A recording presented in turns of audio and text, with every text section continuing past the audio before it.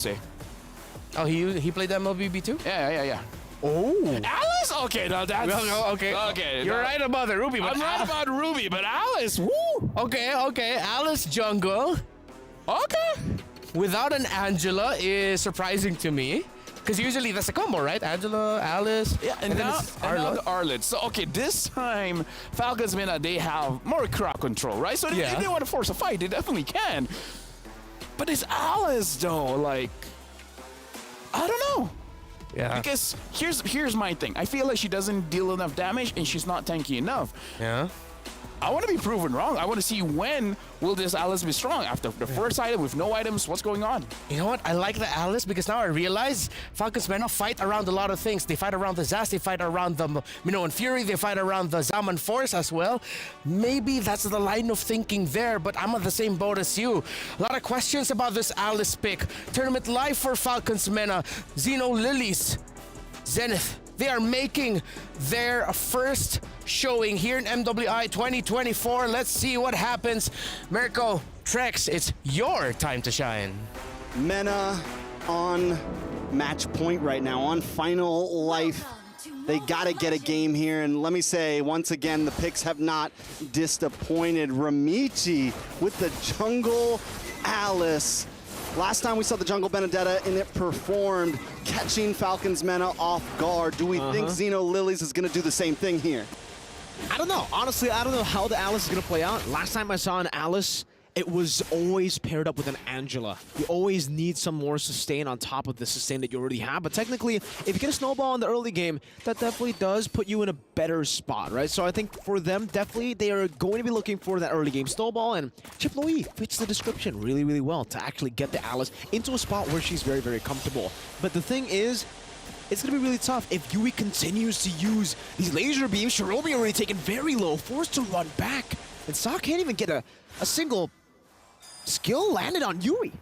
Yeah, I mean, don't get me wrong, Xeno Lilies has some potential here. Look at that. In the early game, but I think their real moment to shine is once those Lords start coming around, right? Once they can really capitalize on the Chip, using those portals around the map and everything, getting vision in multiple spots, they can send Chip to the long lane, to the off lane, and just kind of hang out, make sure things are controlled, and he pops up any minute he wants. Also, giving them vision throughout the whole map as long as he's checking those portals periodically. So it's definitely an interesting composition from the side of Xeno Lilies. And also, I can already see the possible, teleport with a diversion, Alice right behind you, blood flow in, get the eye. I mean, lots of possibilities. Team Falcons Mena, though, trying to take it aggressive early on, which I think is the right route. Great maneuver from Saab, getting the diversion up top and then bursting names down. Again, this matchup, Harith versus Claude, it's very one-sided. It should be very one-sided. It should be the Harith win in the lane, but the fact that Taro was able to outplay also the Flicker, by the way. Shout out to Owner Wolf King onto Velvet, making her take 2 turret shots, and Kao will still be able to take level 4 now as Shiromi zones Devin away. Ramichi gets the turtle for free. No retribution now maneuvering into the enemy purple buff. Yui rotating as well, likely to be caught in the blood as well, and the blood. Oh, Ramichi able to dislocate him, but now the shortcut comes down. They're all going to be trapped in towards the Minus Fury. But Taro, with a blazing duet, wipes them up together with Ramichi, who's still able to survive. But Yui, again, is able to get some of these trades down with the little descents. It looked great for Xeno Lilies, but then it quickly turned around. 4 members down. Team Falcons Mena now looking sound. They're able to kind of, let's look at the replay real quick, right? Electa gets taken out. It looks like Ramichi has this, but Fevin with a beautiful Minoan's Fury. Taro shows up in the nick of time just to kind of save the day here and make sure it's not too much destruction for them. It could have easily been a 4-for-1 or 4-for-2 trade. Taro's able to kind of even the playing field, but Mena definitely wins out on that trade there. Here comes a diversion, though, already early on in the game. Spots pepping up out in that bush. Taro will continue the push here on the Claude. Having a bit of a lead here on names. Able to use the BMI to get a few good shots onto the turret. And you can see this is what you do on the Alice. This is good and bad in a way. Shiromi can be poked out. Even the red tree committed with the fracture too. Electa really, really disliking the fact that Shiromi was roaming around in her jungle. But yeah, back again to the point. Alice. You want the Alice to clear out a whole lot of the waves, and sometimes in your team, especially if you have someone like a Lo Yi, it'll be kind of tough because Lo Yi does need a few of those resources in the early game at least to get into the mid game. But now that it's all given to Ramichi, they're really going to have to rely on her to carry the game as we get into the mid stage. Ramichi just locks in Clock of Destiny. We see the Corrosion Scythe coming in onto Taro. So a little bit of something to get things started. We're 4 minutes in. Second turtle going to be coming up, and the way that Team Falcons meta now maybe have a little bit of confidence, this could be the time that they actually want to contest a turtle here. It is only a 800, 600 gold lead for the side of Xeno Lilies, and having something like this Minotaur gives them some opportunity to make a play happen. Electa has showed she's got some moves on this, but wait a second, up in the mid side. Yeah, Crash Course, Flicker forward with the final slash, 2 and a Flicker 2. That's a 3-man knockup straight into Electa, picking up the Retribution, but now gets caught in the yin-yang reaction. Sa able to bring them back now into the Blazing Duet. Velvet gets the Vengeance, gets a reset, but now Ramichi with the Flowing Blood, and he gets the outplay. That's a double kill for Ramichi. Ramichi is disgusting right now. It's 4-1 and 2. And you know, we talk about sometimes teams playing inside of a box. Right now, they are playing inside of the circle. You got the duality procced, right? You match that up with Ramichi getting the Blood Ode. I mean, it's just a lot. And then Shiromi at any point can bring Taro into the fight. At any point can bring KO into the fight. Team Falcons meta gotta find a way to kind of play around this because they have the perfect answer to Electa, who wants to dive in. Ramichi risks it there, takes the chase down, and KO's happy about it. I love the reactions from everybody. A good, secured lead for the side of Xeno Lilies. For sure. I mean, those reactions, I thought the reactions would be a bit louder too, right? Because that was certainly an interesting outplayed names. Able to dash out of that one. Good diversion.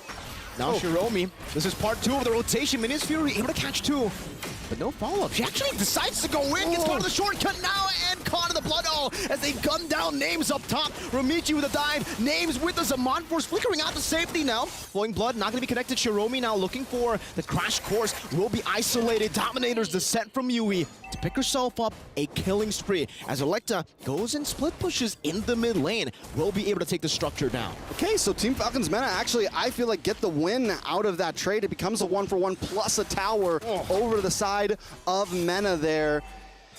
I love the Fevin thought about it, decides to go for the re-engage, but Names was not on board with it. And I'm just, you know, just some of those moments right there. I think if Team Falcons meta can get a little bit more on board together, because sometimes it feels like they're going opposite directions. One of them wants to fight, one of them wants to back off. So I think if they can get those exact decisions, we could definitely see them pull this game off. They now have a lead. They're about 300 gold ahead, and we're on to this third turtle. Shiromi with the Crash Course. Not going to crash onto Velvet just yet. Flowing Blood. Trying to reveal them. Diversion does. Electa, Fevin, and Yui in the bush right now as they go in. That's a flicker forward. Minions Fury not connecting to Jedi Offended. Connecting straight into the Flowing Blood. And now with the Retribution, Ramichi, no mana left. Doesn't have enough to go for the Blood Ode, but they have already secured a neutral objective and 2 kills and another structure down below. And that's exactly what I mean by the circle. Xeno Lilies wants Team Falcons all to just come in, and they're okay with taking a Minoan's Fury to the face as long as they can get that big I'm offended off, get the duality proc, get anything to bring them as close to Ramichi as possible. The damage just starts stacking, and we haven't seen. Oh, I'm offended, bringing her back straight into the Flowing Blood. Now chasing under the turret. Name still able to get the shielding now. Gets knocked up. Ramichi caught in the fracture, takes all the punishment, gets out with the Flowing Blood. Names is still somehow able to survive. Some rotations now from Velvet, rotating in with the final slash again. Should be able to bring Shiromi back, but she is able to flicker out and conceal out of the way as Taro continues this solo mission down below. I like the conceal just for good measure, and I think it could have been a good call for sure because they definitely might have chased them down. But the back and forth, both teams, Names showing some great mechanical prowess, kind of dashing through tower, able to dodge out, and even Ramichi waiting for the right moment to get that blood flow to be able to flicker away and get out of that bad position. But now Electa looking for a play on a Taro. The Blazing Duet, now Blood Ode trying to catch her, but Electa will be taken out by the Crash Course. Shiromi was there to catch her. And now they're going to go for the siege on the tier 2 down below. Fevin in the bush. Shiromi's trying to read it out. Will be able to do so. Spots her out in the bush, forces her back. As Kao continues this push up top as well. But now that you mention it, Trex, Xeno Lilies, they are a team of circles. Literally all their skills are circles too. Yeah, Blazing Duet. exactly. Flowing Blood, Blood Ode. The second skill from Wow. I'm having a mind blank. Me too. Now I'm just like, wow, that's impressive. Let's bring him into the circle, baby. They love circles. I love circles. Their logo almost looks like a circle. Yeah. I mean, if you curved out the edges, the corners, you know? That's a hexagon, right? And since Fevin's ult, the Minoan's Fury, is a circle, could we say it's working with Xeno Lilies? Oh, I think it has been working really good for Team Falcons. The Velvet. Just hovering over right now. Shiromi's in that bush. That's a scary bush for Team Falcons meta. If they don't know the chip was there, but Shiromi decides to rotate back, and they're just going to play with the Lord Dance. Remember, the Lord acts a bit different. Diversion up top. No one's going to take it. Fevin reads it out really well. Shiromi zoning the front now, trying to bait out some of these abilities. They'll be able to do so. But just onto Nola Krabs. I don't know about this Lord Dance, man. It's going to be really tough. Oh, final flash into the stun now. Blaze into it was canceled. Now Taro going to be taken down. Minus Fury knocking Cow up. And now it's Xeno Lilies who lose it out. Ramichi, though, still in the midst of it all earlier. Able to get the flowing blood to disengage. And now we see the power of the Lord. That's why you don't Lord Dance. That's very true. That's exactly why you don't Lord Dance. But I really want to point out Electa here, because Electa was able to maneuver, dance through that fight a little bit. And even with Ramichi, I mean, amazing positioning, getting to the backside, hitting the Blood Ode, and just kind of sitting there waiting for the Lord to come down at the same time. Doesn't have to click a lot of buttons. Electa, on the other hand, is moving, still gets the retry off in time. So very well done from the side of Team Falcons meta. Let's take a look at some of the in-game equipment, at some of these items right now. Someone that I do see falling behind here is Yui on the Zax. Just got the Crystal in, got the Glowing Wand in, but I think needs a little bit more in terms of gold lane, though. Names definitely has a little bit of lead. We're talking about 700 gold, has got the Blood Feathers in, third item, working on the fourth. I mean, definitely going to be a huge member. We didn't get to see Names pop off last game, and even in some of the previous games, but this might finally be the time for Names to shine. And that's interesting, considering the fact that Taro has been the one alone in these lanes just farming up a storm, right? But still, for Taro, she isn't able to replicate what Rian did on the Claude. 9 minutes, 3 items. She's still on the way to that third item now in the 11th minute still. So this is the normal timing, by the way, to get the 3 items. That's why I was pretty shocked. I was like, whoa, 9 minutes? Is that like gold stamp, or is that, you know, did they go for a different path? But this time, she will be able to secure it. I don't know if she wants to go for Windtalker this time around, knowing that there are a few tanky members there. She might need the Malefic Roar, or at this point, she might need a defensive item, right? She might go for the Rose Gold Meteor even.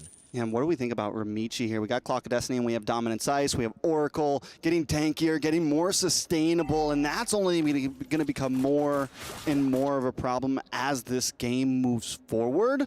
So I think Team Falcons meta kind of got to find an answer to that at some point. They don't have a Shredder exactly, they don't have a Claude, right? They have this Harith who, yes, can burst and may be able to help, but Ramichi is just going to get tougher and tougher to kill, and with the possibilities of Taro being able to get free shots off because of that, it could be Xeno Lily's answer. Even though they're starting to fall behind a little bit, they still have some, you know, they got some options in the trunk ready to fire back on. We'll see how they utilize this 1,000 gold lead, because technically, yeah, it is still Team Falcons meta who are holding on to it despite the early aggression, and the early stage of the game is really being held down by Xeno Lilies.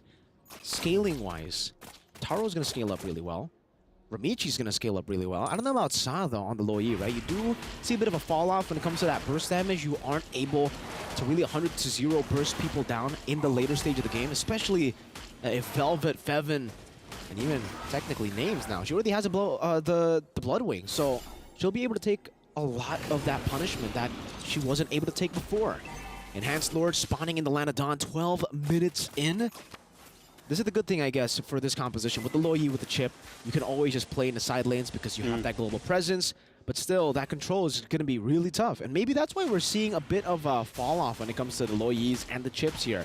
Because Lord Dances aren't as effective anymore. It's true. I mean, and you can't buy as much time as you used to be able to, which means if Lord Dances aren't as effective, controlling the off lane isn't as... I mean, it's still important. Don't get me wrong. Macro is peak, but it's not as crucial, right? You can get away with rushing a Lord and not have to worry about the wave for a second. So let's see exactly how they play this out. They are going for the classic lineup of, you know, holding the chip on the long lane, letting him sit by this portal, so at any moment he can come up on this top side or come up on the bottom top side. So Team Falcons meta going to start it off, Lord down to about 40%.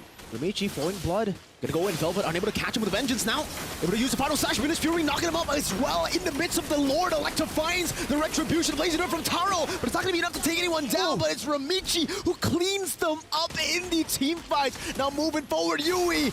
No Dominator's descent. That's a shutdown and a triple for Ramichi. What did I say? Ramichi is going to become a problem as this game moves forward. Ramichi was able to just blood flow into 4 people and just hang out. No worries at all. Electa does pull off getting the Lord, but they might try to end this here. They might. That's a cannon minute in the mid lane and another wave. Names popping into Zaman Force. There's another wave coming down, but Xeno Lilies, they decide, you know, it might be a bit too much to go for that base. It was so risky. You know, some of these members are coming back up, so they'll decide to go for the purple buff and clear out the Lord. That, unfortunately for them, they weren't able to secure in that neutral objective battle. And then it's like, oh yeah, we have the divergence, so we can always catch Lord anytime we want. We just jump over to the top lane. And that's where we're seeing the macro work out for Xeno Lilies in some of these fights. I think the real thing they're going to be able to do is deal with Electa, because Electa has been amazing at securing these Lords right now, has been able to dance around and just pull some amazing things off, even while Ramichi is coming in. Electa did just get that Rose Gold in, so it's going to be able to help her out even more in terms of sustainability, help her dance around some of these fights a little bit longer than usual. Xeno Lilies, I think the only way they're really going to be able to clear this game out, get a full 5-man wipe, or get a Lord. So they gotta, I think, take Electa out before a Lord comes, and this might be it. Diversion, Electa gonna be caught! My goodness! An amazing catch with the diversion. The value of the Loyi. Whoops. I said it. I said catch Electa off, and boom. Electa's gone, and a little bit more of a fight on the bot side now. Against Fury, it's a good retaliation. Now to knock up 2, straight into the damage coming in from Names, but it's not going to be enough just yet. Yui, but the Dominator's descent just gets melted down. Fevin tries to run away, but the flowing blood together with the yin-yang reaction will catch her. Ramichi's chasing Velvet down. Velvet does have the flicker. Hiromi, crash course, immobility as well. Diversion coming down too. Velvet still able to flicker out to safety, but the flowing blood catches her once more. It's a slow death, a painful one. 4-for-0 trade on the board. And Xeno, technically, they can't even get any objectives. That was just a brawl. No, they haven't been able to get any objectives since before the last Lord, and they had to really output a lot of effort for that one, sending 4 members up to the top just to secure that tier 2. It's becoming tougher and tougher for Team Falcons. They had some opportunity, I think, in the early game having this Nolan, but the farther this goes on, the harder it's going to get. Fevin is doing everything Fevin can, landing big Minoan's Furies with 3-4 members, right? But it's just not enough because nobody's really able to, you know, capitalize and output the damage that they need to take out a few members of Xeno Lilies. Oh, you can see the frustration build up as well, though, from Team Falcons. Mena. This is one of the concerns that we have, honestly, every single day when these teams have to go back-to-back, especially after a loss, right? How's that going to affect them? Going back-to-back, I mean, technically even in match number 1, losing 2-0. Seems like it is getting to them, but still, they're playing it really well, Team Falcons, Mena. They were able to equalize once in this game. They're looking for that again. Flowing blood. Ramichi doesn't go for it. She has the winner crown, so she technically can go for these big initiations alone. Yeah, I think Falcons been a big play here. Electa has to pull off another great Lord take, right? It's the only way they're going to survive this out. The play into the backside, though. Yui, Dominator's Ascent going into a winner crown. Going to be used up. Dominator's Ascent now defensively in the midst of it. Oh, Yui going to be caught in Taro's blazing duet. Hiromi gets the crash course. Names gets caught by the I'm Offended. And there's no Purify. Another flowing blood and a retribution from Ramichi to try to catch up to Electa. But Electa does the same thing. She has the same retry. That's a slow one. Xeno Lilies catches him off guard, and Team Falcons Meta once again. Fevin tries to get the Minoan's Fury off, tries to fight back. But Taro, the blazing duet, just too much. Ramichi, the Blood Ode, just too much. The circles are too much. Xeno Lilies, Xeno Circles. As of this game, right? 18 minutes in. And now the winner crown too from Taro. So I think that was what she was able to utilize in the team fight, right? She used the Blazing Duet. She knows that her Blazing Duet has been cancelled many times before in these team fights. So she decides, hey, winner crown. I can use the Blazing Duet, I can win her crown, and I can still get that damage out. It's the same for Ramichi. It's the winner crown, foos. It's a winner crown, fool.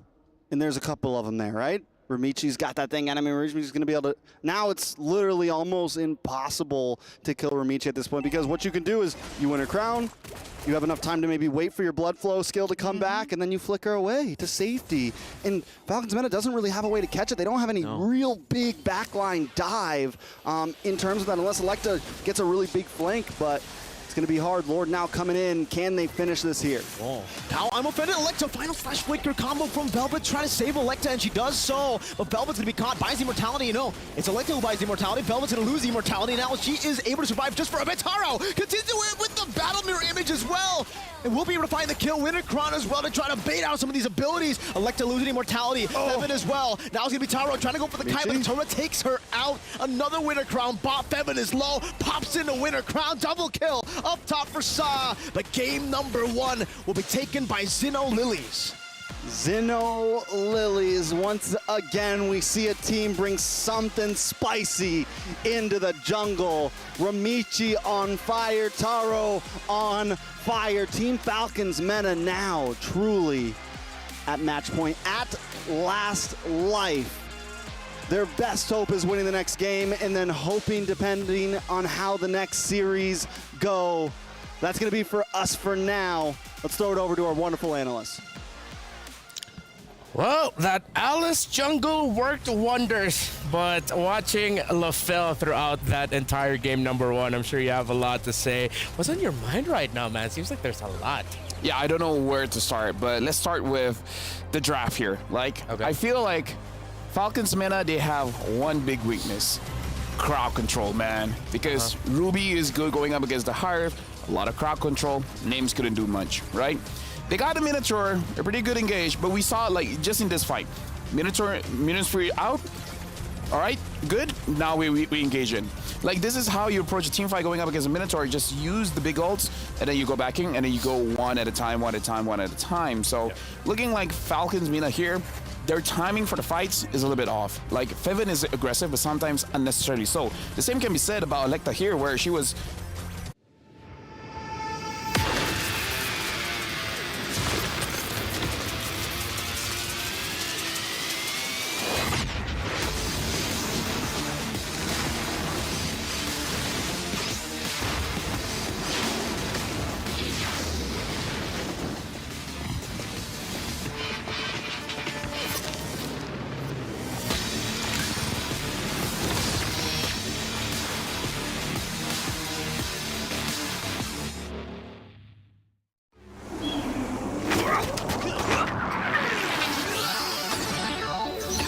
Ready, set, go.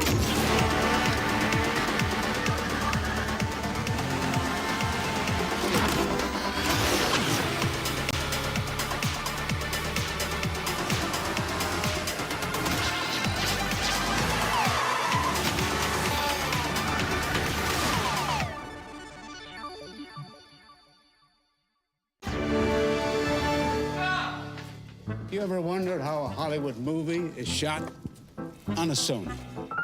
You review it on a Sony. And how do you make that sound epic? You record it on a Sony. Lunch break on a Sony. So why wouldn't you watch it on a Bravia by Sony?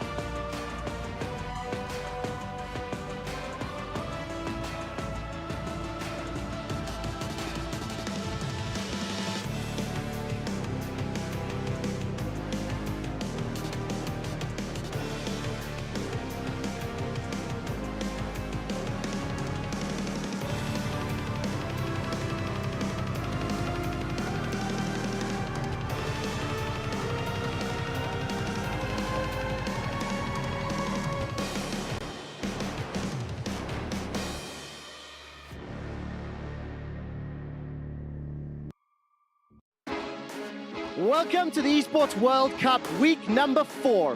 In week 3, we say goodbye to Dota 2, we say goodbye to Counter-Strike 2, and here at the halfway point of EWC 2024, we welcome Overwatch to the arena. We say welcome back to Mobile Legends Bang Bang, and we will have teams blown away. Let's find out who reigns supreme across all 3 of our titles. There's lots going on down here at the Kadia Arena. We have Overwatch 2 on this week. There's going to be so many teams, 16 of them, and a lot of the Koreans are currently leading the charge for Overwatch 2, but are the other regions going to be able to catch up? I'm not too sure, but we do have at least one more game to have a look at. Welcome everyone to the STC Arena, where right behind me, the PUBG Mobile Survival Stage is currently wrapping up. Only 16 teams will make it through to the Grand Finals, 4 of whom will be found right here. They'll be playing the Grand Finals, where they'll be fighting for the lion's share of $1.5 million starting tomorrow. But that's enough about PUBG Mobile. Let's see what else is going on. Quick shot, come get real me. Ladies and gents, I am back. My name is Jace. Once again, back here in the Amazon Arena for the Mobile Legends Bang Bang Women's League. This is the Mobile Legends Bang Bang Women's Invitational. Who shall be walking away with the $500,000, the lion's share of that prize pool? And by the way, these are the best ladies, or queens, we call them, in MLBB World. Who shall be walking away with this? Stay tuned and find out with all the updates in the EWC Central with me and my friends. And with that said, ladies and gents, the show starts right now.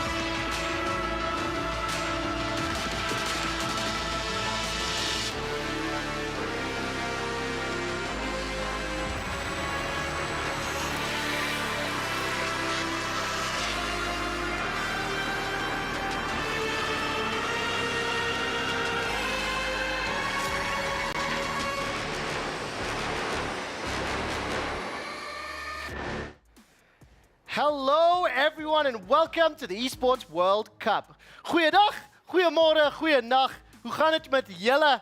Ek's lekker, baie dankie. Having a bit of fun with languages to celebrate all of the teams, all of the games from everyone around the world. For those of you who have no idea what I just said, that was Afrikaans, or Kitchen Dutch, as you may not know. Nevertheless, welcome to week 4 of EWC Central. We're in the desert today, hence the backdrop. This looks awesome. Thank you so much. My name is Quickshot. I will once again be your returning host as we run down all the competition events and updates for Overwatch 2, PUBG Mobile, and the Mobile Legends Bang Bang Women's Invitational. Of course, because MLBB's back, I had to bring my best friend Jays back to the sofa. How you doing, Chris? It's been a couple of weeks. Yeah, it's been 1 week, not a couple of weeks, and I really miss this place. And you know, Mobile Legends Bang Bang is back, and therefore I am back. You can't get rid of me. The thing that I'm looking forward to is teaching the 2 old men on that sofa about MLBB. It's going to be intriguing. Mac, welcome back. Hey. You're now an Overwatch expert. What happened? Well, you know, Counter-Strike had 2 behind it, and you just replace a couple of words, and it's pretty much the same thing. Yeah, point, click, things die, right? Okay, Yeah. simple. Not really. We will explain to everybody how Overwatch 2 works a little later in the show. Toby, why is it every day we talk to you there's not much happening in PUBG? Because what's happening today in PUBG? Nothing is happening today in PUBG. The teams are preparing for the main stage event. What has happened? That's the question we're about to answer, because what I would like to show everybody, what is happening today at EWC, as well as give you a reminder of what has happened while in the days we were not broadcasting, and look a little bit ahead as well. Today, it's Overwatch 2, it's Mobile Legends Bang Bang, the Women's Invitational. Where are we at for Overwatch 2, Mac? At the moment, we are halfway through two of the 4 groups, and then a quarter of the way, or a third of the way through 2 of the other groups. So it's still in the group stage, essentially. And after today, we should have group stage fully completed, and then playoffs can begin. If I do that, so it's 2 of them at a quarter, 1 of them at a third. So we're like 2/5 of the way through the group stage, right? I'm trying to add We're fractions. specifically half. Specifically half. Okay, you could have just said that. I could've. Last week, 2 new champions were crowned here at the Esports World Cup in Riyadh. And we're going to start with Counter-Strike 2.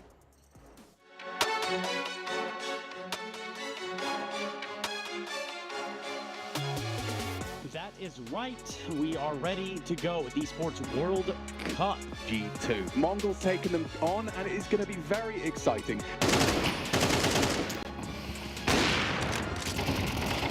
And Mongols condemned to the resurrection stage. G2 survive a 2-0 to start off their campaign.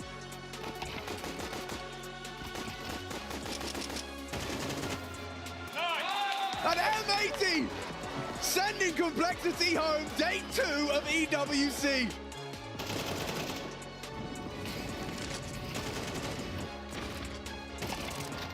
And it is a sinking ship for Mongols. Best of ones all day long, but only one victor, and that is Furia, to come out of today resurrected and remain in the tournament at the Esports World Cup. We have reached our first quarterfinal. Spirit taking on G2.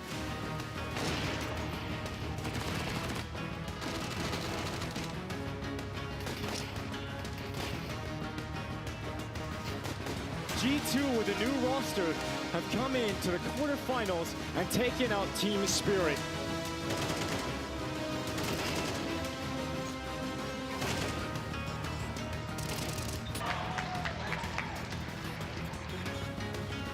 And there it is, Virtus Pro take the quarterfinal. They'll clash with G2, and for Vitality, that is the last game they will play at the Esports World Cup.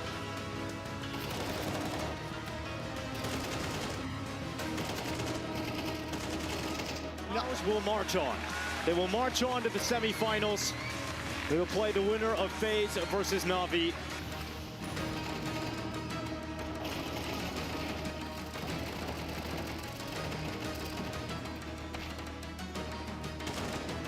And Na'Vi will send FaZe packing. Na'Vi through to the semifinals of the Esports World Cup. We finally kind of trimmed teams down from 15 to the remaining 4, but from those 4, only 2 can advance to tomorrow's final Sunday.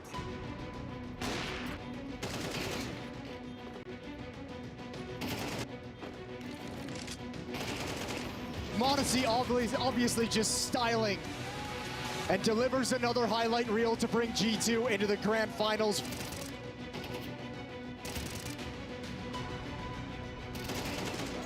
The bomb will go down. A single bullet will do it. And it's MLBB to secure it. We will see Na'Vi tomorrow.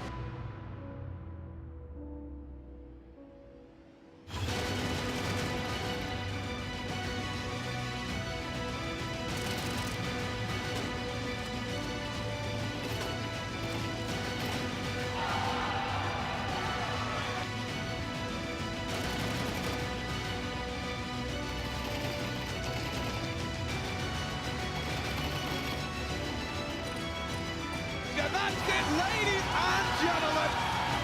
Na'Vi reigns supreme at the Esports World Cup.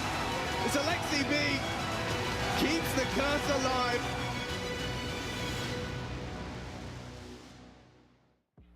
And Na'Vi proved everyone wrong last week, taking everything and, of course, taking the glory, which is the most important thing.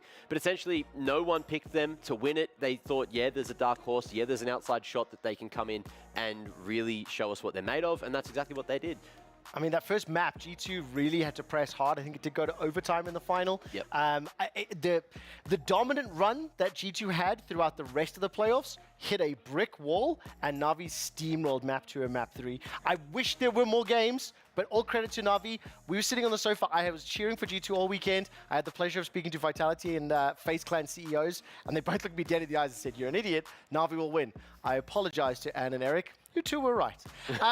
We'll come back to discuss some of the implications of that throughout the course of this weekend and obviously what it means to the club championship. Before we do, I think we need to remind everybody what happened in Dota 2. The Riyadh Masters rounded itself out and teams are fighting for a piece of the $5 million prize pool. In the end, one team absolutely dominated their way through playoffs and secured $1.5 million. As my guest would say, the lion's share of the total prize pool. Let's see how that went down. Teams are ready, players are ready. Are you? Riyadh Masters 2024 starts now. I'll challenge you, I'll challenge him, I'll challenge everyone, I am the king. And he's got Ori as well by his side, so we'll be able to jump into Ori, ink away. Oh my goodness, that was as close as it gets. No time to sleep, I'm running the wind. Did him no favor. Look at that toss. That was beautiful. I tasted the low, I tasted the high. Finally, call the GG on the side of Falcons. The most successful team so far this season. 0-3 in groups, and Quinn popping off.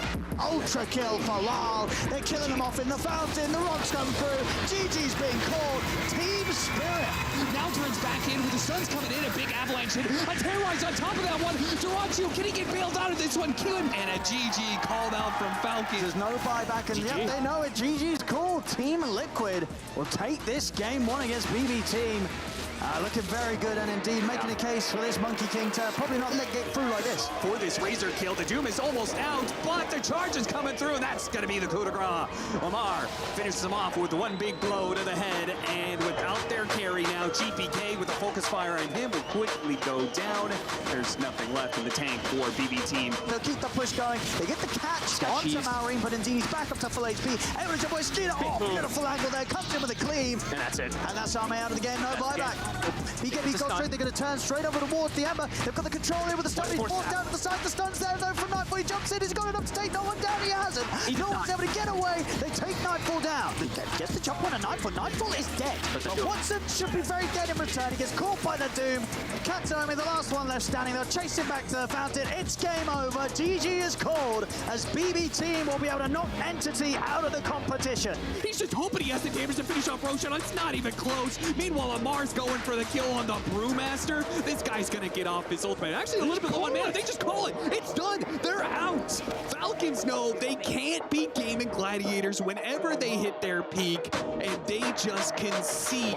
With the song set up, TA2000, they're ready to go for the killing blow. The instant onto Lal, immediate execution there off the Ember Spirit. Now for Collapse, they're gonna have him as well as this game. It's over. GG is called. Spirit, they're knocked out of the competition. Duracio is forcing the attention of Liquid onto him. Nick, when's he gonna hit this Boundless Strike? Goes for it, but got hit by the Requiem at the same time. Oh, now for Gaming Gladiator. Now they've got the Black Hole on the SF, and they are going to demolish Liquid.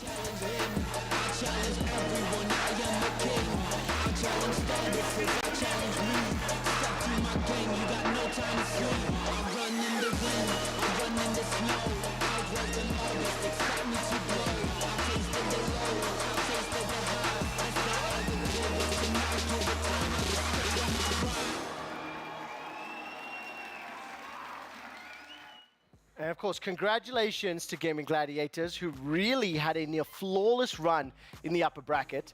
I think gigantic surprises. Team Falcons did not win the tournament despite a significant amount of faith and pre-tournament expectations. They were dropped by Gaming Gladiators first, eliminated by Team Liquid.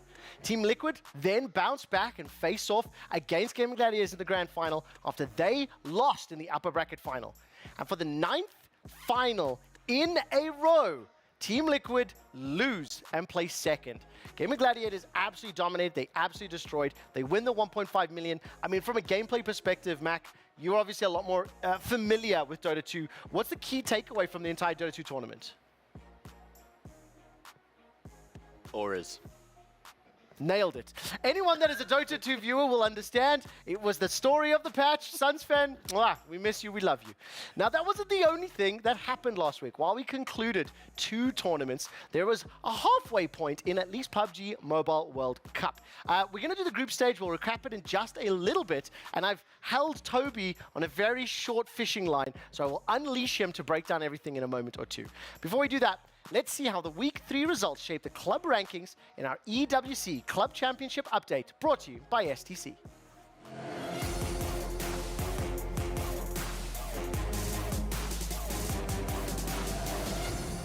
And I'm over here for the Week 3 earners, Gaming Gladiators and Na'Vi, both winning Dota 2 and Counter-Strike 2 respectively, earned their clubs 1,000 points towards that overall club championship. Team Liquid, having placed second, will at least secure their club's 600 points from the Dota 2 tournament. Those are obviously the big names, the winners, so to speak. I think we need to look as well at the other side of the table, where the Week 3 upsets were. I don't know how to choose my words, so I'm just going to be blunt. Team Spirit disappointed and frankly sucked in Counter-Strike 2 and Dota 2. And we expected more from Vitality in Counter-Strike 2. I think for Team Spirit, the fact that both teams failed to leave an impression, leave a mark, is part of the reason that you're not seeing them on our top 10 list. If we look at the current standings, it is still Team Falcons just about reachable from Liquid, Na'Vi, 1,900 points separating first from third.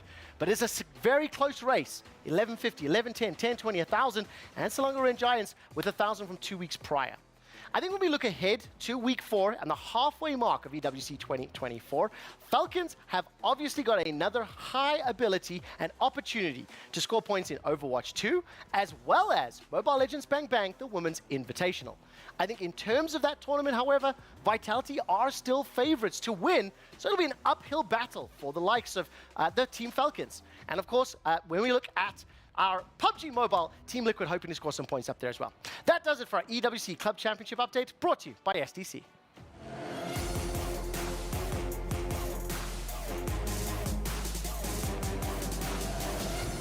And of course, it is getting hot here at EWC 2024.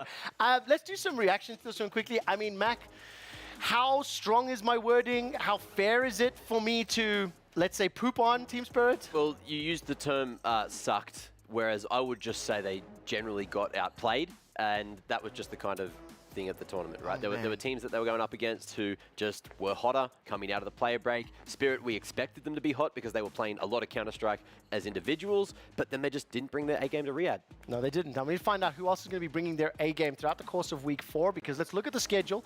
As we've already alluded to, a couple of days of games have already occurred.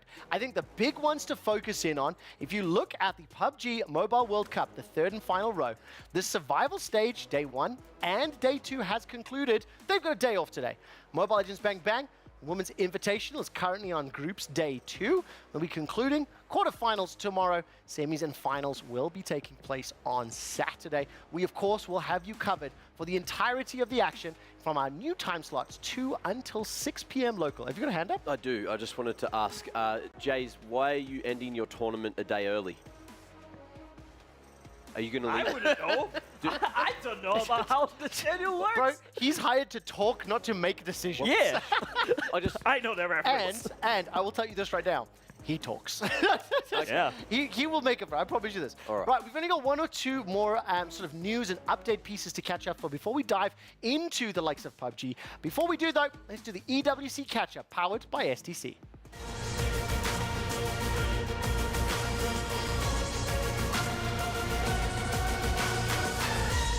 And of course, I think one of the first games that I would like to focus in on our EWC catch-up is the new title to the arenas this week, Overwatch 2. It's time to check in with Avril. Guys, Avril reporting in from the totem to cover day 1 of Overwatch here, starting out with pre-tournament favorites in Korea. Crazy Raccoons and Team Falcons come away with easy wins, business as usual. Set a division, a couple of scrapes to get them by, but it's Fnatic that came away with the bigger shockers from day 1, losing both of their opening matches in upsets to Western teams. one of which to NA's third seed in Nightmare, a team with very low expectations coming into this tournament, and now they alongside Toronto Ultra hold the only win so far on day one for North America. However, EMEA actually come away with the biggest win so far, ENCE topping out their group 2-0. Kefs are leading the way on the team with MVP-like performances, and Virtus Pro, a team that barely even qualified into the World Cup, now with 2 huge wins. One upset win versus Fnatic, as discussed earlier. They now crown themselves as Korea Slayers, and a second major upset win versus Space Station Gaming, the current top dogs of Europe and current European champions. So, biggest questions going to day 2. Will VP continue their lead and finish out the group in number 1? Can Fnatic bounce back from their losses? And who will be eliminated on our second day as our teams fight for this World Cup trophy for Overwatch? And Team Falcons look to extend their lead in the club championship. Crikey, there's a lot of Australians on the show this weekend. Thank you very much. I think importantly, I love hearing that the EMEA region and European teams are doing well. The standings are behind me. As you can see, the group stage is nearing completion. We have 4 groups in play. Zeta 2-0, M80 Bleed 0-2.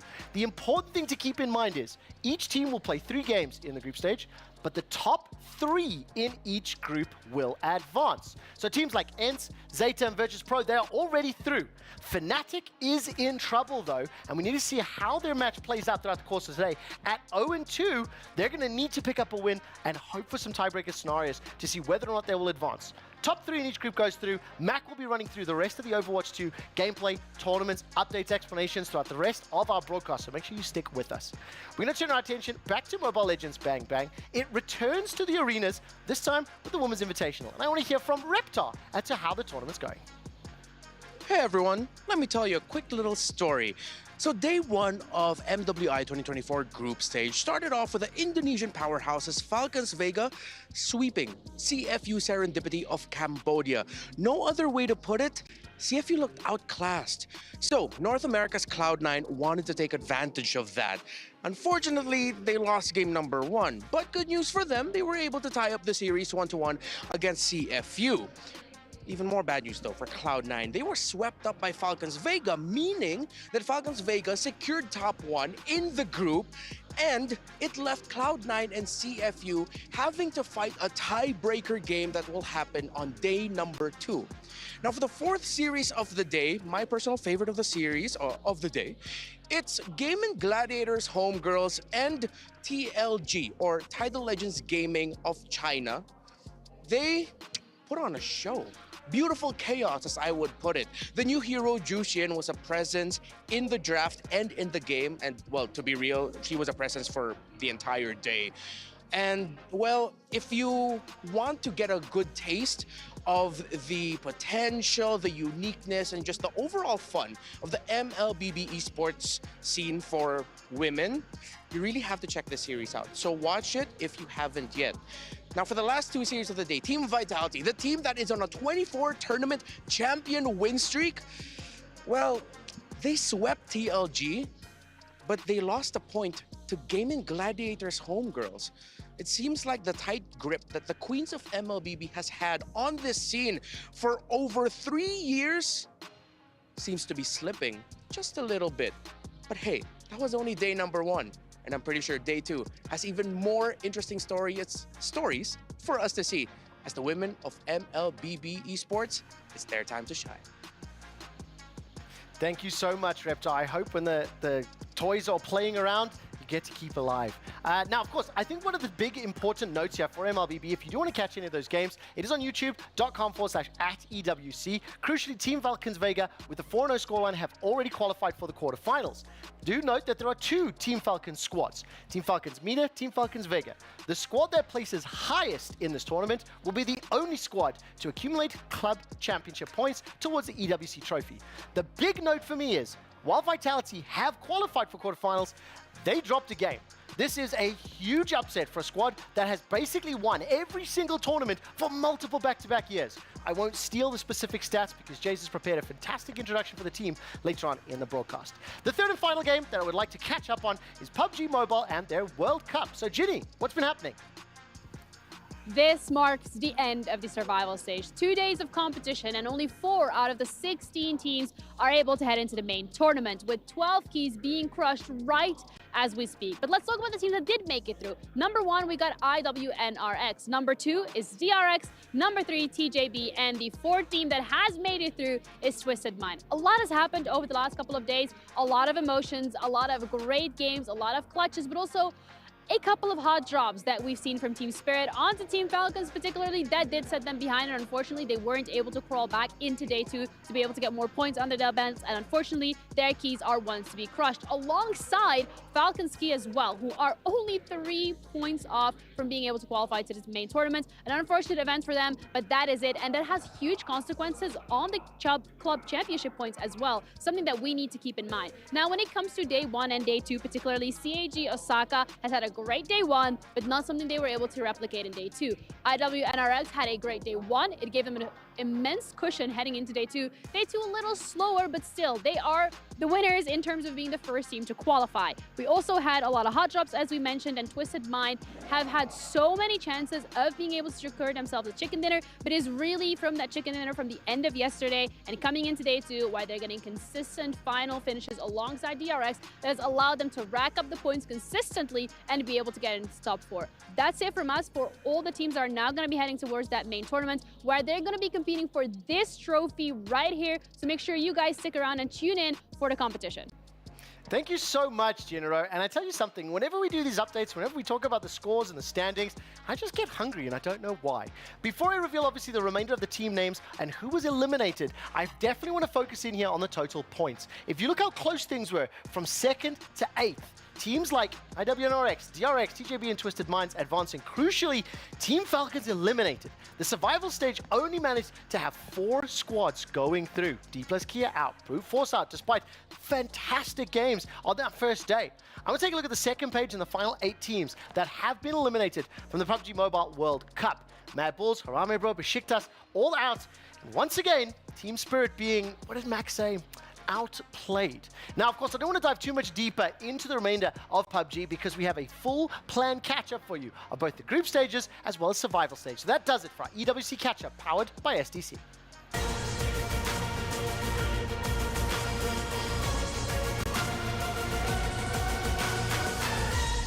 Well, I'm getting my steps in the studio today, aren't I, gentlemen?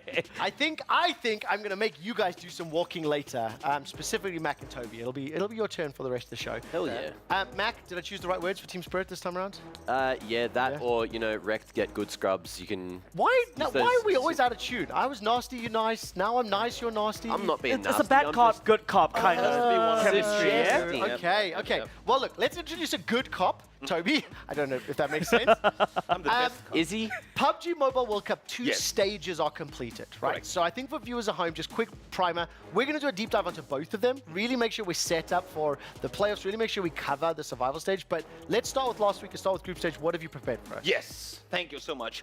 Last week was all about the group stage. Teams were split into 3 groups, and here you can see the top 12 that made their way through to the grand finals, the main event. 2 teams that I want to highlight in this showing is Alliance and Tianba. Neither of them within the top 10 on the global power rankings, the official rankings. How was that calculated? So out of their most recent 4 global performances, they take their performances and rate them accordingly, give them points accordingly. So it's basically like an aggregate, right? Effectively, yes. Effectively, yes. So you see here, Alliance coming in 18th place overall, played phenomenally, out of their minds. They had one of their best days in recent PUBG esports global history, really, in almost netting themselves 3 chicken dinners in a single day. They were completely outshowing everyone. I'm sorry to keep interrupting, but like, how frequently does that happen? Oh, never. One club. I say never. We're talking in a really good tournament once per tournament. Wow, so this is the moment to pop off from 18th seed to basically come out of this as the #1 highest scoring point. And for a team like Alliance that want to show the world what they're made of, what better way than do it in the group stage when they're up against some of the toughest competition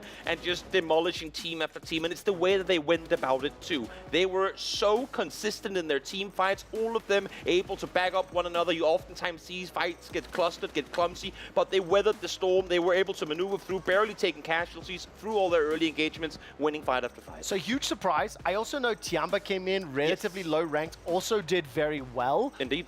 What impressed you about their play? I think, I mean, in similar story to Alliance, I think because they won the Chinese League, people had more eyes on them, but still the way they played here is unlike anything you would have expected. As you say, 23rd, so even lower place globally. Their global experience is lacking compared to Alliances, which is why they're not set as high. So for them to go out in arguably one of the toughest PUBG Mobile tournaments we've had ever, when you look at how stacked these group of teams are, it's insane that they were able to fare as well as they did. Listen, I've done in every single update, I've done winners and, let's say, losers. Who were some disappointments for you for the group stage before we focus in on the best players? You know what? I think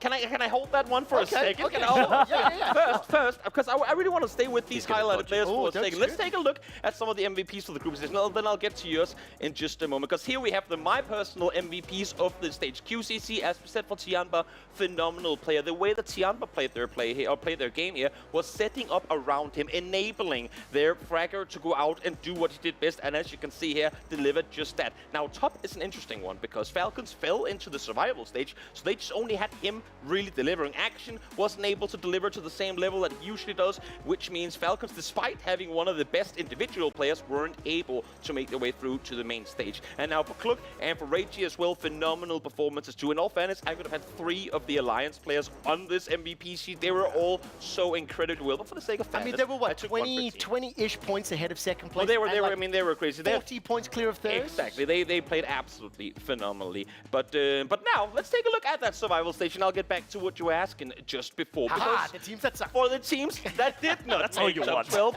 they went into the survival stage, where they were joined by the 4 lowest seeded teams from each their respective Super League region. They were joined by Rook, Team Pandem, Team Spirit, which we saw before, of course, didn't make it, and Twisted Minds as well, which Nero 2 talked about was kind of an interesting story. But now, let's for starters focus on D+ Kia.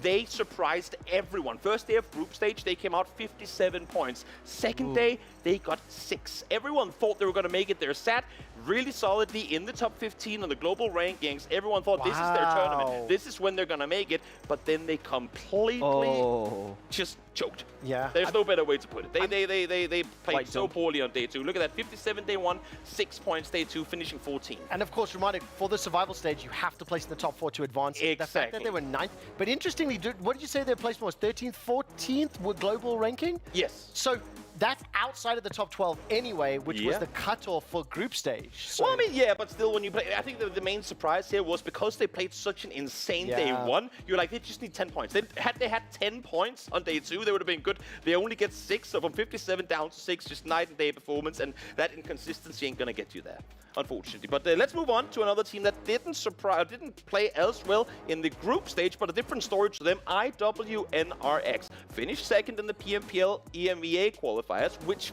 means I think a lot of people had good expectations for them. They finished 22nd with just 42 points in group stage. Everyone goes, where's the IW that we know? Why are they not delivering? Then they go into survival stage. Then they go, wait, okay, here they are. 73 points. That's a lot on the first day of survival stage. That's absolutely insane. Yeah, and it just goes to show, right? Because this is my first time watching PUBG Mobile, and just listening to your stories, it feels like this is like a lower pack leading the pack. Oh, yeah. And that's amazing. It's safe to say that when we look at it here as well, day 1 of the survival stage was a story all about how the leaderboards got twisted upside down. I mean, it was insane. The first 5 matches were won exclusively by bottom 3 teams from group stage. Double win for CAT Osaka, double win for DRX, and a win for Wildcats as well. that is actually crazy. And I also think when you put the numbers to it, so IWNRX managed to get, what was it, 46, 49 points through the entire group stage, and that's 12 maps, right? Yeah. They got 46 or 49 points in 6 maps on day 2 of survival. Exactly. That was their worst day too. Their worst day. I have a question, right? Like, how random PUBG Mobile can be, it's really hard to be consistent, right?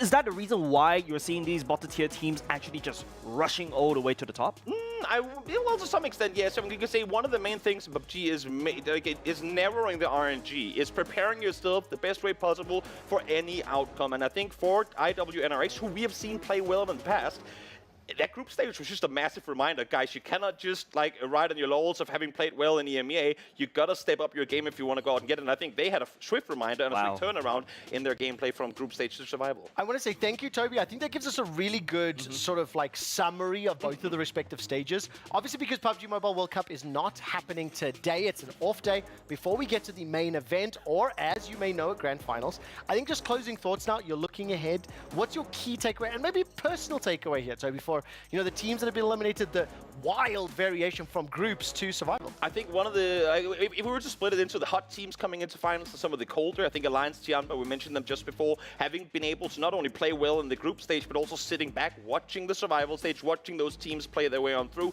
I think they're going to be coming in really, really warm. Boom Esports as well, a team that didn't start super well in the group stage, got themselves a 20 elimination win. That's 30 points in a single match off of their second to final group stage game. I think they're going to be warm. And then, of course, IWNRX too. Right. The way that they played in the survival stage, I think they're going to be warm. Coming in cold, I think Reject, despite them making their way there, they qualified through in 12th. They just exactly scraped their way on in. That was surprising. And then Vampire Esports too. Back-to-back winners, barely able to make their way through to, I mean, that's going to be a little Derek. They made it in by the skin of their teeth. Haha. And it's a full reset too. So there's a good chance they can completely forget it. We're back to zeros on the leaderboards. Maybe they can step up. And when you see how well some of these other teams are performing, I wouldn't be surprised if we did not get the 3-peat winner. I hope so. I need to say, final thoughts. My hottest thing about PUBG Mobile is I watched all of the casters having a chicken dinner together last night. That is true. That's awesome. That is true. We should. Why didn't we get invited? Yeah, Thanks, Toby. We're not PUBG Mobile. So,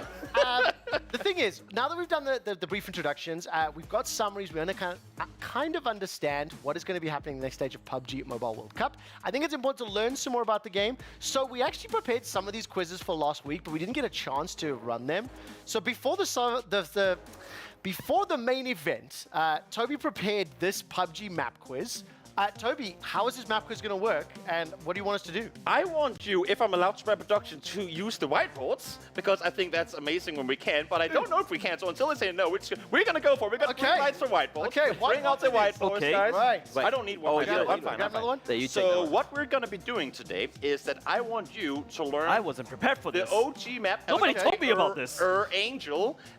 Called Wrangle. I want you guys to test yourself on how well you know it. Okay, well, I don't. So, as you know, there are various locations on the, all different PUBG maps. Some that are named, some that, as in other games, we talk about callouts in Counter-Strike, all these different names that are named by the community over the course of the tournament. So the first one we have here, it is definitely a tower, but what do they call it I'm gonna go in PUBG? A, B, C, or D, just because it's easier to clean and Fair, wipe away. fair. Okay. Do they call it an outpost, a turret, a Harry Potter, or Gandalf?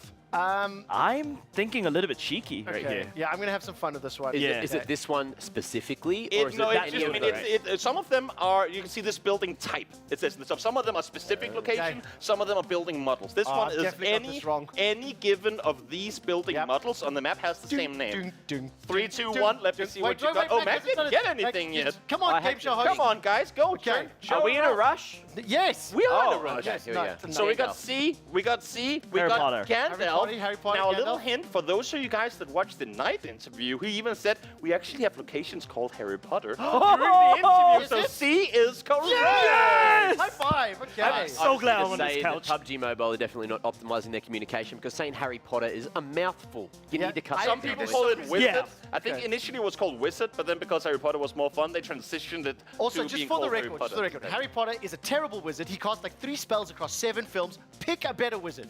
Anyways, please continue. Oh, that's not my fault. Well, let's continue. Oh, there was Gandalf there. He's a pretty good wizard, if you ask me. Now, what is this, not building type, but specific location? Oh. Is it warehouse? This is type, though. Is it warehouse? Is it storage? Is it museum? Can I get up and or look is it closer? library? No, you can't. I feel like... Get good eyes. What are we looking at? What are we looking at? I'll give you 10 seconds. Okay, so count us down. 9, 8, 7. I mean, I'm looking at these buildings. 5. Not all of them should have like 4, windows, right? 3. Just do letters, Mac. Listen. 2. No. 1.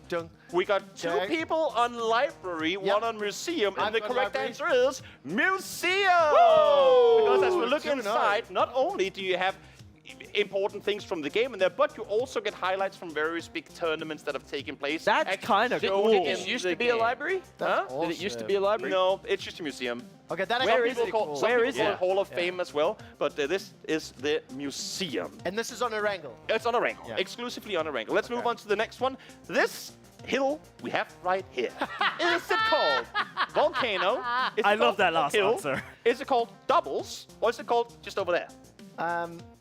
The one in the background or the one in the middle? The one that we have right, we'll send it on your screen. Yep. Yeah. Okay. Yep. So close in the foreground. Yep. I think this is a bit of okay. Is it a tricky one? I It's think- just I over think there. I'm Is gonna it do Doubles, this. Hill or Volcano? We'll say 5, 4, Dung, 3, dung, dung, 2, dung, dung. 1.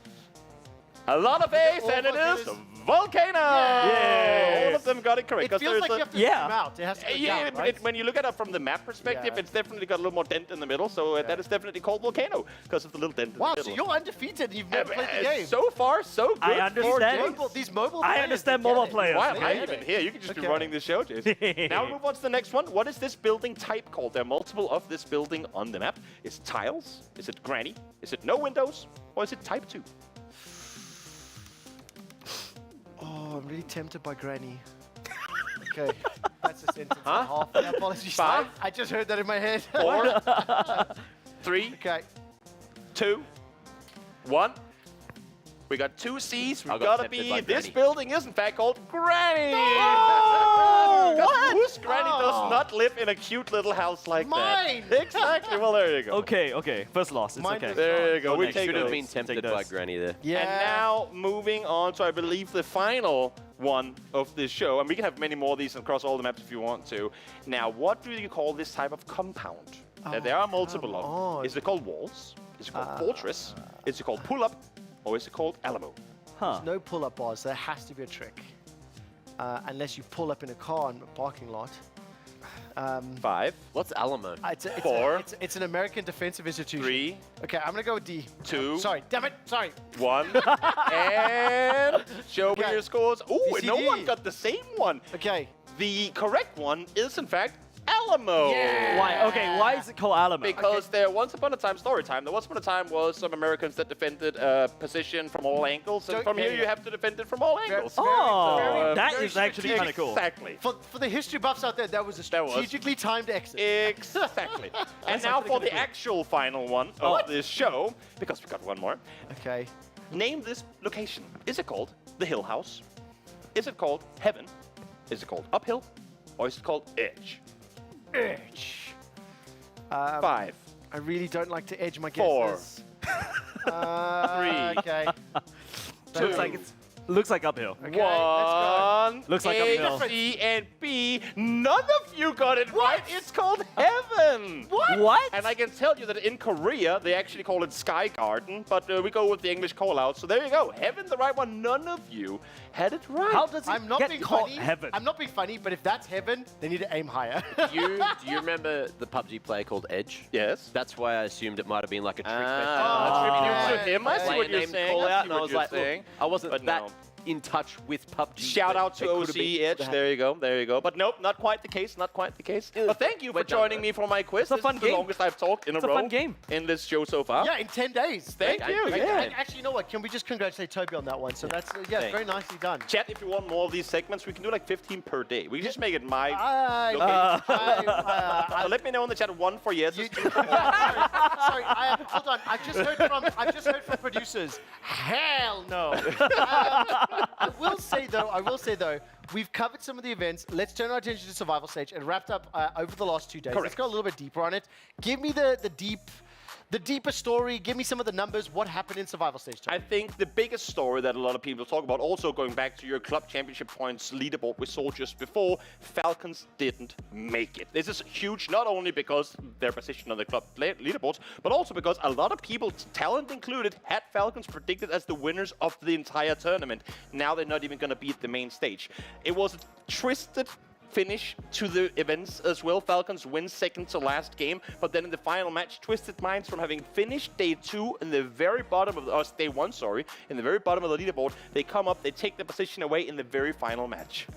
So it was only 4 surviving through the survival. Correct. Very Only quickly, the top look at this, four. by the way. TJB Esports, 81 points, 80 for Twisted Minds, 3 more to Falcons, 4 to D plus Kia. I mean, it's a 7-point difference. It's if insane. we look at the next 8 teams and all of the next 8 teams are eliminated, 72-71. I mean, you're talking a 10-point differential over 12 games. Yep.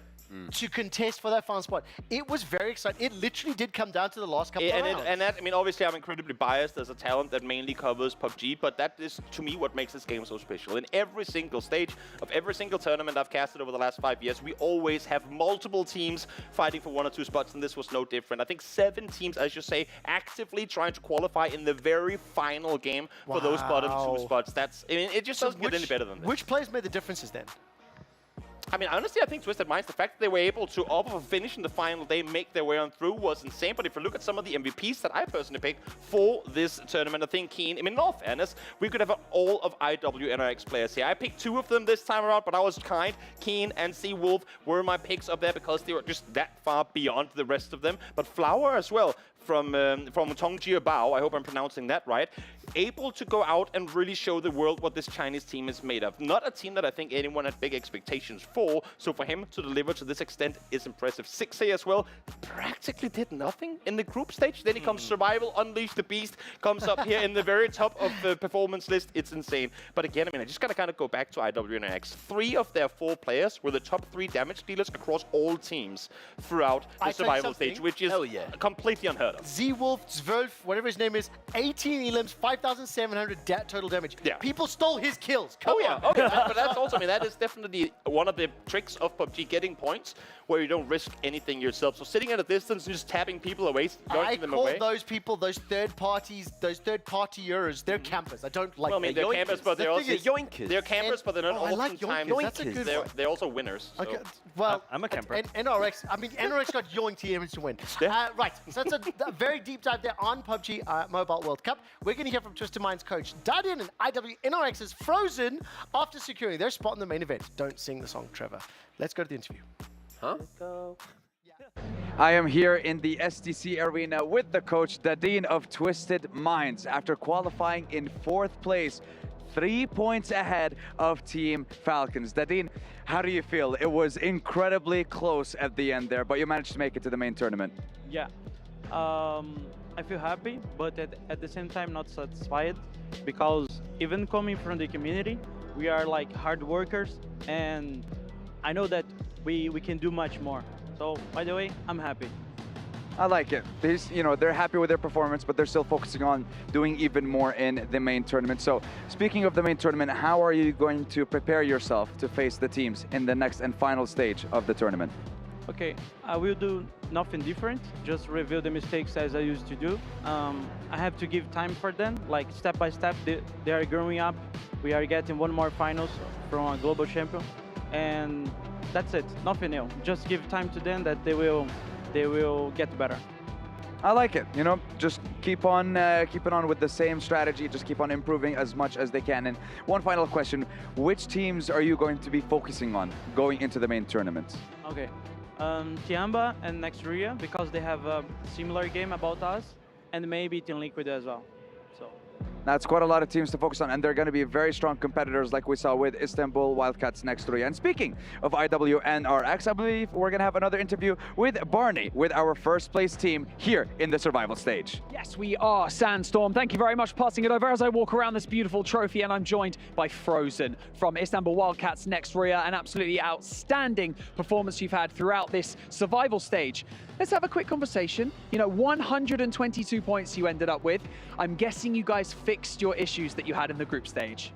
Muhteşem bir performans sergilediniz. 122 puan yaptınız. Bir sonraki aşamaya geçtiniz. Ne değişti? Spotlarımızı alabildik bu survival stage'de ve ayrıca çok kendi mentalitemizi hazırladık. Yani buradan çıkacağımıza inanıyorduk.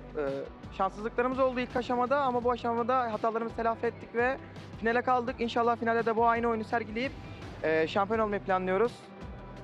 Bu kadar yani. We were able to get our spots back, and we are much more determined this time, and we are going to the finals, that's for sure, and we're just going to keep it lucky. Well, clearly your confidence is a lot higher, but you're obviously going to be entering into the main tournament. All of those teams that you met in the group stage are going to be there. It's going to be a lot tougher. What's the plan between now and then? Şimdiye kadar tabii ki söylediklerinizden özgüveninizin yüksek olduğunu, kendinize inancınızın yüksek olduğunu anlıyorum. Ama gene finalde diğer gruptaki karşılaşmaları yaptığınız ekiplerle, takımlarla karşılaşacaksınız. Neler olmasını bekliyorsunuz? Neler değişecek? Neyi daha iyi yapmayı planlıyorsunuz? Ya ilk aşamada biraz bizi bilenler bilir. Biz normalde geç açılan bir takımız. Şu anda tam oturduk, yani ilk aşamayı kötü geçirdik ama bu aşamada çok iyi oynadık. Finali de bunun gazıyla gideceğiz. Hiçbir şeyimizi değiştirmeyeceğiz. Sadece daha çok özgüvenliyiz, daha çok alıştık. Kendimize de çok güveniyoruz. Çalışmalarımızı da en üst seviyede yapıyoruz. Yani ben kazanacağımıza inanıyorum ya. Those who know us, they know that we gain our momentum bit by bit in time, and it's going to be a fast one.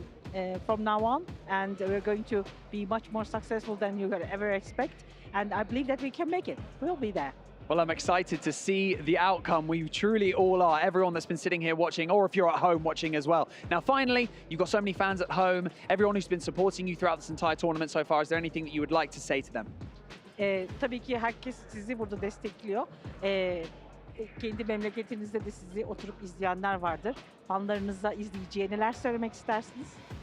İlk öncelikle buradan takım sahibimiz Ayhan abiye çok teşekkür ediyorum. Bize hiçbir zaman desteğini esirgemiyor. Ayrıcalıklı olarak da bana hiç desteğini esirgemiyor.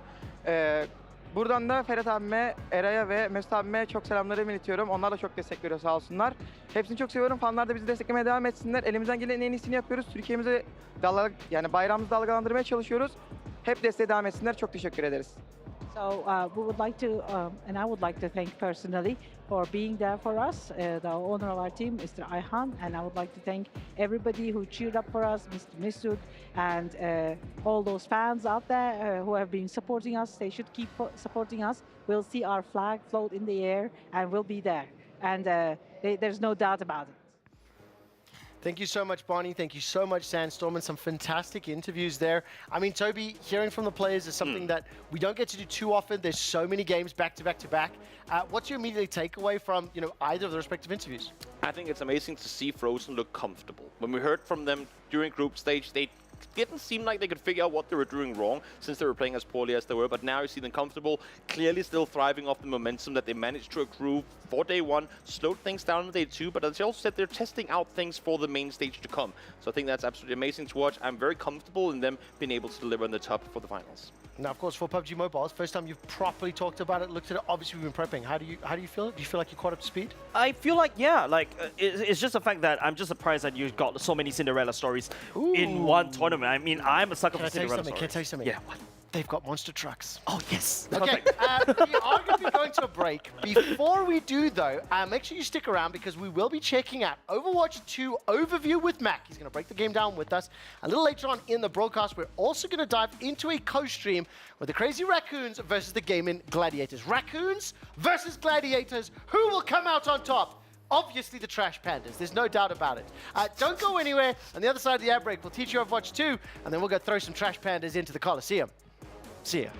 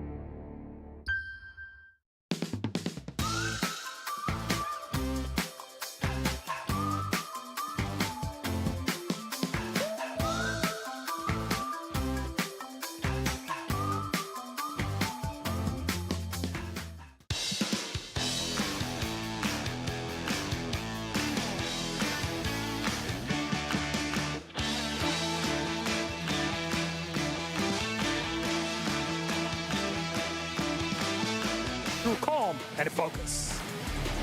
That's it for our Group C teams, but up next, we have Group B. They are ready to walk on stage, and for the first team, please welcome Team Falcons!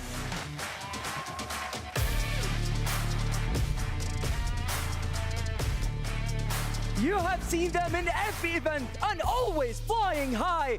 And here in the Esports World Cup, they will settle for nothing less than gold. This roster might be from Korea, but here in Riyadh, they are at home. Following up, please welcome OALGD! You know the core of this roster as Hangzhou Spark and as Team China at the Overwatch World Cup only last year. They are masters of reverse sweeps and look to recover from yesterday's loss on the Qiddiya stage today at the Esports World Cup. Up next, playing on their home turf, it is Twisted Minds!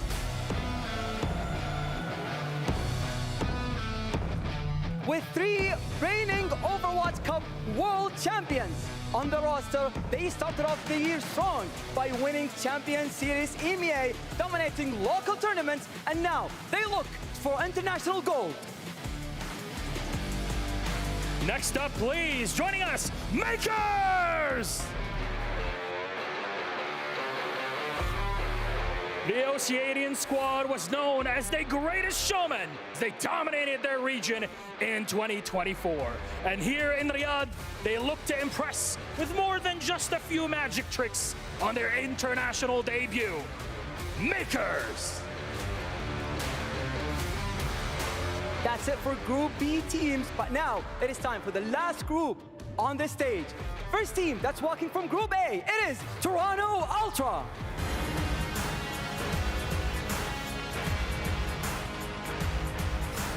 The winners of NA Champions, winners of NA Master, the North American hopefuls, a legacy of competition spanning years. They are here to show dominance once again. Let's see what they can bring on this stage. Next up, please welcome ROC! Our mostly Brazilian representatives were previously known as Loaded and were absolutely locked for competition in South America. Here at EWC, they look to make their home region proud. Again, their international debut. That brings up the tally up to 14 teams. But now it is time for the last 2 teams that's walking on stage, that's taking the first opening match of Overwatch Esports World Cup on Qiddiya Arena. And for that team, please welcome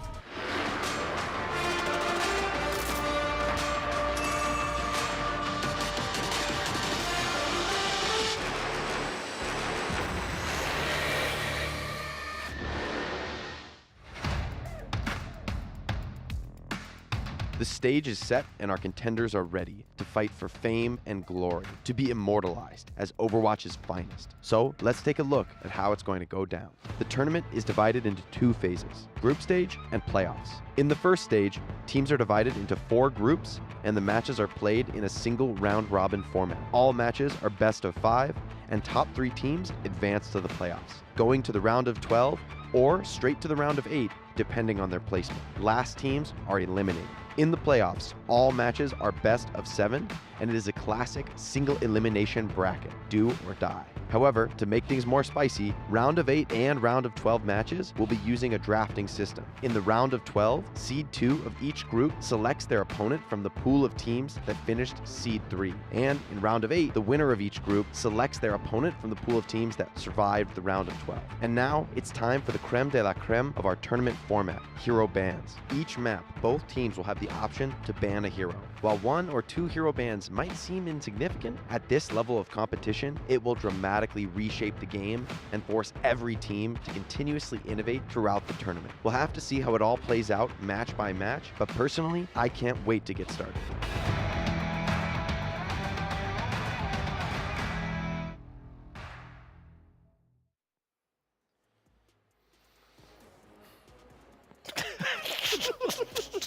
You're ready to learn?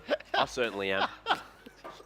So hopefully I can teach myself a thing or two. We're here to learn about Overwatch 2 game modes and exactly what the game modes are, how they work, how you win, how to play the objective, and how the teams are going to win here at the Esports World Cup.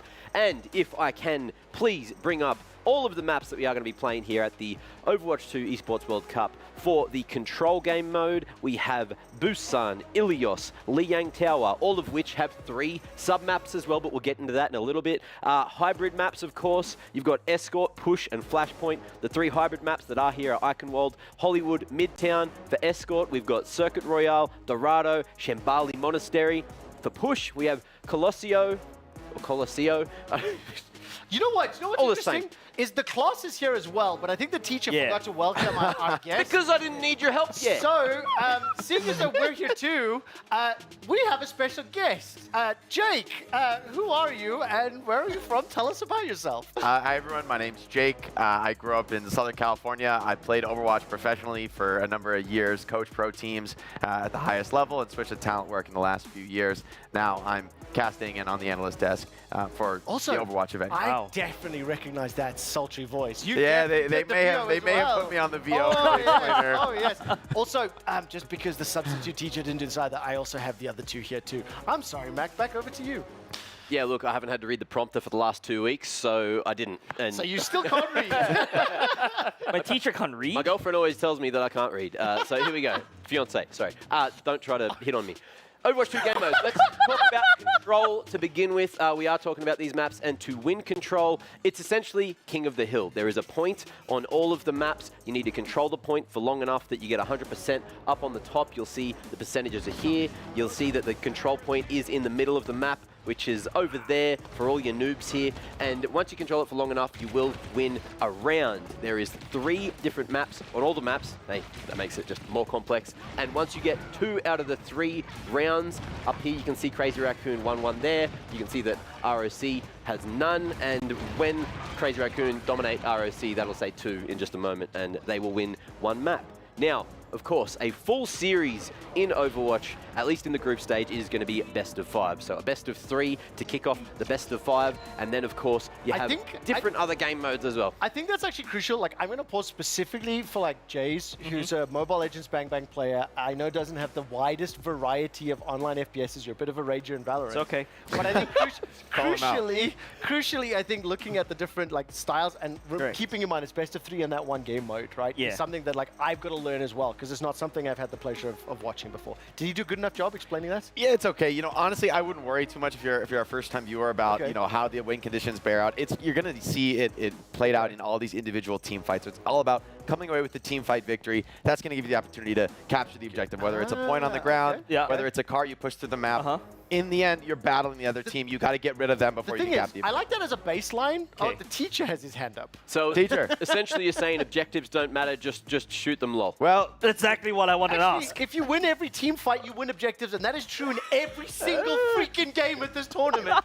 Like, if you win a team fight, you get to get points in Unga PUBG bunga. Mobile. If you win a team fight, you get to get Lord in MLBB. And if you win a team fight, you get to capture the control point and then start pushing something in hybrid. That sounds easy. Back to you, teacher. No worries. Well, this is bloody useless then. So let's we got hybrid game maps. So this is going to be a mix of control and escort, which we'll find out more about shortly. You can see that, you know, that's why it's the half of the this and the half of the that. What's the half of that? What? Yeah. So that's half of a payload. Yeah. Oh, the full payload yet. This is half of here. control. Hang on, the actual the big difference that you want to think about in hybrid is that it's an attack-defense map. So on control, you're both fighting over 1 single point. On hybrid, 1 team's attacking, the other team's defending. And do you swap sides? Exactly. As you said, sort of a stopwatch.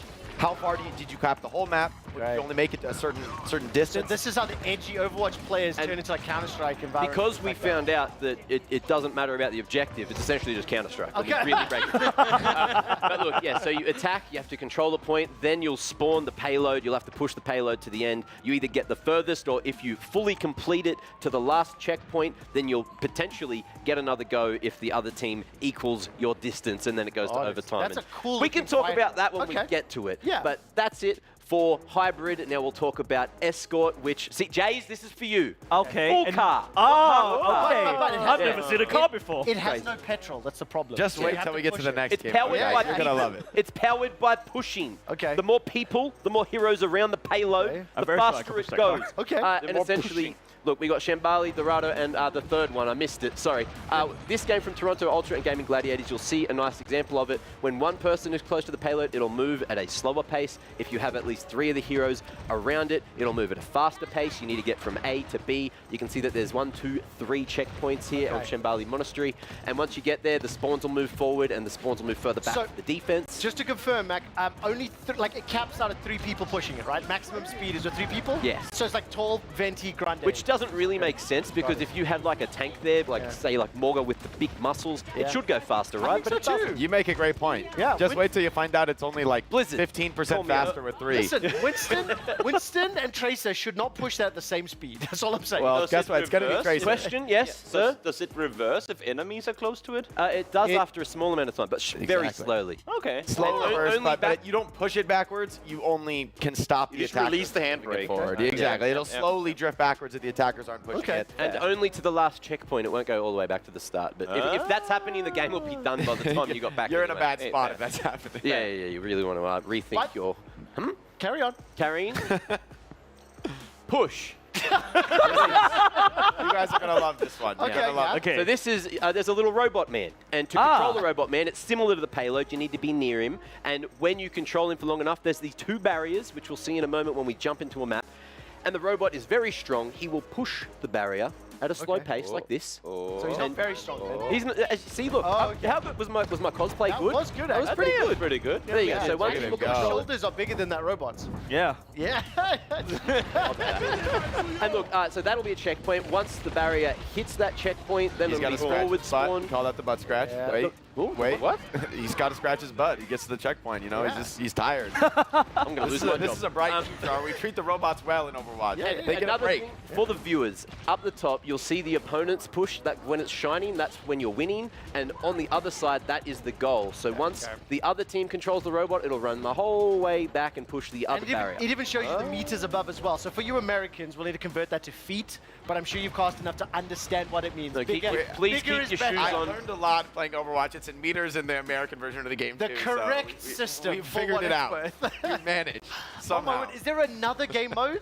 There is. One more. Oh, okay. There's one more. Okay, You might be familiar with it. Oh. It's got points at the end, okay. but it's not hard point. It's actually flash point. We Ah. changed the name here. Oh, like Call of Duty's hot point. Yes. Okay, okay, And okay. this is the image, Jace. arrows. So if you see that, Okay. Yeah. we're playing that. Okay. Okay. Makes sense? Got it. Yes, sir. And it's a Got you. new game mode in Overwatch 2. Essentially, it's control, but it's not over 3 different maps in best of 3. It's just on the same map. And the point will move after one team gets the point. Once the team it's just controls like the Call of Duty location game for long mode. enough, they will get 1 point. You need to get 3 points, and there's a maximum of 5 chances. So you can go 2-3, 1-3, 0-3, and whoever gets 3 first on the board essentially wins. And that'll be how they win the map. You can see here, this is the second one.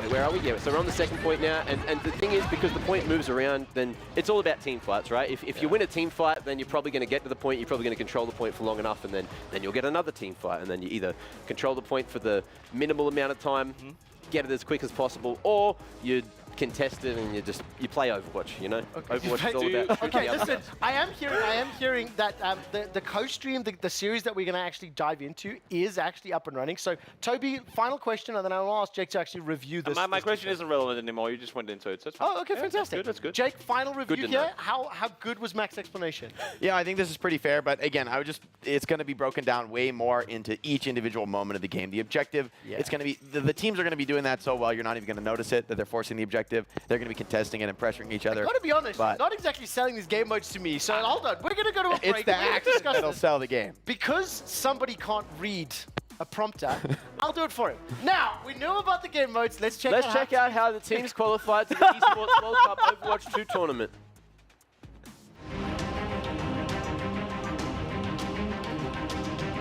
The time has come for Overwatch to step out onto the Esports World Cup stage, and it is going to be beautiful. So let's take a closer look at our contenders and their road to Riyadh. 16 teams from around the globe entered the competition for the hefty prize pool of $1 million. And it all began in Asia, where 4 teams punched their tickets. Most notably, the 2 tournament favorites, Crazy Raccoon and Team Falcons.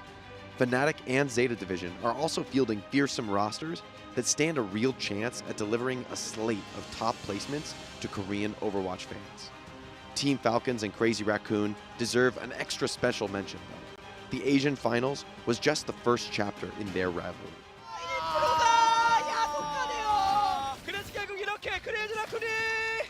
The incredibly competitive OWCS Major Finals in Dallas was the second. With 2 title matches in the history books, these juggernauts stand at 1-1. Perhaps now is the time for Sir Majed and his crew to revenge their loss in Dallas and seize the throne. But where 2 dogs strive for a bone, a third runs away with it. A third or a fourth to be exact. I'm talking here about none other than Space Station Gaming and ENCE. Both teams that not only love playing against each other, but also left Dallas with confirmed spots at the Esports World Cup and decisive victories over their North American counterparts. Let's not forget that thanks to Crazy Raccoon lifting the trophy in Dallas, 1 more team from their region could start packing their bags for Esports World Cup, and that lucky squad is Bleed Esports. Later on, makers booked their ticket straight from the land down under with a dominant, even uncontested sweep of the Oceanic qualifier.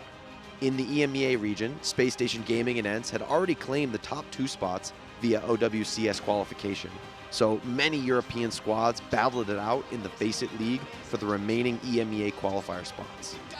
Space Station Gaming are going to wipe the floor with ENCE. The teams to rise above the fray were Game & Gladiators, Twisted Minds, and Virtus Pro, who clinched their spot in Riyadh by the skin of their teeth. Strike 2! Wait, Crocs just went demon mode on the ride. North America was also something to behold, with Toronto Defiant steamrolling the competition, M80 following in second, and Nightmare putting together a miracle run to secure the last spot in the NA region. In South America, Rock couldn't contain their happiness after an incredibly close qualifier finals to earn the chance to represent their region on the global stage. And to top it all off, the dark horse of the tournament, LGD, received their direct invitation and will represent China in their one opportunity to take global glory this year. And there you have it, 16 teams vying to be immortalized in the annals of esports history. Only one can be crowned champion of the Esports World Cup. And welcome back to Esports World Cup. We are diving straight into the singular collective Raccoon, that is Crazy, taking on the Gaming Gladiators. But I will welcome Jake and Mac to the sofas. We're going to break down some of the gameplay here. We're diving straight into the thick of it with Crazy Raccoon significantly up ahead. Just before we do, I want to commend your voiceover work again. And thank you. Bold word choice there, the annals of history. I didn't write it. You really got to be careful with that one. Okay, let's quickly set some goals here. Obviously, we just had that breakdown with Mac, Jake, and the rest of the boys to kind of explain the basics of the game modes. What will... Yes. I just want to put together annals and then the butt scratching yes, we were talking about before. So, Jake, I think what I'd love to do first, before we talk about the teams or the players, just briefly explain to us what we're seeing. The fact that Crazy Raccoon got a point, that's shocking. No, not really. I mean, Gaming Gladiators winning a control round is big for them, honestly. It's yeah, like starting to get momentum. So I think let's build on why that's impressive in a minute or two, but talk to me about the gameplay. What are we watching? I know Overwatch is a hero shooter, so each of the characters has a role, a class. They each have unique abilities. For any of our MLBB viewers, League of Legends, Dota, they're spells, right? Abilities, if you use a different word for it. What are some of the other basics that you'd love to teach people who maybe haven't seen or haven't played the game? Yeah, the first thing to think about when it comes to heroes, you got 2 DPS damage dealers there to put out the damage, pretty straightforward. You've got 1 tank, usually sets the tone and the tempo. Very, very strong individually, but typically shorter ranged and bigger hitbox, more vulnerable to attack. But of course, they're going to get the resources from the last 2 years, the supports, which are healing everybody up. Is it always a 2-1-2 at the minute? I know exactly. Yes, yes. Well, right. That is like enforced in the game. You get to pick 2-1-2. But within those roles, there's quite a diversity of options, right? We got Cassidy right now on our screen, the Cowboy. Yeah. Classic shooter for anyone who's played shooter games. I mean, he's got a big revolver. That's pretty much all you need to know about him. He points and clicks heads, and this is the best player in the world on the role.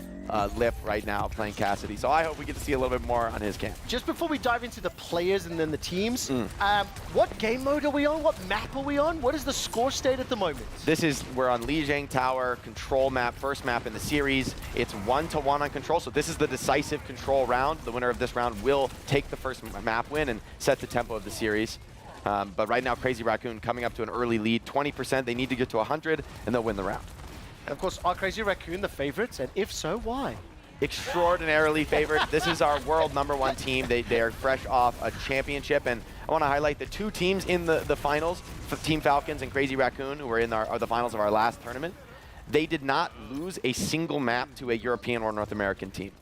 They 3-0'd every single North American or European opponent they faced. That's lovely for you and I represent Europe, you represent North America. Yes. Where would OS fit on the scale? Hey, there's a chance we make it out of groups, okay? There still is right now, so... Yeah. It's not a chance. The groups aren't over yet. The Chinese team has not been doing too well. LGD has been kicking the bucket. The level of dismissiveness in your voice right there. Yeah. Well, I would say LGD won me over just because of their player poses. They had the best They did the hero Ginyu shots. Force from Dragon Ball Z. Exactly. I mean, yes. you gotta love them. They're a fan favorite team, but they haven't had much chance to compete this year. Esports World Cup really is their big opportunity, and it seems like maybe that lack of competition has not done well for them. But they are a team that has historically come back from tough odds, so you can't count them out of the tournament yet. Yeah, I did hear Avril talking Mandarin with them, and I live with Avril, so I never hear him speaking Mandarin. I was just like, hang on, where have you been hiding that? So that was interesting. I think you say it funny, Mandarin. That's like you add a syllable. Mandarin. Mandarin. Yeah, I mean, they're not Mandalorians. No. You know the actual Mandarin, like the fruit? Mandos. Okay, so we've set the tone here. Jake, obviously this is the first time you're joining us here for one of our co-streams. We like to have a little bit of fun, draw some comparisons. Can I find out, if I call them agents or champions instead of heroes, how does the Overwatch You're gonna have like problems. You're gonna have problems. I'm gonna keep it 100 with you. Okay. You got their heroes. Overwatch, we're all about the heroes. Okay, so just as salty as Dota players there. The world could always use more heroes. And that was a map done, by the way. So that was cool. Crazy Raccoon, I think they poked the bear a little bit, winning a control round. That was a fearsome 100-0 on control is not normal. Because the Gaming Gladiators called them agents or something. No, playing. I know. I'm trying to antagonize. Okay, so obviously Crazy Raccoon one map one.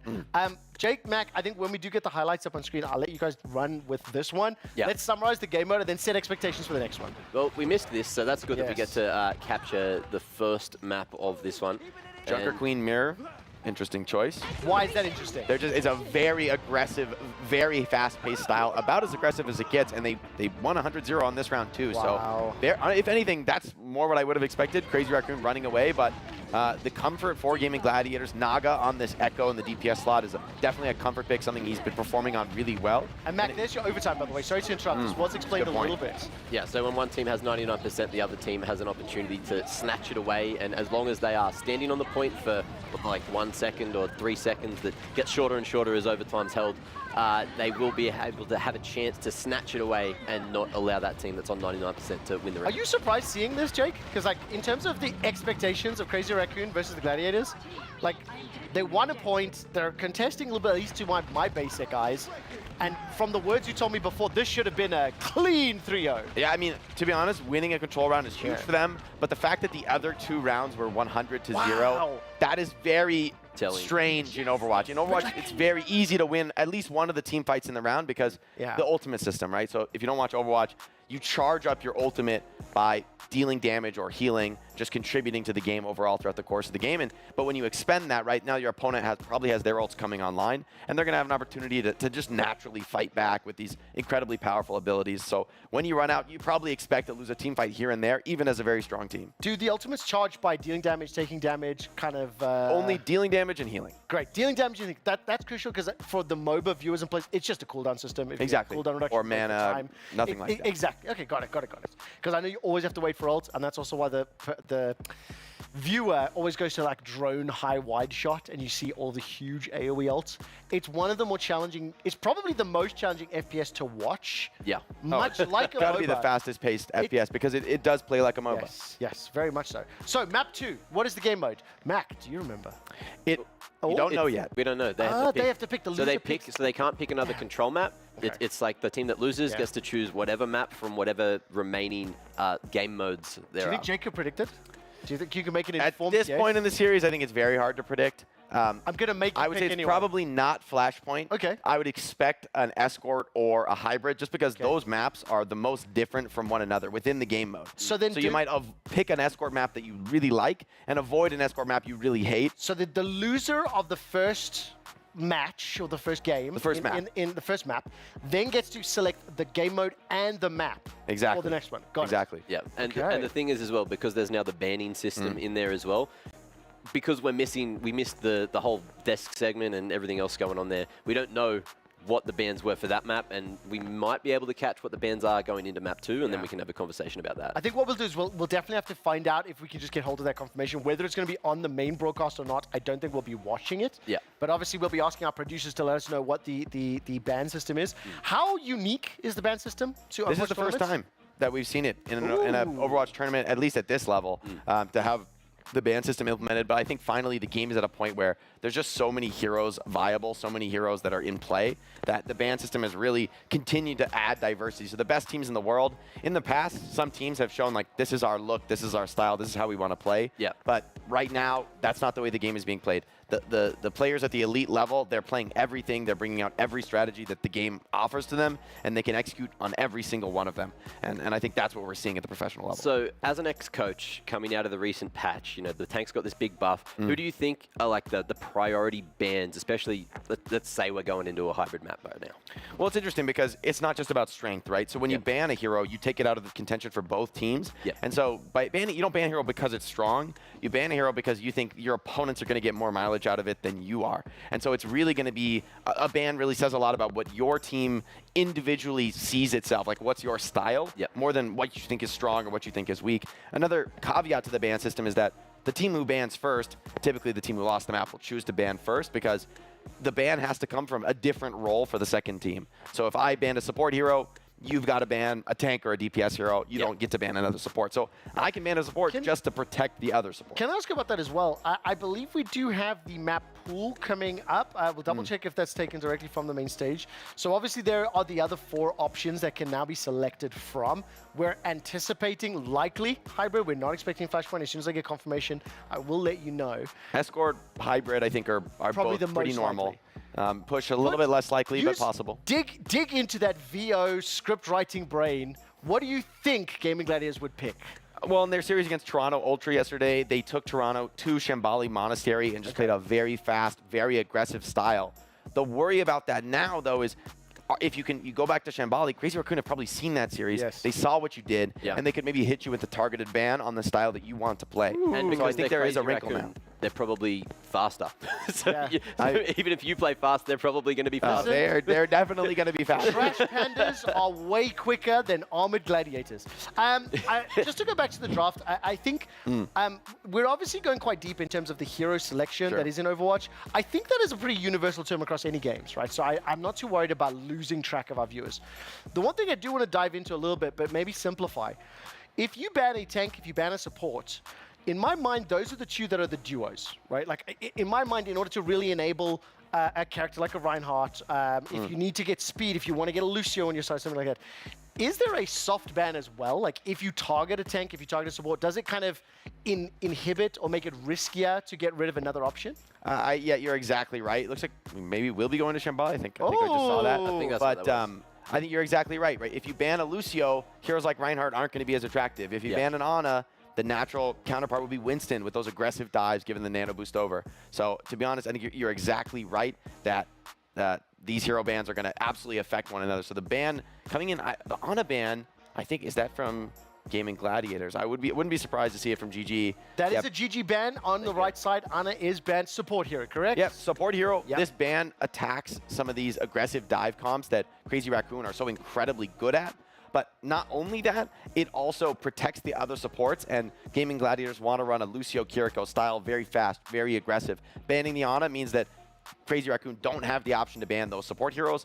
That means Gaming Gladiators are going to be able to be on their comfort zone. And Gaming Gladiators played the Venture yesterday, from what I remember looking at the replays, so that's why they've gone for this ban. And also, for anybody watching that hasn't seen the mainstream, those big portraits that you see behind the respective teams, that is obviously the animation. That is a confirmation from the captains, from the coaching staff, from the broadcast of what the bans were. As mentioned, we are in Shambali. It is escort, so kudos. I like this. This is why we bring the experts onto the show. That's why he's on the real list, not just the couch. I mean, look, I'm here. I haven't played Overwatch 2. The last time that I did play Overwatch, it was 6v6, and it was several years ago. Yeah. So I've not even seen or experienced what Venture is. But Anna and her sleeping darts, if I recall correctly. Sleep dart, Bionate, you can stop the heals coming in. There we go. So I'm familiar at least with that support hero. Let's talk then about the rest of the compositions. I think I'd like to simplify this for some of the viewers. Like, when we see one or two of them, if we can try to just explain what this hero wants to do. You know, when I'm thinking Tracer is one of these like DPS heroes that's quite difficult to understand if you've never played. And I think I see a Tracer there on Exodial. Exodial, that's correct. XZ, I summon my Exodia. Exactly. But I think, yeah, this is the challenge I'm going to give to Mac and to Jake, is just like loosely and kind of basically introduce some of the heroes to viewers who maybe don't know. Well, Gaiman are playing Widowmaker. Well, all right, don't worry about Gaiman is in the attacker spawn, which means they can just change their heroes, so they don't want to read into that right now. Crazy Raccoon, though, they're playing a classic poke composition, so there's really there's lots of different heroes in Overwatch, but we can simplify it a lot and just say there's 3 styles. There's poke, there's rush, and there's dive. Poke is what Crazy Raccoon are playing right now. They're going to keep you at a distance, spam you down, everybody with long-range weapons, attacking and picking off these attackers as they move in. Gaming Gladiators are responding with a dive comp. They're going to try and surround and pick off these backliners who are individually quite vulnerable. So Crazy Raccoon, they've got to keep that pressure on constantly. If Gaming Gladiators get a foothold, they could easily overwhelm this setup. Jake, this is your time. Max, this is your time to back up with Jake. What I want to say as well, just for you, quick shot. So Kariko is a newer hero in the game, and not only is she really good at healing with her Tau, whatever it is that she shoots out, but she can also just teleport straight to one of her teammates if she gets into an odd position. So is it kind of like Mercy, but slightly different? Because Mercy's got that flying ability. Well, different than Mercy is Kiriko will take your head off with those knives. So she's very aggressive, very threatening hero. Okay, so I don't even know what a Kiriko is because I don't see any hero names on the portraits. So help me understand. Kiriko's on the top right, Which next player? to Which Lucio. player name? Crook. Yeah, level 1 Crook. Level 1 Crook. Oh, damn, dude, get some character levels. Okay, and cool. Gaming Gladiators are being slaughtered right now. Crazy Raccoon are absolutely no fear, crushing every single dive attempt. Yeah, so how are you supposed to dive if you're not allowed to dive? Yeah. You've got to really dive. It centers around taking map control, surrounding your opponent. But, I mean, Crazy Raccoon, these guys are pros. They're experts. They know what's coming. And honestly, Gaming Gladiators are just forcing the same one attack path. They're all grouped up as 5. I don't like how this looks for them. They don't really have any map control. Crazy Raccoon knows where they're coming from. This is a powerful ultimate, though. The Kitsune Rush from Kiriko. Everybody goes faster, gets more skills. And you see Crazy Raccoon are just falling back from that. They don't want to fight into it. Now the objective comes into play. Gaming Gladiators got nothing out of that ultimate, and they're going to have to go back and push the cart. Wow. Crazy Raccoon are going to reaggress. So I'm trying to take a look. Is there a map timer somewhere that I can track? Because something that would be interesting to me is if a team absolutely stomps on attack, how many minutes does it take to push the payload? Like, what's the average time? You know, like that's something that would be interesting to track because I can see the timer running down now. That Gaming Gladiators, they really need to get to that first checkpoint, otherwise they're just done, right? Yeah, it's looking pretty bad for them right now. It's not clear that they're even going to get the first checkpoint. You will get more time if you capture a checkpoint. So it's not completely hopeless for them if they can clutch it out here in overtime. But Crazy Raccoon, they're just such a tough opponent. This Sound Bearer from FD God really has to seal the deal and find some opening kills, but Crazy Raccoon has just been so elusive, so hard to catch. And of course, this dude that you're seeing here shooting sound effects, basically, is Lucio, one of the support heroes, one of the like sort of OG heroes in Overwatch. Really cool and really mobile. If you're into parkour, mobility, and moving fast, definitely one of the heroes to consider playing. Totally agree. Lucio is just one of the most fun heroes. A lot of people pick up the game, play Lucio, and they don't want to play anything else. They just get addicted. Did all of the world's new heroes just like move away from guns? Because I'm seeing finger blasting and little like mines being thrown out. And this is Kiriko. She's throwing her little daggers. Lucio shoots his pellets. There's some people with guns. Wait till we see if we can get some Ash POV on Lip. He likes to play the ones with just the straight up hit scam. Yeah, arguably one of the sharpest aimers in the world. I think the best right now for my mind. So, okay, Mac was telling me beforehand, he's done a lot of research coming into and saying that hit scan on this patch coming to this tournament has been nerfed. Help explain that to me in maybe simpler terms. Yeah, another way of thinking about it is just the other options are a little bit stronger. Hit scan's not bad by any means, but these super aggressive styles with 2 flanking DPS, 2 highly mobile heroes, they've been proven effective. But for me, I mean, that's what I thought too. I heard coming into the tournament, but what I've been seeing is a lot of these, best hit scan players in the world just making it work. And of course, correct me if my interpretation is wrong here. I have an Overwatch and a Counter-Strike caster. But I think if I were to break down the word hit scan to maybe a non-FPS player, somebody who hasn't played multiple games, I'm going to try to think about some other comparisons. If you use a sniper rifle in other games that don't have bullet drop, like Battlefield is not really a hit scan kind of game. Quake with the railgun, the AWP or the OP in CS or Valorant, Widowmaker, Soldier 76, people who point and click and the damage is instantly down. There is no bullet travel time. That's the best way to describe it. There we go. So there is bullet travel time on specific heroes in this game that shoot projectiles. You can see it there with the Farah. Like, obviously, it's not a bullet, it's a missile, but yeah, trouble. And I think I've got to just take a swing at this. The defending side of Crazy Raccoon prevented Gaming Gladiators getting even to the first checkpoints on this escort map. So they used the entirety of their time limit. The payload was just on the edge of making it there. You can see this on the final screenshot. Now what I think will be beautiful to watch, I'm presuming this decides the team swap. And now we get to see how it's supposed to look, because Crazy Raccoon theoretically will not be in the same position. Yeah, so essentially this map will be over if Crazy Raccoon can get to that same spot that Gaming Gladiators was able to achieve. They will just win the map. Wow, because so the attackers sort of set the objective for the second round attackers, and now Crazy Raccoon, they've got their work cut out for them. If they can get the car to that position, it's over, they won. Gaming Gladiators, you look at that on the ground, if the car gets there, that's the end of the map. You will not see the rest of the map no matter what. Still possible though for Gaming Gladiators to win. This is a map that it's achievable to hit the full hold. I mean, it's pretty impressive, but it's not. I mean, I think it's not completely over for Gaming Gladiators. I'm very impressed with your caster ability to find the silver lining. And I think importantly, there's also PvE elements to the competitive maps here, right? Because you're kind of comparing yourself versus your opponent in the same scenario, which is quite interesting. How big is the disparity in these two teams' expectations and skill level? Because we watched some Counter-Strike games, especially during the group stages.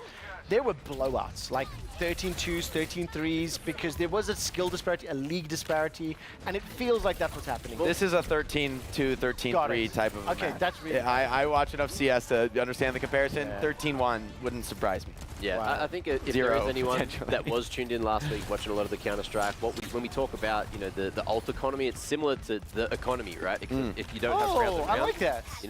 It is the resources available that you need to use to try to win as much space and play for the objective. And the thing that I just want to ask you quickly as well is, Gaming Gladiators, dive comp didn't work on attack, and they're committing to it on defense. Is that just comfortability? I think they're probably feeling what I always say is feeling the limit in this series. I mean, what we're seeing is more than just a comp gap. Crazy Raccoon has played a number of different styles. They're winning with everything.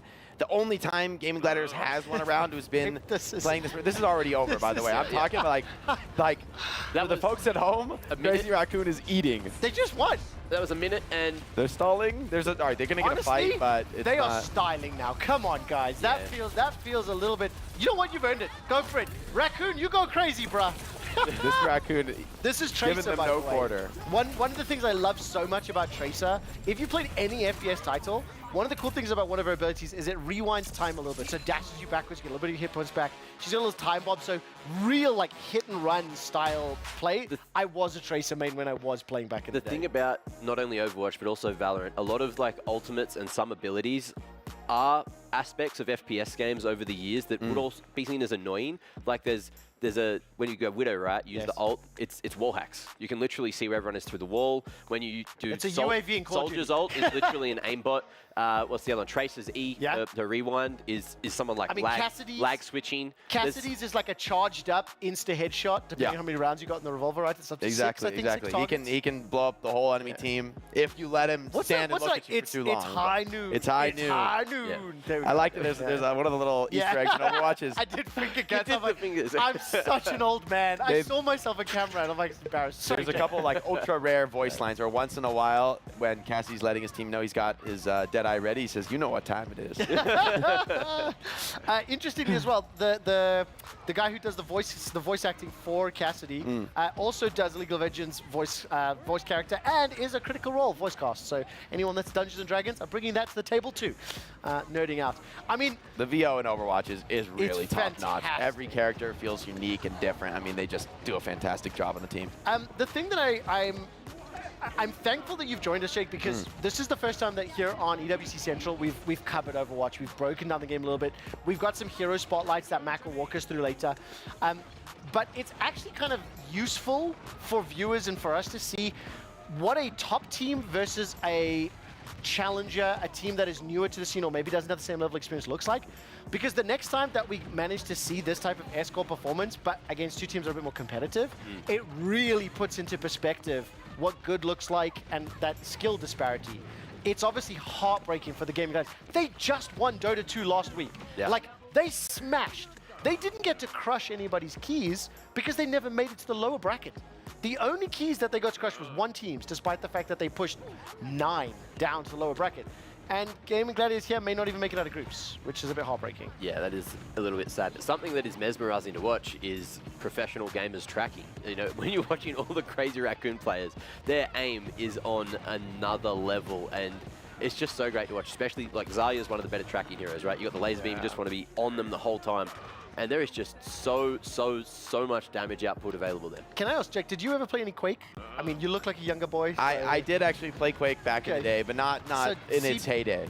Quake Live? Live. Quake Live, okay. Yeah. So I predate that. I'm a lot older. I played Quake CPMA. Okay. When it was still a client. Yeah. And I think specifically, Zaya, like, especially with the rocket jumps, with the laser, I think when you look at Widowmaker and how it feels so similar to a railgun in like Quake Live, it is one of the most appealing things for any Twitch gamer. You know, you would like one of the newer heroes. Overwatch 2 is Sojourn, and she's got the railgun. Oh, I love it You've got so a track much. with effectively like a plasma. Yes. And then that charges up a rail, and then you can bang. pop people with the rail. I mean, predictive rockets from Quake Live or Quake, and then you look at Farah in this game. Farah, You see exactly, the rockets there, they're like fantastic. Yeah. The reason I draw the comparison, if any of the older players haven't tried Overwatch, it is one of the most satisfying when hit scan is a thing. The metas have been interesting, luckily. Are we as bad as GOATs? No. I mean, for my money, I actually quite like the way the meta is right now. Oh, like yay. what we're seeing is tons of different heroes being played. Great. So if you want to play, I mean, from my perspective, playing ranked, I'm in like rank 20 right now in North America. It's still fun to you can What does play that mean? whatever. What does rank 20 mean? 20th best of in America. on the leaderboard. So, a little flex. Little flex. It's not a little flex, dude. You deserve it. You flex all you want, okay? I would have said I'm the 20th best player, personally, if I were you. It's a high rank. Normally, I'm not a pro player anymore, so if I'm in the top 100, I'm feeling pretty good about myself. Keeping What my that means- skill. That really tells me how good North America is then. Yeah, that's fair. I I'll say take that with love. I say I'll that with take love, it. It's right? true. I say that with love. It's true. We But were when I look at other broadcasters and if they're in the top 20 in their respective games, that region needs a little bit of help. Okay, right. Apologies. For those of you who lost track, I mentioned the word GOATs. It's actually one of the darkest timelines in all of so real. competitive Overwatch history. Greatest of all tanks. It was a meme associated to a meta. And I think arguably, at least from my perspective, watching 5v5, Overwatch 1 going to Overwatch 2, 6 players to 5 players. I think having the roles being locked. I come from League of Legends. In League of Legends, the roles are locked. I love it. I'm a fan. I think it encourages you to play within those boundaries, right? Now, let's turn our attention. Gaming Gladiators, they get to pick again. They lost. Yeah, they're going to pick again. They can't do escort. Yeah, escort's off. Yep. Controls off. Yep. So now it's going to be hybrid, push, flashpoint. At this point, I mean, theoretically, maybe you should pick a hybrid as probably the most strategic value, and you're going to have to play push and flashpoint. Maybe you just take flashpoint, even though it's not strategically the best, just to get a win on the board. You know, maybe getting a map up could help you here in the group stage. But to be honest, this series is looking rough. This is going to be all comfort. Just whatever Gaming Gladiators thinks they have the best chance to win. What's your take on the difference between escort and push? Because there's similarities where you do just have to control the object and push forward, essentially. But do you think it's... Because a lot of the maps are way more open than what you would see, especially like on control and stuff. So does that define what comps you're going to see from different teams, or do you think it's just down to comfortability again with all these rosters? The biggest difference really is that attack-defense flip, where you're going to get a turn as the defender, and it's like, okay, I'm just defending, I can kind of set up, we've got our set plays. Push is a lot more dynamic. You're going to switch between, we're attacking, we fell behind, we're on defense now, right? We've got to stop this progress the enemy team is making, and so that is going to make the game mode more dynamic, a little bit faster paced. Things can go back and forth a little bit more quickly than they do on Escort. So could be more pressure. Usually, and from my perspective, a mode like Push is even harder when you're the underdog. Oh, I tell you something. I love the graphics. Yeah, it's so cool. This stage looks great. We don't get to see too many of these because a lot of our co-streams, we dive into a game before it started. It's going to be Push, right? So we got a little robot with the butt scratching. And then which map are we going to? This is Runasapi. This is the new Push map, actually, just came out. Oh, lovely. Okay. So I think this one's a little bit more of an unknown in terms of what strategies are going to be the most dominant. And with the ban system as well, I think this is maybe Gaming Gladiators. All right, let's mix things up. Let's throw something that's unpredictable, unexpected, less practice time. And they're going to ban out the Batiste, also protecting potentially their Lucio Kiri style, denying some of this long, slow poking style. And Shu on Crazy Raccoon is, I think, the best support player in the world right now, especially flex support. And his Baptiste it's scary. You bring the DPS, he just claps you down on the one. Oh, and the Roadhog, not the Roadhog, man. Oof. This is, for the viewers at home, guys, this is not a serious ban. We don't need a ban. Okay. We're going to send you home. This is another flex.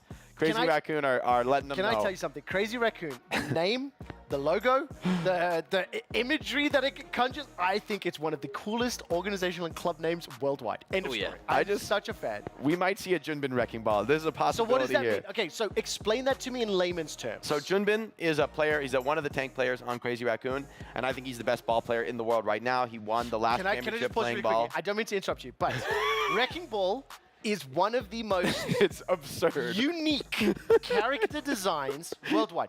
It Which is great a gun is he? hamster that rolls around in a ball with a grappling hook, okay? I cannot simplify that more.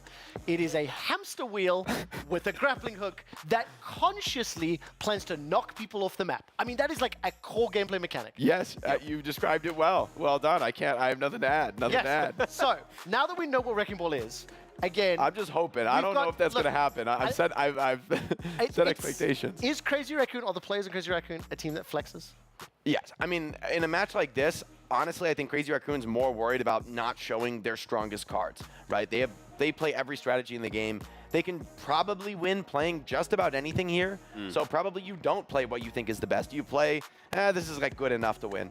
And just get rid of these guys, Gaming Gladiators. And to be honest, I think Crazy Raccoon probably won't be punished. It's one of those situations where you come into a new patch, they are the best team in the world, and it's the start of a new tournament for a lot of prize money.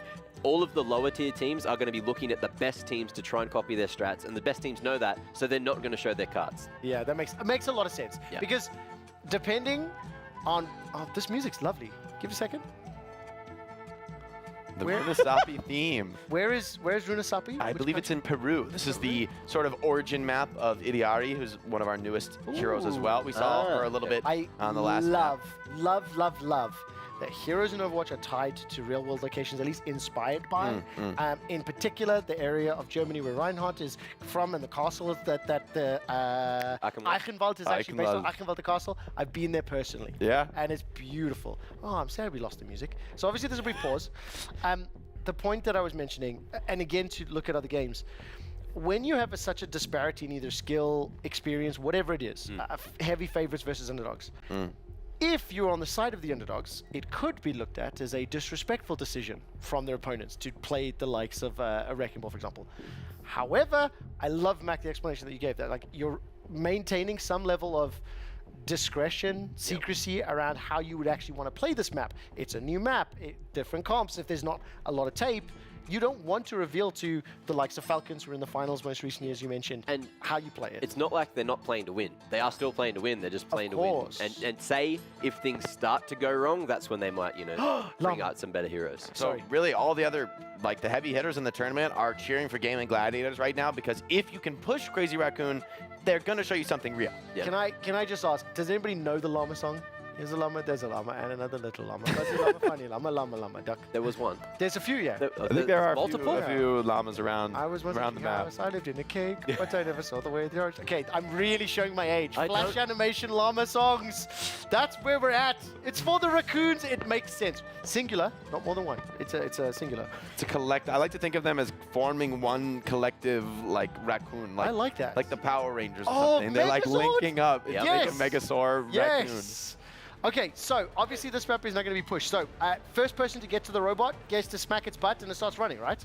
Well, a little bit. It's sort of frozen in place for 30 seconds. So the teams are going to jockey for position, maybe just fight it out before that even opens. Compositionally, anything surprising from your perspective? Well, Crazy Raccoon lost this mirror when it was played on Lijiang Tower. This mirror isn't both teams playing the same composition. Yeah. And so maybe this is them wanting to reclaim a little bit of confidence on it.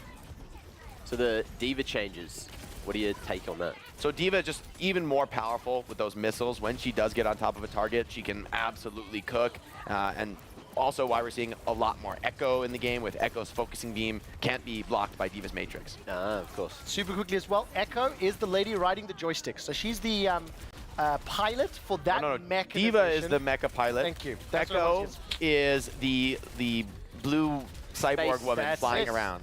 I think crucially as well, anyone that's played Overwatch 1, you'll at least know who D.Va is, and her ultimate will cause that robot to have a gigantic explosion. So you'll see that thing flying in. Generally, the observers will then, throw you under third-person view, and you can see a big boom of damage. It tends to get multiple kills in a row, and it's one of the more popular tanks. Is that right? Yeah, right now D.Va's seeing a lot more play. Got some recent buffs. Very, very strong. Usually at this level, her ultimate is used more defensively because it allows you to get, if you're running out of HP, you're dying, you pop the ult, and then you're going to be able to get back in the mech at full power when the ult expires. So usually that's how it's going to be used. Crazy Raccoon taking the first team fight here. Not a huge surprise, but it's competitive. I mean, that was a scrappy one. Robot doing a bit of cardio. Yeah, you got to jog back and forth. Beat comes in. Crazy Raccoon here with big ultimate advantage, finding a kill onto FD God. He can't get his ultimate out. And that's going to enable them to start really getting some progress here on my car. Help me understand then, obviously, if Crazy Raccoon are able to get this robot to push all the way to that final marker, the orange dot on the far left of the screen, they then win the map. They would instantly win. That is very rare. If that's like what we saw in Esport, that would be a beatdown. So it could happen because of the way the series is going. Even with the disparity between these teams, you still think that the likelihood is low? Yeah, I mean, in this match, it's more reasonable, but it's something like less than 5% of these games are going to go to a full cap. You know what I'm learning, Mac? Whenever we speak to Toby and he talks about PUBG Mobile, and I'm learning from Jake, there is a level of optimism in other games that we just don't have in our respective games. I come from League and from CS. When there's a disparity, there ain't no polite words like, well, that's very unlikely. That's very I think for me, because my publisher isn't heavily tied to the broadcast. That also makes sense. That's a bit of a difference. That does make sense. That does make sense. But at least it's good to see Gaming Gladiators pushing. And Mac, just like you highlighted in the game mode breakdown, the little white marker on the top of your screen, that is showing where Gaming Gladiators have to try get this thing too. Unfortunately, they've now been interrupted on pushing the little robot. Yeah, so we're going to have a team fight here. Ult economy, you have 2 bombs available. Massive pick-off, though. How do we see the ults, Mac? Where do we look at for the ults? You put your eyes towards the top of the screen where there would be percentages, but there's ticks in circles. Okay. That means that the ult is ready. So if there's a percentage is charging up, and if there's a tick, you've got it. Yes. Little bright lights on the top of your screen, those are ultimates. Okay. And then an HP bar, understandably, underneath the portraits of the respective heroes. Those HP bars also give you a good sense of how the fight's going. If a team, everybody's dropping low, it means usually people are about to die. Do you know what? Also, something I've only really begun to appreciate now. We watched a couple rounds back to back. The fact that the banned heroes are included in the graphic is actually huge, because you do change composition, you do change hero selection when you respawn throughout the course of a map, throughout the course of a match. So I'm actually a big fan of that. And then I'm assuming it's not server-side or anything. The players just have to avoid picking. So no, it is server-side. You actually cannot pick fantastic. That's the difference as well between Overwatch and say like a Valorant, right? When you lock in a hero at the start of the game, you're not locked to that hero. You can flex throughout the game to adapt to try and counter your opponent's compositions.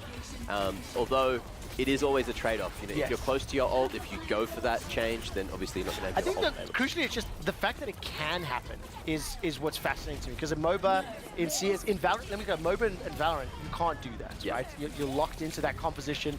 You're locked into that gameplay philosophy, so to speak, right? Yeah. I mean, at the highest level, you will see a decent amount of hero swapping. Right now, the teams are both committing to the mirror. I think Gaming Gladiators, this is really their strongest suit. I don't think they want to change. I think the mirror is probably best case for them. Crazy Raccoon, honestly, I think this is a bit of ego. Like, playing the mirror is one way to deny information. Just say, look, we're not going to give you anything. Yeah. We're just going to play the same heroes you play and just be better than you. But so far, I mean, it looks like Gaming have the real chance to bring it back here. This fight is extremely competitive. Marginally ahead. So, understanding then, once the little robot gets pushed backwards, does it still need to be escorted back to like the starting point there? He doesn't move unless you're escorted. He needs somebody to hold his hand. Yeah. He gets scared if you leave him alone. He just stops and stands still in the middle of the road. You got to stay with him. I'm waiting to see him scratch his bum. Come on, let's get this animation in. I know. I want to see him get to the. I want to see him get to the checkpoint. But I mean, this is a brawl in the middle of the map. Yeah, neither team has found real footing on the map. I mean, that also speaks to this comp. So dynamic, so fast-paced. Very hard to fully clean up your opponents. Now, talk to me. So we were talking about the health bars at the top. You've got armor and shields as well as an overheal. Yeah, so basically, the only thing that really matters is armor. So armor is actually just better than regular HP. It blocks a bit of the incoming damage. Usually the tanks, the only ones who have it. A couple DPS, a couple sports have it. Yep. But for the most part, armor's good. And shields and over health, they just go on top of your HP. Basically just extra HP. How do I see them visualized? You'll see when Lucio presses his ultimate, so FD God on Gaming Gladiators, he's got his sound barrier. And when he pops that, everyone on his team, everyone who's nearby is going to get a giant boost of overhealth that lasts like 5 or 6 seconds. Basically, they're going to be unafraid of dying for a few moments. Does that show up in on the HP bars at You'll the top see of it, the yeah, screen? if you're looking for it. It'll be green, right? Exactly. Yeah, so it'll be green Call it out when extra you see on the it, right please. side. And you'll see the orange on the divas, that's armor. Right. There it is. FD got beat. Everyone has that big spike. So and basically, no one can die for a few moments. The beat, yo. Yeah. But Crazy Raccoon has their own ults to respond with. So you can see that it doesn't last that long. It lasts, what, like 2.5, maybe 3 it's like seconds? 5 seconds, but 5 seconds it like runs out quickly, and you can be killed through it if the enemy team has enough focus fire. It's a good counter ult if someone's like doing something that has a huge amount of damage, just so you can really buff the health. And if you do it at the right time, say when there's a bomb coming through, you might survive. If You could tank the Diva Bomb, yeah, if you just got the sound barrier on. Was that a defensive sound barrier from FD God? Because it looked like Gaming Gladiators were trying to push back. It felt to be like Crazy Raccoon not only won the team fight, pushed them off the bot, and they got that first checkpoint. Did I interpret that right? FD God actually beat it aggressively there. Okay. Crazy Raccoon just fell back a little bit for a few seconds, and then the counter punch was just brutal, and Gaming Gladiators was not ready. Kitsune got you. Definitely a fan of Naruto. There's cousins to Baka Kitsune in there. Okay, what's the timer left? 2.5 minutes. So right now, if Gaming Gladiators don't get this robot to push all the way back and to get past that 83-meter point, they will just lose this game in 2.5 minutes time. Exactly, but there will be an overtime, so as long as you're standing on the cart, right? We saw some of these fights go long. Sometimes the fight in overtime could last well over a minute if both teams are just still in contention. It was 99% to winning the point on control in map 1. It was an overtime point victory for Gaming Gladiators. I think it probably is a lot more to ask right here. But if they're close to their spawn, maybe it can happen. Like Crazy Raccoon is just getting further and further ahead. So even if you get an overtime fight, you do still have to make that progress on the bot. And I mean, that's a tall order. As we stand on the map, Crazy Raccoon are just running away. What I'm going to do is we're going to just assume here that Gaming Gladiators are going to win this map. And we will be saying goodbye to you, Jake. I want to just like get a little bit more information when we look to the rest of the tournament. What are things that you wish viewers should know? What are things that you want a PUBG Mobile and a Mobile Legends Bang Bang expert to be aware of? You know, give us a little bit of hype for the rest of the tournament. Yeah, I think the most exciting thing about Overwatch is its heroes, is this incredible diverse cast of characters that everyone does something different. They've got different weapons, different skills, different ultimates, and the teams at this level are going to pull all those skills together in concert and do things that, I mean, if you're a casual Overwatch player, that look impossible, incredible, and just unique. And I think that's really the joy of Overwatch, is seeing what these professional players can do, pulling together those incredible... Who's going to win the tournament, or who's going to challenge Crazy Raccoon to win the tournament? Team Falcons. Team Falcons? Yeah. You're on board with that? I'm a believer. I coach with Junkbuck, one of the coaches of Team Falcons. He was my head coach when I was working with Team Snell in the past. I say Crazy Raccoon will win. I feel it in my bones. I got one more. Yeah. What's going on with Fnatic? They are not looking too hot. They're not playing too well. They were upset by Nightmare. They were upset by Virtus Pro already, I think, and then, or maybe they're upset by SSG. They've lost every game, and they were out of Korea, one of the 4th best team. Still, being out of Korea 4th best in the region is still very impressive, so I think everyone expected them to do better. Maybe the hero bans is just really throwing them off, but at this point, you got to give credit to their opponents. There is a chance today that they still make it through to playoffs, right? Because they can snatch third, and then they're able to be picked. They might need to, like, how would that win work? 3-0. Fnatic is really backs against the wall right now. I mean, at this point, you can't. You lose 2 games in groups, you only get 1 more. Even if you win, if it's not incredibly decisive, you could be in a rough spot. Yeah. So what does this mean for Gaming Gladiators? They lose this and they're just gone? Or do they have 1 more shot? I believe they still have a shot because I think the last in the group is Makers, who honestly I would expect Gaming Gladiators to be similarly dominant against as Crazy Raccoon are dominating them. So yeah, I think Gaming Gladiators will make it out of groups. It'll be that elimination round that's a real challenge for them. That skill disparity is just crazy. So I'm looking this up for you very quickly. Gaming Gladiators were 1-4 coming into this. So this will be their 2nd series loss. They'll only have 1 more series to go. But they play a team that I think should be a free win for them. Is this Rock Esports you're talking about? Yeah. Because Toronto Ultra obviously currently undefeated. Crazy Raccoon will go undefeated. Those are both 3-0s. And then Rock Esports and Gaming Gladiators. So it's going to be a battle for 3rd. For survival, really, because both of those teams probably can't hold a candle, really, to Crazy Raccoon or Toronto. Talk to me then about the best of 7s. Obviously, this is BO5s. I think we're seeing some one-sided matches. How does it differ from BO5 to BO7 when it happens on the weekend? I mean, to be honest, the biggest difference is just going to be in the closeness of the matches, right? We're going to get out of the group stage where the groups are naturally, like, you earned, the Crazy Raccoon earned the chance to have a dominant position in this group by being one of the top teams to qualify. So, of course, they're going to have some one-sided games, get out of the group stage into the bracket play, and that's where things are just going to get a little bit more serious. Teams fighting for their tournament lives. They've already proved themselves at least enough to get out of groups. So we're going to see a little bit more parity there. So that was just a lit masterclass, and Crazy Raccoons just... Yeah, he sang on the Echo, monstrous, Max on the Diva, incredible. It really was. I mean, Mac, let's go wrap up some final thoughts here. It was a pleasure having Jake. We got a little bit lucky that he got to join us for the game literally as you were doing your intro. Yeah. Apologies for trolling you. I was mean. I acknowledge it to everyone. I had it easy. Last week, I was trying to explain like deep Counter-Strike theory to them, and I'd be halfway through explaining one part, and then they'd ask another dumb question, and then it was just like this, and my brain was going crazy. So this was great. I didn't have to be on Why the doesn't end of everybody it. buy the op? That's what I think. You can't afford it. Well, I'll tell you, let me tell you a story about Pika's advantage in Counter-Strike. Okay, so Jake, I think I just want to say thank you. Thanks you want for to having me, guys. give a shout out to all of our respective communities and viewers. What is the next game that you're casting? When are you on air next? I'm not sure which one I'm coming back for, but I'll be on later today for some of the Overwatch games. I'm just excited to see the group stage wrap up, seeing some underdog stories brewing. Virtus Pro making big upsets. So Nightmare as well. Something I like to do is test my guests. Do you know where your stream is? Can you advertise? I believe we are on EWC Gold. Oh, so good. Yes, well done. So obviously, the Overwatch 2 games will continue throughout the course of the rest of the day. Twitch.tv/EWC /EWC_gold. We will be taking a break in just a moment. We'll do some Pepsi cold takes, and then we're going to dive into Mobile Legends Bang Bang. We've done PUBG, we've covered Overwatch 2, and it's time for Jace to finally get a shot. Jake, thank you so much for joining us. Mac, I had a ton of fun, and I apologize once again. Everybody else, don't go anywhere. We'll be right back. Grab a Pepsi and take some cold takes.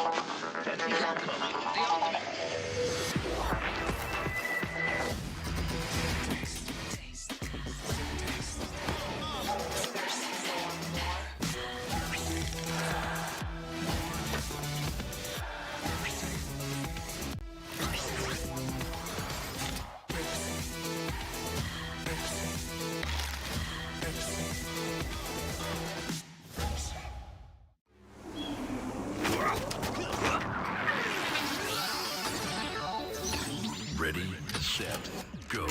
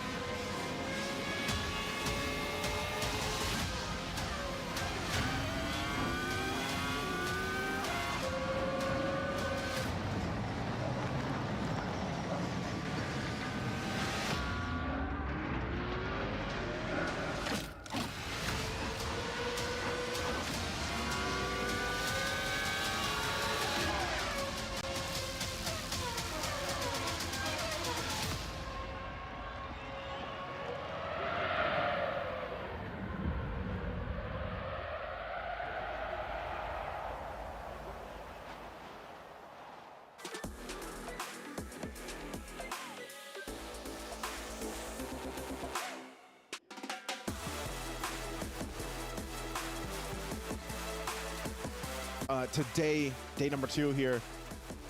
They're very looking very good for contenders even, I would say, you know, as they go through here. So interestingly enough, yes, this will lead us to another tiebreaker match to fall through. And even for Xeno Lilies, man, their performance overall has been good. It's just they couldn't actually go against this very interesting lineup that we saw here brought to the table from VSG. So again, great game here, great matchup. We're going to be throwing it over to the stage, though, to have a breakdown of the game. Again, I'm Nice. That's Mirko. Let's throw it to the stage. And ladies and gentlemen, what an intense match that was, especially right here, ladies and gentlemen, with Taro. So, just want to know, how do you feel about the second game, especially that the first one went up to 30 minutes? Because I'm not scared that we're gonna lose because we have scaling hero, and coach said it's okay to scale, just don't die on the early game. Okay. That's right. So another question that we have for Taro is, in terms of VSG's composition, it's pretty similar in terms of the players. We also have imports over on the other side. So question is, going up against another gold laner, which is also Filipina, you know, and after all, you know, in the Philippines, they always say, Pinas ang malakas. Oh, wow. How do you approach this game here today? I'm sorry. Yeah, so you know, it's also a Filipino gold laner. So, you know, is it difficult? Is it something that you expected? I already expected it, and I matched up with the gold lane many times, and we're teammates in Onyxol. Ah, so so you know her inside out. Yeah. Ah, interesting. Definitely, I can always feel like, you know, I know how you think, and you know how I think. Let's match.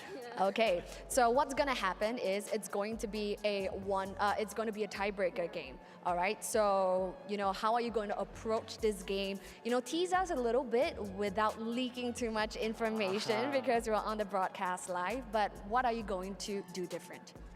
I think just think positive. Don't be scared to lose because the pressure will affect your gameplay. Just play it like a scream. Just play it like a scream right here on the international stage. Let's go. That's what coach saying. It's upgraded scream. Upgraded scream. It's all in.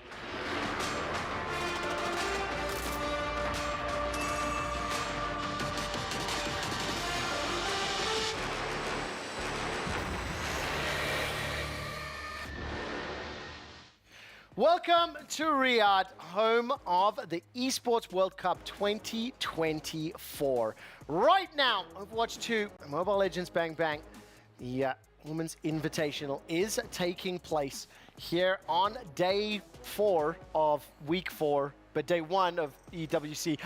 Hi, I'm Quickshot. I have Jason, Toby rejoining Mac and I as we dive deeper into the show. We're going to start focusing in on MLBB in just a few minutes' time. Before we do, though, I think I want to take a look at some cold takes. We're going to listen in to some of the Pepsi cold takes that we have secured and recorded. What we'll do is to play the clip for you, then our experts will be able to react, give us a sense of whether it's spicy or not, and we'll come to a conclusion of whether it's hot or cold. So let's hear the first take. What's going on, guys? Achilleos here, and I just wanted to say I think North America is going to be able to take the Esports World Cup trophy in 2035. Okay, North America is going to take, excuse us, Mac, don't mind, we just have a live show that we're producing. North America is going to win EWC in 2035. Now, we don't have... That is a Pepsi hot take. Oh! Why is it hot? Because it's just never going to happen. Even if it is 10 years from now. Never going to happen. The NA, so you're saying... The NA skill economy is in the bin, and it's going to stay crashed. I don't see it coming back. I apologize. Team Liquid, Cloud9, never going to do it. I mean, look, that was as far as we get. That's a hot take. That's hot. It's spicy. Hot as hell. I think, Steve, Jack, I think he's wrong, but I appreciate where you're coming from. I just needed to grab the Pepsi for that because it was yeah, so and hot, cut in front of 3 separate camps. It was quite funny, though. I applaud. I actually applaud the effort. Okay, so that's our first one. It was very hot, very spicy. What is our second take? what's up? My name is... Hey guys, what's up? My name is LaFell. Now, here's the thing. For MWI, whenever I say a team is going to win, they're probably not going to win. And everyone keeps saying Team Vitality is going to win. Here's the thing. Fnatic, Onyx, they were the favorites. They didn't make it out of playoffs. So, maybe for MWI, maybe the Indonesian teams, they're not going to win. So, what's up? Okay, hold on. I want to jump into this one very quickly, okay? When we look at Mobile Legends Bang Bang, the Philippines and the Indonesians, I'm going to try to draw it into like a Dota comparison. It's basically Europe. Like they win everything. China used to be pretty good. Those are the competitive ones. When you look at League of Legends, China and Korea are Indonesia and Philippines. They are pretty much undefeated and like nearly done. Neither region won in the men's tournament. A Malaysian team won the event, and it's the first time in 800 days that a non-Indonesian and non-Filipino team won MLBB. So, I think this is giga spicy. I will say you get final say though. It is giga spicy because the fact that there's so many stats is backing up that Indonesian teams are definitely the favorite because they've got A, B, C, D, E, F, G. I will break down later. I'm gonna drop. I need to drop a number. Look at your camera. Okay. Camera. How many days has it been since Vitality did not win a tournament in the Women's Invitational? So they did not win a tournament in 998 days. So they've been consistently first in every single tournament they've got. So basically, LaFell was it? LaFell. You're wrong. That's what it boils down to. Those were some very hot takes. Gentlemen, obviously you're new to Mobile Legends Bang Bang. I've had the pleasure of learning the game for 2 weeks. I just heard it was APAC on top, so I'm invested. Yeah, there we go. Okay. That's all it takes. So, I think what would make the most sense is before we dive into maybe talking about the tournament, talking about the game a little bit, let's find out what some of the other On-Entite members think about the rest of the tournament and think about LaFell's prediction. Let's check out what Jay's managed to record for us. Right here, we have the best talent for Mobile Legends Bang Bang. Greatest talent for Mobile Legends Bang Bang. LaFell from Malaysia. How's it going? Honestly, it's been great. You know, seeing you here really brightened up my day. Thank you. And seeing as how bright Riyadh is, that's an amazing feat. I feel like I'm the sun. But okay, let's talk about MLBB. Let's talk about MWI, right? Which team do you think will win it all? Here's the thing. Vitality has been winning since 2021. They've been over 20 tournaments and they have not lost a single, like 24 something tournaments that they are winning. So I feel they're going to win this one as well. Yeah, but then again, you know, I'm going to add a hot take here. It's kind of boring, right? But who do you think can potentially upset Team Vitality? Honestly, looking at TLG right now, they could probably do it. Homegrows could probably do it as well because they really have something extra that I think Vitality is not used to. So I feel like going up against a very strong teams, you have to pick up something that they expect the unexpected. If you do the same boring old draft, you're going to lose. If you pick up something interesting like an Atlas, maybe it could work. So right now, you're just saying that, you know, it's Team Vitality versus them all. Anything, as long as they can pull a sudden upset, that could happen, right? Here's the thing, Vitality said, good luck to everyone for fighting for second place. Wow, that is really, that's quite a statement. Yeah, that is really spicy. And with that said, thank you so much, LaFell. And we'll go to the next person to annoy. Hang on. You're telling me Mr. Flip-Flop was flip-flopping. He said one thing in the Pepsi cold takes, and now we're here and he's saying the complete thing. Okay, Mac, do not question the greatest talent in MLBB. I'm questioning him. Listen. I'm questioning who I want to question. I'm sorry. You cannot be the greatest talent if you send such mixed signals to us. Now, to be fair, okay, production did him dirty there, right? Because we asked, what would a hot take be, or what would a Pepsi cold take be? He gave us one that was spicy. True. Correct. But then in his heart of hearts, he predicted, Toby, can we forgive it? Because you're the resident nice guy on the sofa. No, he's not. Yeah, he is. He is the nicest. What are you on about? I forgive him. He's a nice guy. He looks nice. We haven't spoken, but I like him. You got just good vibes, right? Good vibe. Yeah, just good. Just all around Passing good the vibe fella. check. Yeah, just good. I mate. do think, though, I have to applaud Vitality's gusto. The fact that they throw out there and say, like, good luck, who's fighting for second place.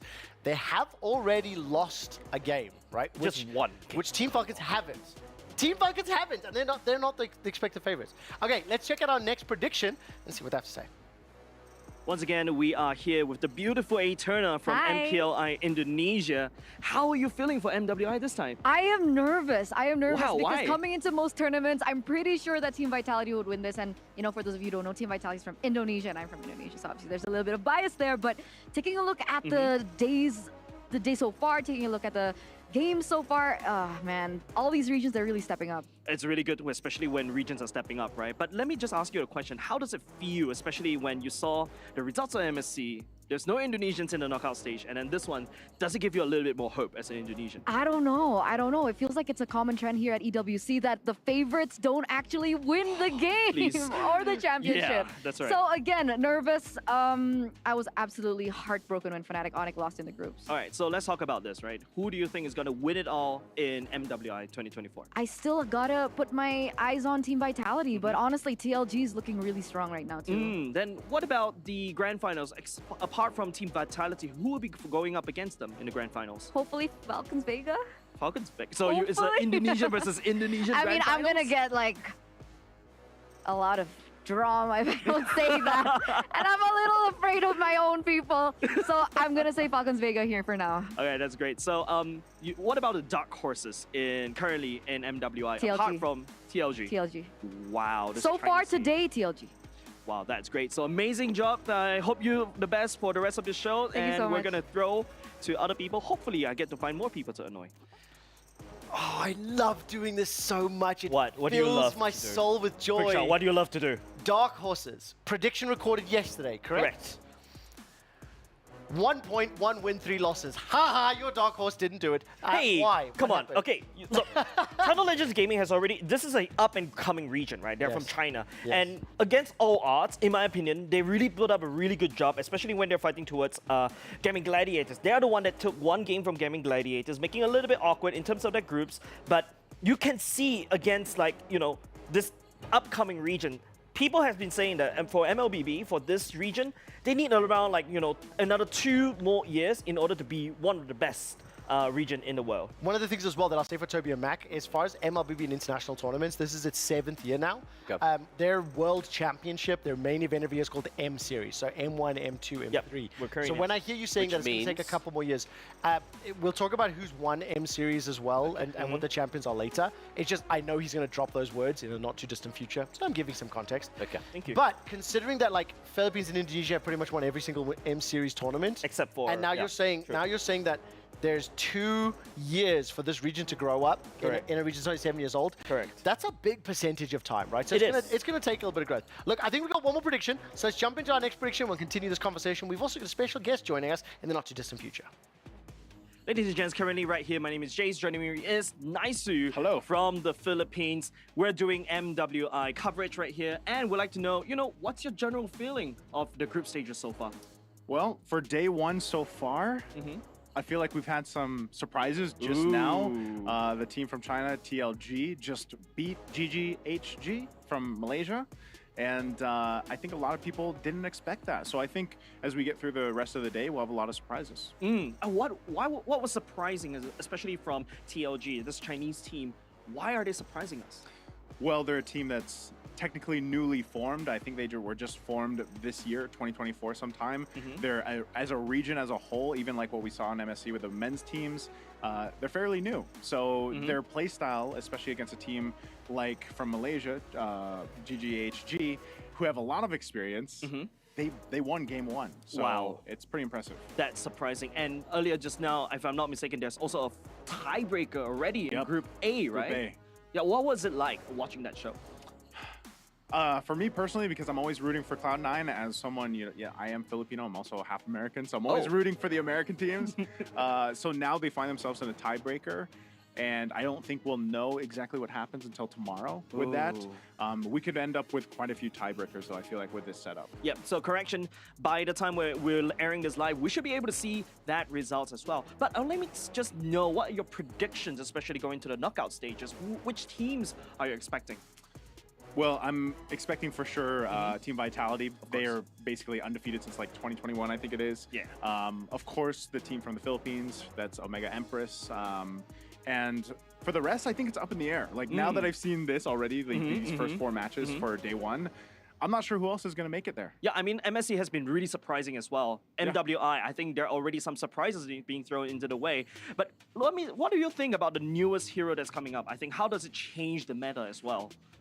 We talking about Jushin? Yeah, of course. We got to talk about that one. Okay, so we just saw her, and she was a big component, I feel like, of what helped them get game number 1.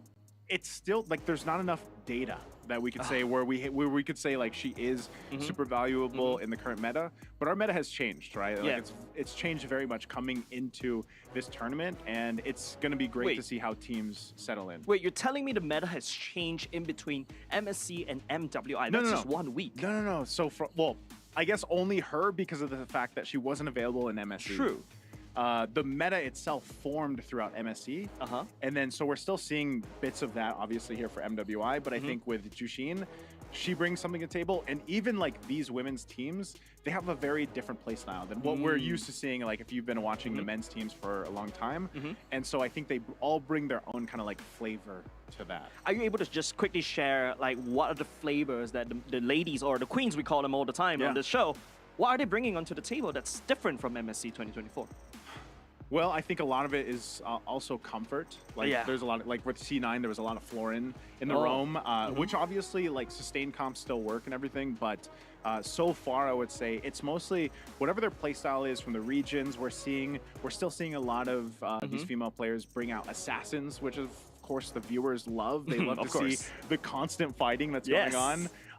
So I think that's the main thing is like different styles of that aggressive play style from these female teams. That's really cool. So once again, this is Nicer from the Philippines. And we're just going to cut this interview for now. We'll catch more of these people to annoy. Thank you so much for that prediction and frankly, in-depth interview. We're not going to dive into reactions immediately because, as I mentioned, I have a special guest joining.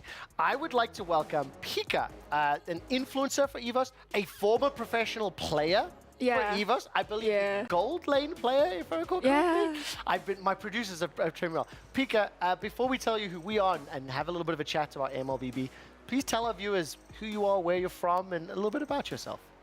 Okay, hello, I'm Pika from Indonesia. So I came here for watching the MLBB women's scene, MWI, and I'm here to support the Indonesian teams as well, and to make contents and for you guys in Indonesia to see how the women's team are doing. Oh, that's amazing. Pika, thank you so much for joining us. Just so you know, my nickname is Quickshot. I used to commentate League of Legends, and I'm here for all 8 weeks, so I get to be here for a long time. Jace, can you introduce yourself? So my name is Jace. I'm a MLBB caster for MPL Singapore, and I am going to be his cockroach. He's never going to get rid of me. Never going to get rid of you. It's a horrible thing to say in an interview, but okay. Don't worry. Pika, you mentioned that obviously you're a former pro player. You are an influencer for one of the biggest clubs in the world. They have teams in different games. Who do you think is going to win MWI and why? I'm not quite sure, but I'm rooting for the Indo teams for the finals. Which one? There's 2 Indo teams. Yeah. I want both of them to be in the grand. Okay. So if they're both in the final, who will win with which score? Who will win? I'm not quite sure. I can't pick. Both of them are good. Okay. Interesting. Okay, I'm going to ask you to judge his homework. Okay, and what I mean is, I would like to bring up the predictions that we have when we look at the group stages. And these are the predictions that Jays has put together. So he thought Team Falcons, Vega, and Cloud9 will advance in Group A. Smarter Mega Impress, Net Angels in Group B. Xeno Lilies, Victory Song Gamers, Vitality, and of course, Gaim Gladius Homegirls. What do you think of his predictions and where did he get it wrong? I think for Group A, it's supposed to be Serendipity, not Cloud9. Ooh. I think. Okay, interesting. At the moment, Serendipity and Cloud9 are going to have to contest one another.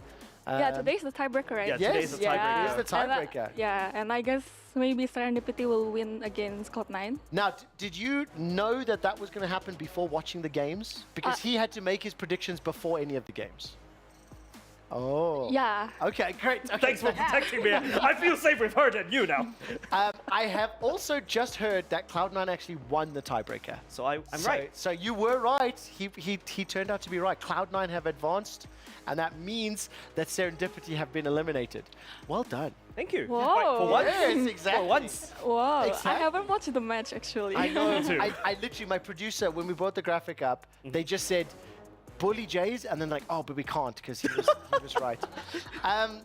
More importantly, when we look at the Women's Invitational, I'm going to assume you watched some of the MSC tournament from a few weeks ago. What are some of the differences that you look at when you see MSC and you see MWI? Of course, some of the heroes they picked. Okay. Yes, because girls are not like men. Okay. Yeah, they're different way of thinking. Different way of thinking, and the hero pools also. That's interesting. As a professional player yourself, I expect you're obviously very good at the game. Is it a mindset difference between players? Like, the reason I ask, this is the only game that has a male and a female tournament, so it's very special to us. Having a former professional player, I'm just trying to understand, the differences in how the boys and girls play.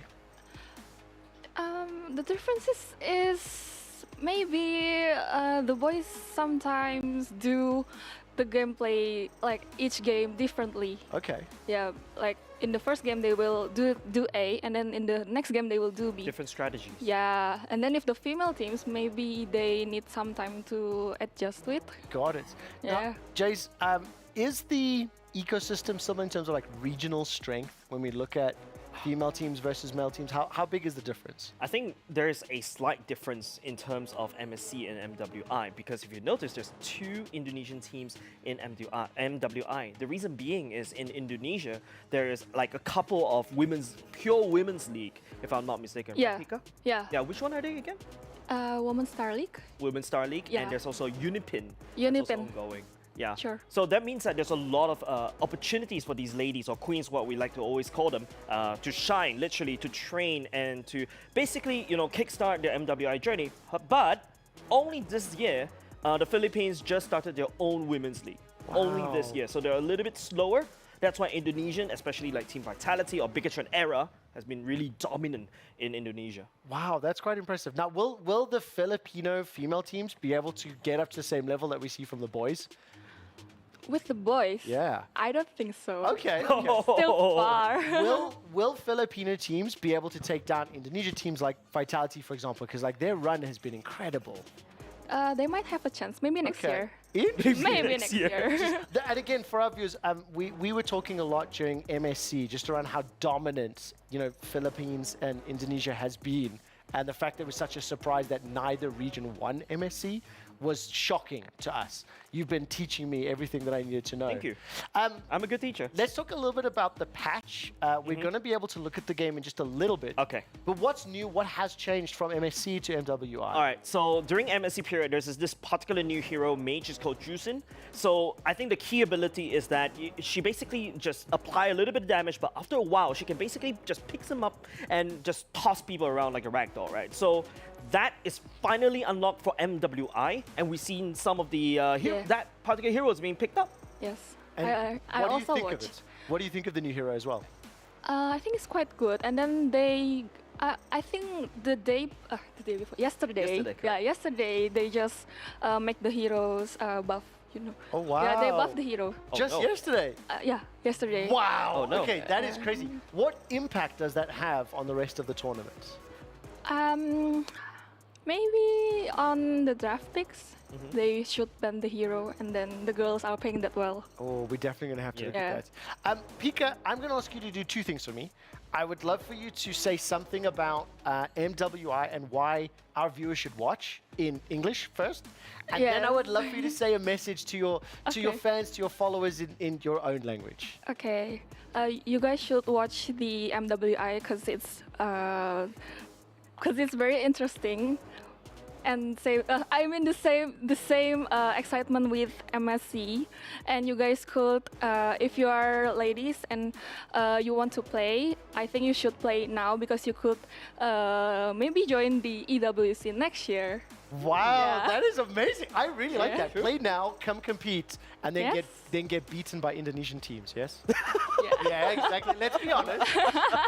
Please say something to your fans, to followers. Where can they find you on Facebook, Instagram, Twitch, whatever you kids are using? TikTok, that's a thing? Okay. Halo guys, aku Pika. Jangan lupa buat support tim Indonesia yang lagi bertanding sekarang di EWC XMWI. Jangan lupa buat support mereka terus. Habis itu jangan lupa untuk nonton streamnya juga. Can I say thank you so much? The interview was incredible. Okay. Thank you so much. The interview was incredible. That's awesome. Right, we're going to send it over to no. the stage. We're going to hear from Taro, where Zeno Lilies just tied versus Victory Song Gamers to force a tiebreaker for first place. And ladies and gentlemen, what an intense match that was, especially right here, ladies and gentlemen, with Taro. So, just want to know, how do you feel about the second game, especially that the first one went up to 30 minutes? Because I'm not scared that we're gonna lose because we have scaling hero and coach said it's okay to scale, just don't die on the early game. Okay. That's right. So another question that we have for Taro is in terms of VSG's composition, it's pretty similar in terms of the players. We also have imports over on the other side. So question is, going up against another gold laner, which is also Filipina, and after all, in the Philippines, they always say, Pinas ang Malakas. Oh, wow. How do you approach this game here today? I'm sorry. Yeah, so it's also a Filipino gold laner. So, is it difficult? Is it something that you expected? I already expected it, and I matched up with the gold lane many times, and we're teammates in Onyx Zol.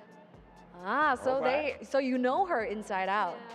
Yeah. Ah, interesting. Definitely, I can always feel like, I know how you think, and you know how I think. Let's match.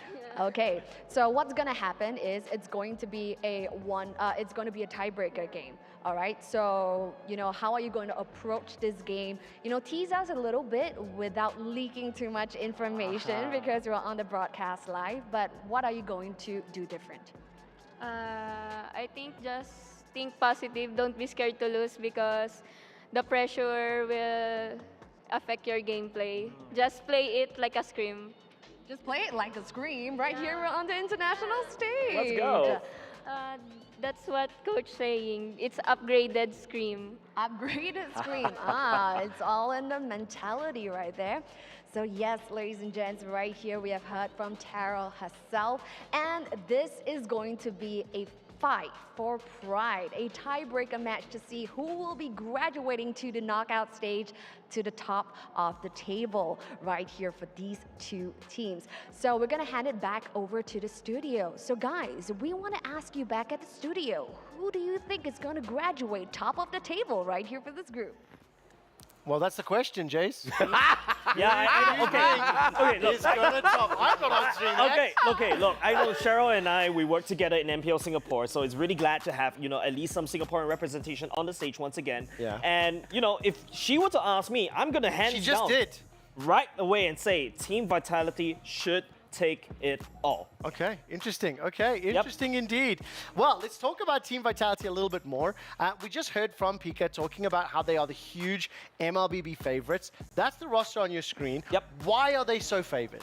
So here's the thing. Team Vitality, well, back then, they are known as Bigatron Era, which is an Indonesian team before EWC, and they've been dominating in every single tournament they've gone. In fact, one of the few things I would always like to say is, till this day, 998 days, they have never lost, not a match. They've win every single tournament they show themselves. So when you see the Women's Star League, they lost the first, let me rephrase this. They didn't win the first tournament and then won the next 6. They've won 6 out of 6 Union Pin Ladies. They've won pretty much every cup since then. Keep going. I think Leffel was saying 20 tournament wins. 22, yeah, that's where 20 or 22 tournament wins. But that's where the numbers get a little bit spicy, right? Because now, it was I'm going to be blunt. Yeah, come For on. a team that's that dominant, dropping a single game is a blemish on that record. Come on, it's just one game. We're talking about in a best of 2. It counts as a draw. But nobody's perfect. Yeah. Calm down. Well, they've 998 days freaking perfect. Yeah, by the way, they have never lost a single they've always been first in every single tournament they've gone since October 2021. Yeah. I mean, And it's what? phenomenal. 2024. It's crazy. It's around like 2.7 years right there. And don't forget, apart from that, there are also your back-to-back MWI champions as well. And in fact, just a bit of a update, right? Is that Falcons Vega actually did not qualify via the normal route, which is WSL, where Team Vitality won. Team Vitality and Falcons Vega met again in another tournament called Snapdragon Pro Series for the Women's League, and Team Vitality won that one. Team Falcons Vega got in because they're second. So based off of everything you just said here, how shocked would you be on a scale from 1 to 10 if Vitality did not win this tournament? I would say it's 100. It's exactly the same reaction. 100 out of 10. That's a lot. I would tell you because... Jace, make sure you're looking at these clips right now because, Toby, I love that question. This was Vitality losing that game to Gaming Gladiators homegirls, who are currently second in the group, right? Okay. Now, Toby, when I phrase the loss of that single map for a team that's this dominant, and considering that the sister Indonesian team went 4-0, am I being fair? Am I being too strong? What's your opinion here? Because obviously, I've got a little bit more experience with the regions in the game. Of course. But what's your take on just the opinion on the tournament? I think, just as a whole, it shows that teams are starting to now finally after this long time, starting to find the holes in the plan, starting to find entry points to. They're Trojan horses effectively to the warfare. Yep, I agree with you because I feel like Gaming Gladiators and ex-homegirls really found that Trojan horse, and that Trojan horse comes in the form of a non-traditional gold laner that literally took them off guard. Non-traditional. It's that simple. It's one surprise pick and they lose, so that means they're not going to win the whole tournament. I just can't believe. Come on. I can't believe the hype of one surprise. One wooden horse conquered a city, so. Oh, what's up, Mac? As the person that has not watched too much MLB myself, there's no gold lane. They're all green or blue. So what's the gold lane? Okay, so... One liners per lane. Okay, so 3 lanes in total. Mid lane is the middle one. The gold lane is where you get more gold from your farm. Which is the top or the bottom? It depends, because it depends on both either sides. Okay. Right? Okay. So there's also the EXP lane where you get more EXP based on your lane. Okay. I'll take it. Interesting. That's good. Interesting. Okay, I believe we're going to be jumping into a live look-in. Set the scene, and then let's toss it to casters. Okay, so this is Nets Angels going up against DreamHack Girls. DreamHack Girls, if I'm not mistaken, is from the Brazilian team, and also Nets Angels came from the Mekong region, right? So Mekong region has generally been very strong, especially when it comes to the cheese picks. But it seems like there's a fight happening. I'm going to throw it over to casters. And Halang still able to survive. Cassie turns it around. Vanilla scratching them down with the Lycan form. Angle is trying to run away. Vanilla gets it, the fade away. She runs away. Carrier trying to go for the pick up. Flicker forward. Dora won't keep with the dog coming. Vanilla with the Lycan pounce gets away. Great response from Koo. Hey, that import's looking pretty good right now, right? What a play. What a just a showcase of the mechanical skills here from Vanilla, as we were talking about. But the team, too, even from Koo, able to get that knock up there with that jump to keep her alive, basically, and help play that out. We're going to take a look at the STC replay. Look at this. This is Mashville. Great setup, though, also, from a DMG. But, man, Vanilla goes in. It's 1 versus 2 here. Cassie's like, I'm going to go back. Never mind. We're going. And then Carrier jumps in under the turret. But look at that. That little knock-up was enough to buy some time to go ahead and cap out on it. You could see the reaction there from Carrier. Now Turtle, though, for the taking. Good Menace Fury by Koo. Now with the penalty zone from Lang as well. Locking him down for the boomerang to do so much damage. Angelus will just be taken out. And now it's Cassie who gets traded back. Good vengeance there from Hybridy going for the chase on the Vanilla, who's on the Lycan form. Good disengage again from Koo. Lycan bounce ready up. Dora Wolf King castling it out. La La Land trying to go for it. Halang one more swing. Oh, Hybridy gets out with the dash in time. Oh, man. I got to give it up to Koo again. Time and time again, she's there. She's playing the part, playing the role. This Minotaur is a nuisance because every single time DMG wants to go for a kill, it's like, man, Koo's in the way. And as they go on from the game, no one's been able to get the turtle just yet, but they just want to kind of duke it out. They just want to fight for this. Still, both teams kind of waiting for the junglers to get in position here. So Angelus will go ahead and start this up. She's got the Molten Essence too, gonna help damage the turtle just a little bit, very minuscule for now, but still kind of pushing and pulling between the turtle pit. Gonna heal up from here too. I've already joined, so now Carry on the front side. Oh, the full target onto Vanilla, the current call, the penalty zone, but now they're all gonna be caught in the Menace Fury. 2 members knocked up, the turtle gonna be secured by Angelus there. As Cassie goes in with the boomerang, picking up a double kill. Carrier running away. As Koo and Cassie will disengage, going back into the mid lane, and now maybe go for a few shots on that turret. Gotta respect that damage. You know, you don't see Nana often, but when she does come through, the damage potential is quite surprising this early on even. You know, now the fact that Cassie's got 3 kills in her hands, she's going to scale it pretty well. Starlium Scythe also being picked up here by Sakoshi, has that available. Oh, Cassie able to survive. Flickers, burns the flicker, but that's all right. You avoid pretty much death here. And so with that, again, when you're talking about the objectives and fighting around it, the lineup that Angels had gives them the small advantage. So if you are DMG, you really want to play against that. And also for La La Land, you know, great movie, by the way, but La La Land, you want to be able to pick the right ultimates here. And when you're thinking about it, what do you take? Is it a penalty zone? Is it a Minoan Fury? Do you take your own Melina Blitz? I mean, you have a lot of choices here. Definitely a lot of choices to go for. That's true. I think still it's either Minions Fury or Penalty Zone. Great moments to set.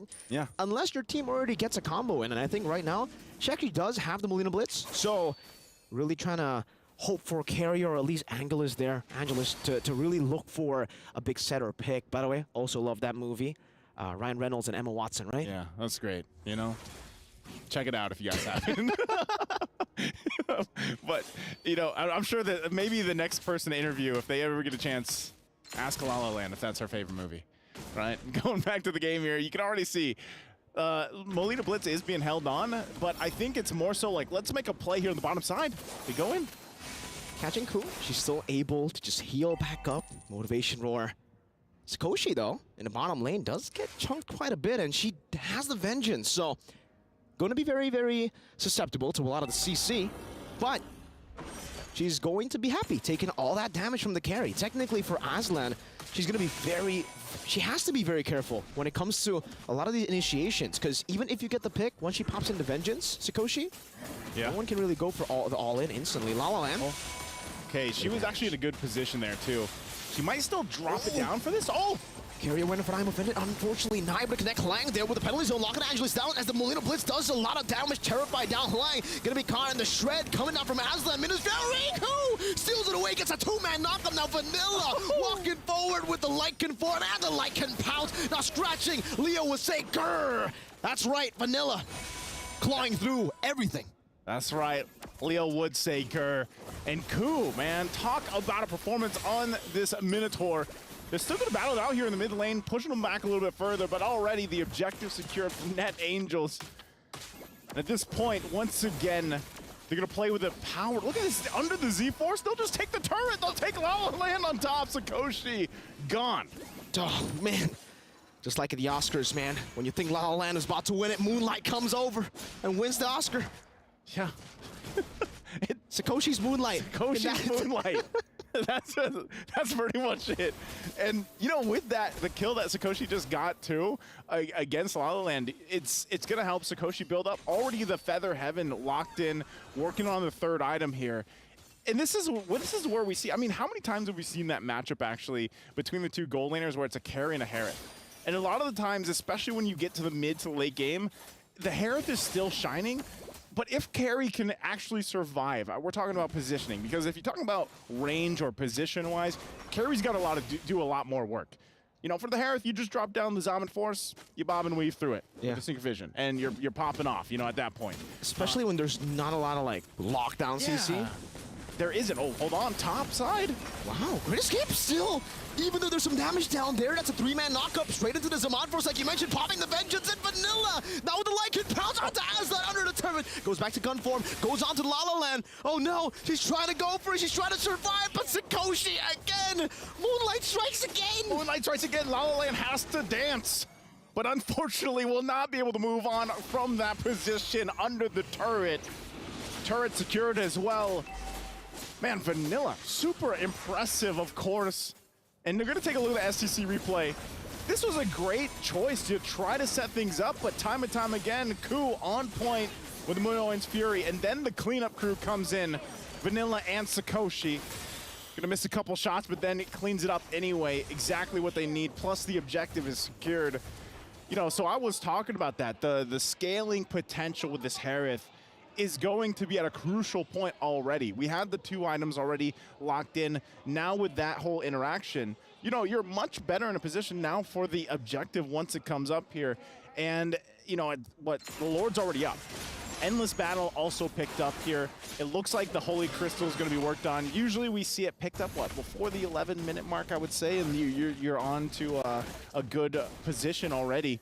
And it looks like she's going to do just that. So Lord's up. They're going to start it out. Looks like Vanilla's going to go ahead and pull up the Lord for Dream Max.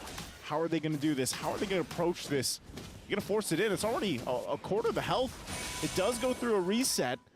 Oh, but Cariad really trying to struggling here, trying to find an opening. It might be all up to her, because Angelus also kind of waits in the backside just to get the information, but look at how Lang. And welcome back to EWC Central, Net Angels and DreamMax Girls. This game is starting to look over as Net Angels are pulling ahead. What's the expectation for the next few minutes here, Jace? I feel that they should end the game. They should have the game within another 2 to 3 minutes because Net Angels, this is a massive snowball kind of roster. You've got Vanilla, you've got Casey and Sakoshi as well. These 3 heroes specifically are just massive snowball. And if I'm looking at that, I think that's the first game in the series as well, if I recall correctly. So there is another game still to go. If you would like to keep track of how that game plays out, you can do so at youtube.com/@EWC. That @ is incredibly important. It'll take you to the right channel. You can find that live game there. Now, of course, Mobile Legends Bang Bang Women's Invitational will be continuing throughout the weekend. We're going to pause the coverage right now as we head to a break. We're going to hear from Cloud9 after they just won the tiebreaker to secure their spot in the knockout stage. Hey, it's Red Marm here right now with Exia of Cloud9. They just won their tiebreaker match against CFU. How are you feeling? Still adrenaline pumping through your veins? Yeah, I'm feeling like kind of shaken right now. Yeah.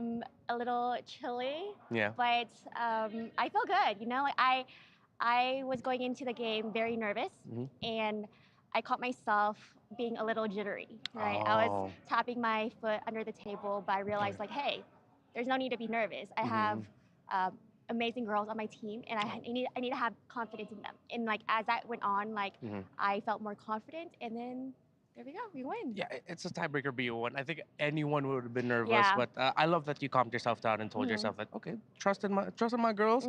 They got me, and I got them too. So that's really great.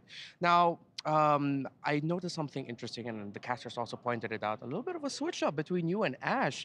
This time she was rocking the roam boots. You were in the mid lane with the Angela. What happened there? Yeah, so we thought that this was a good strategy against CFU. If you guys don't know, I also play mid lane as well, so it's more of a flex role as well. And going into that draft, we knew that it was going to be a win, right? It was already calculated in our head. We just had a rough start, but then I locked in and I knew that we were going to win maybe like 10 minutes or maybe like 8 minutes into the game. Ooh, okay. Pretty early on, yeah. All right, so it caught up really early with you. It clicked in like, oh, if we feel it. Yeah. That's really great. Now, I asked Ash the same question. Right? Is there a favorite song or artist that you like to listen, or genre that you love to listen to get yourself in the zone for match days? Right, so I do listen to a lot of variety of music, maybe some pop, EDM, rock. Ooh, okay. Some Taylor Swift, some Bring Me the Horizon, some Halsey. Yeah, so like a variety of different genres. BMTH. Yes, yes. So listen to BMTH. Yes. Let's go. Oh, awesome. Let's go. All right, we're gonna exchange like a quick playlist after this, but real quick, message for the NA fans and Cloud9 fans watching right now. I don't know. Thank you for supporting us, and I'll see you guys in playoffs. All right, we'll see you guys in the playoffs. Thanks, Exia. Thank you.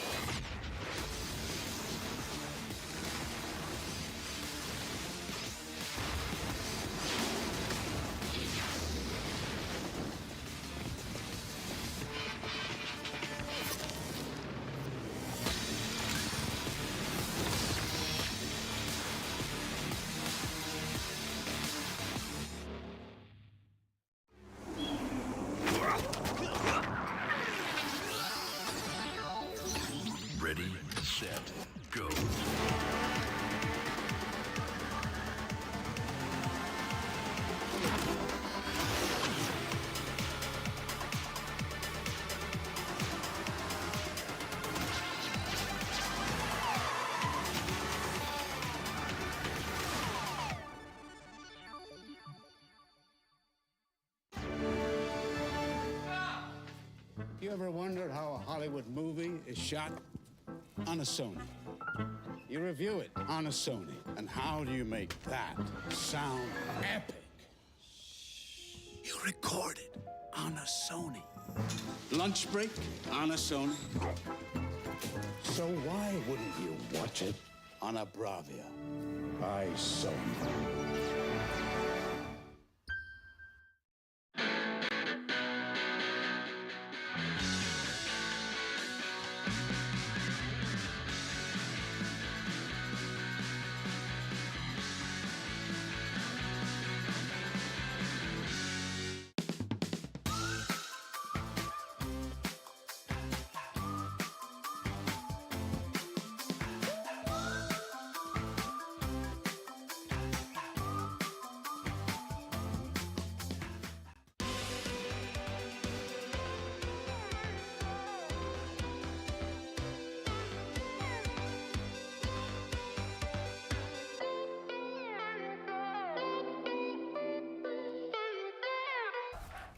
Wait, move cut. Can all of you come down? All of you come down? Do you have shovel shield? Yeah, I have shield. Okay, quarters, go. 3, 2, 1, walk in. Only quarters. Walk. Hold the back. One.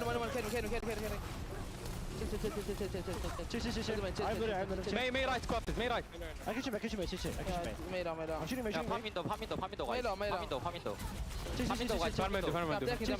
파민도. 레이지 때문에. Yeah, I'm farm window. Okay. Let's push with window. I'm gonna tweak quarter to find. Yeah. I'm gonna take TP2. They have mail. Yeah. 3, 2, 1, go. Fake. Don't walk. Get. They're gonna mail. Can you shoot me? Yeah, we can shoot. Getting a little bit of progress there for Twisted Minds, but honestly receiving the pressure well as Team Falcons. Here comes Stork with the ult. And Mortality Field going to be cleared out immediately, and there you have it. Just layering in that blizzard and instantly taking them all down. Cart not getting too much distance. It's a nice steady initial push, but now Vigilante, well, it's going to be rough. He's going to try to make his way over to the ledge. And, honestly, I agree with the comms at the start because Twisted Minds were expecting Falcons to play a little bit of the brig back into the Sigma. They were prepared for the Sigma matchup. Again, Lucio is gone. It's more likely we're going to see either a double flex support or, the brig BAP coming through. Now, Bliss is not capable of playing the double flex support. It seems like Team Falcons is. Chio happy to go over towards the Zenyatta, and Harmon staying on the Diva. Proper on towards the Widowmaker, and course is not going to match, so Proper has a big range advantage here. Let's see if he finds those kills. That seems like initially just getting caught off guard by the comps. Not opting into that Widow battle. I mean, ZTP was talking about it. Quartz can play it, but it's not opting into the fight. She's going to be sticking here with that cast. Has been able to avoid getting stunned up there by the rock. Gio, Consent still in the back pocket here for the Zenyatta. Rally going to be rolling from Bliss. Anti out onto 2. No real damage going to be found off the back of that one as Hanbin starts playing forward here, looking for a little bit of harass. He'll get knocked to the ground by the Accretion, but of course does have that self-destruct available, and he's just going to go ahead and send it up into the air, looking for a pick. Not going to be found. They took away inside, but Vigilante's still going to be taken down. His Proper's able to find one. Anti now out on the 2. Seeing a couple more targets here, just cleared on the teleporter, but widely, Twisted Mind's going to be held at bay. And look at the discipline there as well. Chio holding on to Transcendence. It's fine. Hanbin is going to remake. He doesn't need the healing. We'll save the trance. Let go of the self-destruct. Proper holding on the infra side as well for the next push. Once that happens, 1 minute remaining, it's going to be difficult. Proper's already got 1 kill in that last fight, and he's looking for more. Infra side now getting popped here by Proper, able to spot out everyone. Going to play around these barriers a little bit more cautiously now. That's going to be the Photon Barrier to try to open things up a little bit. Miro catch on his off, goes into the ice block. The Flux now going to be coming through, gets to pick up here on the 2. Hanbin going to be dropped back down. Matt going to be broken. Gio a little bit late with that Transcendence to try to save him. So Hanbin ends up falling. Now tankless here. But Gio has to backpedal Proper. Nearly eliminated a sliver of HP remaining on him. Mortality Field comes out. The big ante on the 4 players, but they cannot find the punish. And Twisted Minds find their opening to be able to get the cap here on A. It's actually an excellent Photon Barrier placement by you because it locks out Proper immediately. That kind of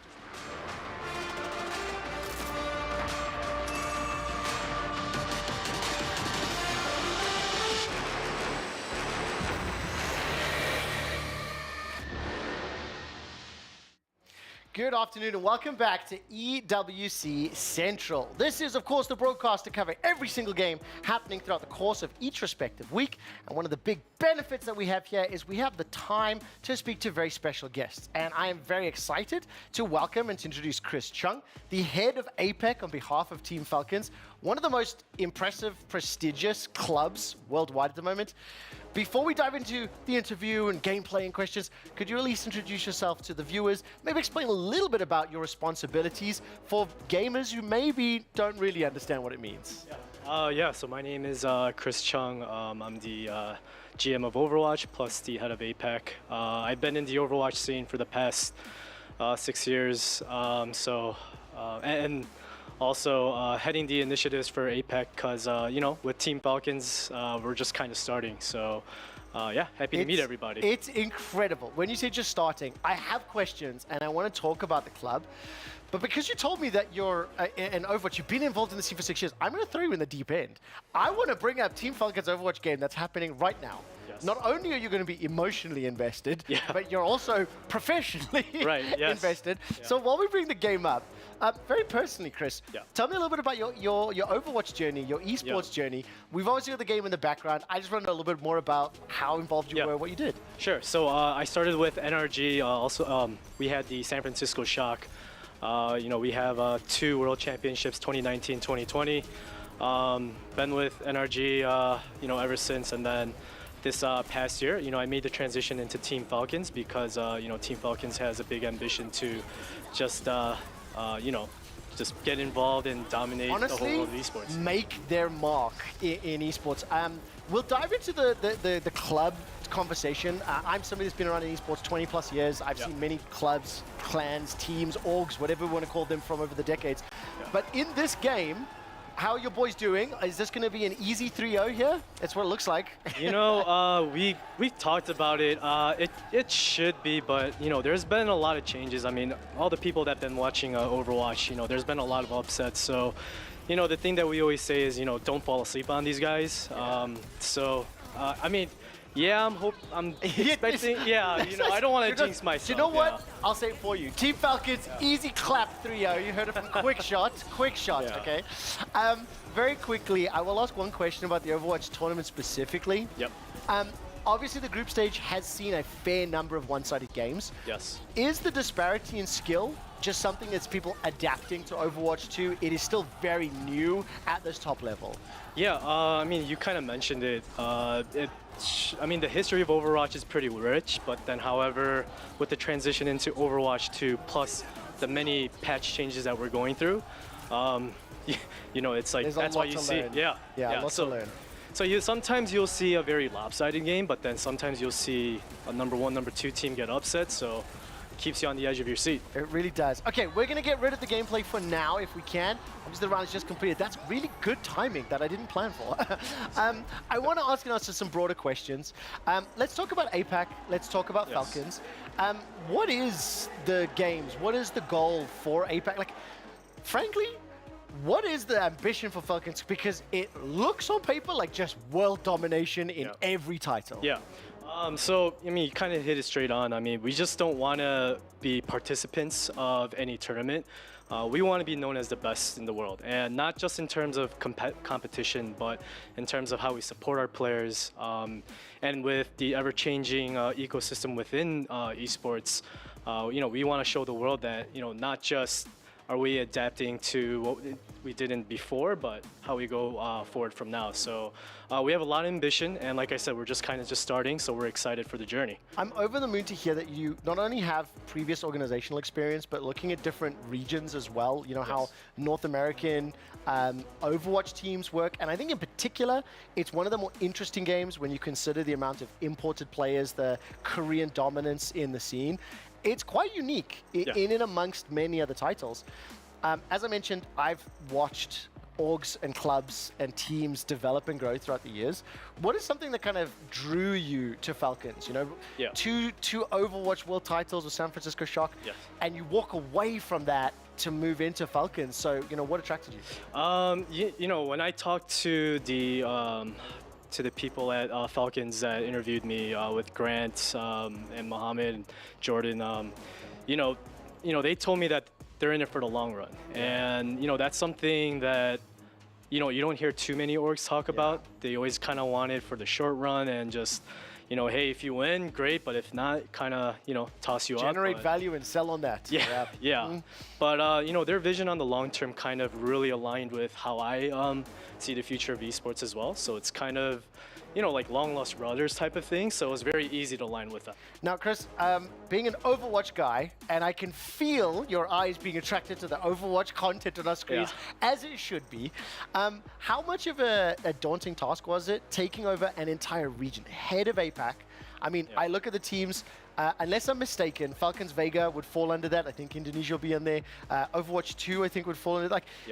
How many other titles do you have to pick up, and how many other things do you have to learn and be responsible for? Yeah, well, you know, I wouldn't want to take all the credit because a lot of the credit, I mean, this is pretty much a team effort. And, you know, we're working on many time zones. We have people in the UK, in the Middle East, in the US. So we're working on multiple time zones, and every day we're just contributing. So, you know, kind of getting into this, into the whole EWC, you know, we didn't just want to look into one region. We looked at everywhere, and then obviously we just, you know, Asia's a region you just can't ignore. Yeah. So every region brings their own strengths and weaknesses. So that's kind of like how we saw things. And I'll tell you something, especially when coming into this event now, I am a very hardcore esports viewer, but pretty much the major titles on either Western consoles or PC. I genuinely did not know the scope and the scale of mobile esports titles, the sheer number of titles, the huge number of players. The reason I bring that up, I've learned a lot about the different games, and I'm lucky enough to be here the entire run. I want to bring up the club championship, and I'm going to say something that's a bit risky because I have to be honest with you, I'm kind of rooting against Falcons in a couple of games. Because when we look at this table, I want to be able to look at the race, I want to look at these other teams. The problem is, your teams in APAC are expected to be in the finals or win things. I'm hearing predictions that they're supposed. The fact they didn't win Dota was a huge upset, right? The fact that even though Vitality are kind of the favorites in MLBB WI, Falcons are expected to be in the final. That has got to be both invigorating and terrifying at the same time because you have to live up to those expectations. Yeah, I mean, you kind of hit it straight on, but our first two teams winning the titles, that relieved a lot of pressure off of us. Yeah. And yeah, I mean, we're in a very comfortable lead, and we're hoping this happens. And yeah, I mean, this is just the beginning for us. So, you know, we're just hoping to, you know, keep the our foot on the pedal and not release. So what would it mean to the entire Falcons org to be able to take home the EWC Club Championship? Oh, it would mean the world to us. I mean, you know, like I said, we put a lot of time and effort into this, a lot of sleepless nights. And, you know, my hope is that we can just keep doing this every year. I mean, I certainly want to do the same thing. I'd love to be every year as well. Just a couple more questions before I do let you go. Let's talk a little bit about like esports in Saudi. Obviously, there's a lot of news that's just come out recently. I see the event. This venue is incredible. Like the Boulevard City itself, the arenas are great. I mean, what is it like for you seeing this kind of potentially becoming the home for many more international events? Yeah, so this is my first time in Riyadh, not to mention, and you know, just kind of walking down the boulevard, like it's very amazing to just see how everything got developed. I mean, we've always heard like the Esports World Cup and everything, but experiencing this in person has just been a tremendous experience. And not to mention Team Falcons, we have our headquarters here and we have our nest over here, so kind of have an extra sentiment. And so did you say your nest is here? Yeah, and correct. That's what you call the headquarters? It makes perfect sense. I mean, sorry, it's the first time I've actually heard that personally. Yeah. Phenomenal. You should check it out. Phenomenal. If you take me around, I'd love to come check it out. Yeah. Chris, one last question. Sir Majid, Correct. Only Saudi player? Yes. To what I understand? Correct. Yes. What does that mean to Saudi and like Overwatch? Because it's not a game that you typically associate with the region, right? Correct. Well, you know, Sir Majid is actually the timing is perfect. We have Twisted Minds, and majority of their players won the Overwatch World Cup this past November. Sir Majid was actually on that roster, so there's a little bit of I should say like a little mini storyline going on there. But you know, we got a lot of saying that, oh, Sir Majid is on the all-Korean roster, he's just there for PR purposes. It's like, no, definitely not. Sir Majid provides a lot of value. These teams are not going to be putting PR players on their rosters with the amount of prize money, with the prestige, with the respect. You put a player there because they have to be there, right? Absolutely. Now, you're allowed to decline this one. PUBG Mobile didn't go well for Falcons. Quite a shock result. MWI is going to be a challenge, an uphill against Vitality. And then for Overwatch 2, I'm hearing that you should be in the finals, but Crazy Raccoon might be the favorites. As a potential silver place finish in 2 games, are we going to see Falcons picking up more trophies? Yeah, you know, obviously everyone's focus right now is to just, you know, win the whole thing in their respective titles. I mean, you mentioned with Crazy Raccoons, I mean, we've been consistently getting 2nd place with them, and we're just hoping we get revenge on them. And, you know, I think it's a pretty good storyline that we have going, but, you know, and we're kind of like midway through EWC, and for our future titles to come, you know, we're just hoping to pick up the title. I will say this, I think it would be impressive if you did, specifically because for the games, the storylines, and the fact that both Falcons rosters for this weekend's titles would need to upset the expected favorites. Beautiful story. Yes. If it doesn't happen, we still get a beautiful story and that club championship stays alive. Yes. I'm going to wish you the best of luck. I give you an opportunity. Would you like to say anything to the fans, to the viewers, to the broader market? Because we're covering 3 different games here. For sure. You know, I think the whole Falcons brand, Team Falcons brand has always been in the Saudi Arabia region. But, you know, we just want to say that, hey, we're really ready for the world. And if you see in our respective titles, we just have teams from all over the nation, or all over the globe, so to say. And, you know, in the coming EWC, you're going to be able to see a lot of our players. And, you know, like I said, it's just the beginning for us. Just the beginning. I tell you what, it is a terrifying beginning for every other club competing. Chris, thank you so much. I'm very happy to let you know that you did win that map against Twisted Minds in Overwatch. Nice. Smashed that one while we're chatting. I appreciate you focusing on the interview as well. It would be hard for me to do. Thank you so much. I'm going to excuse you. What we're going to do in the interim is jump and take a look at the Mobile Legends Bang Bang live look-in. Let's hear what the casters have to say. I'm not so sure about the CC. A dive hero, Lapu Lapu. That's the next best. Tams maybe? Tams seems safe. I'm not so sure if a hybrid has in here to play the Benedetta. That's another alternative. Doesn't have much CC though, like crowd control. But, okay, right. Technically it could work because I'm thinking about the chip right now, and the chip has so much value, being that it has so much leeway around the map. If they want to go for macro, that's right. It's very difficult to go for that split push. Which is odd because one of DMX's main strengths, at least I'm assuming, is their team fighting. They're really flexing it now if they want to go for macro in game 2.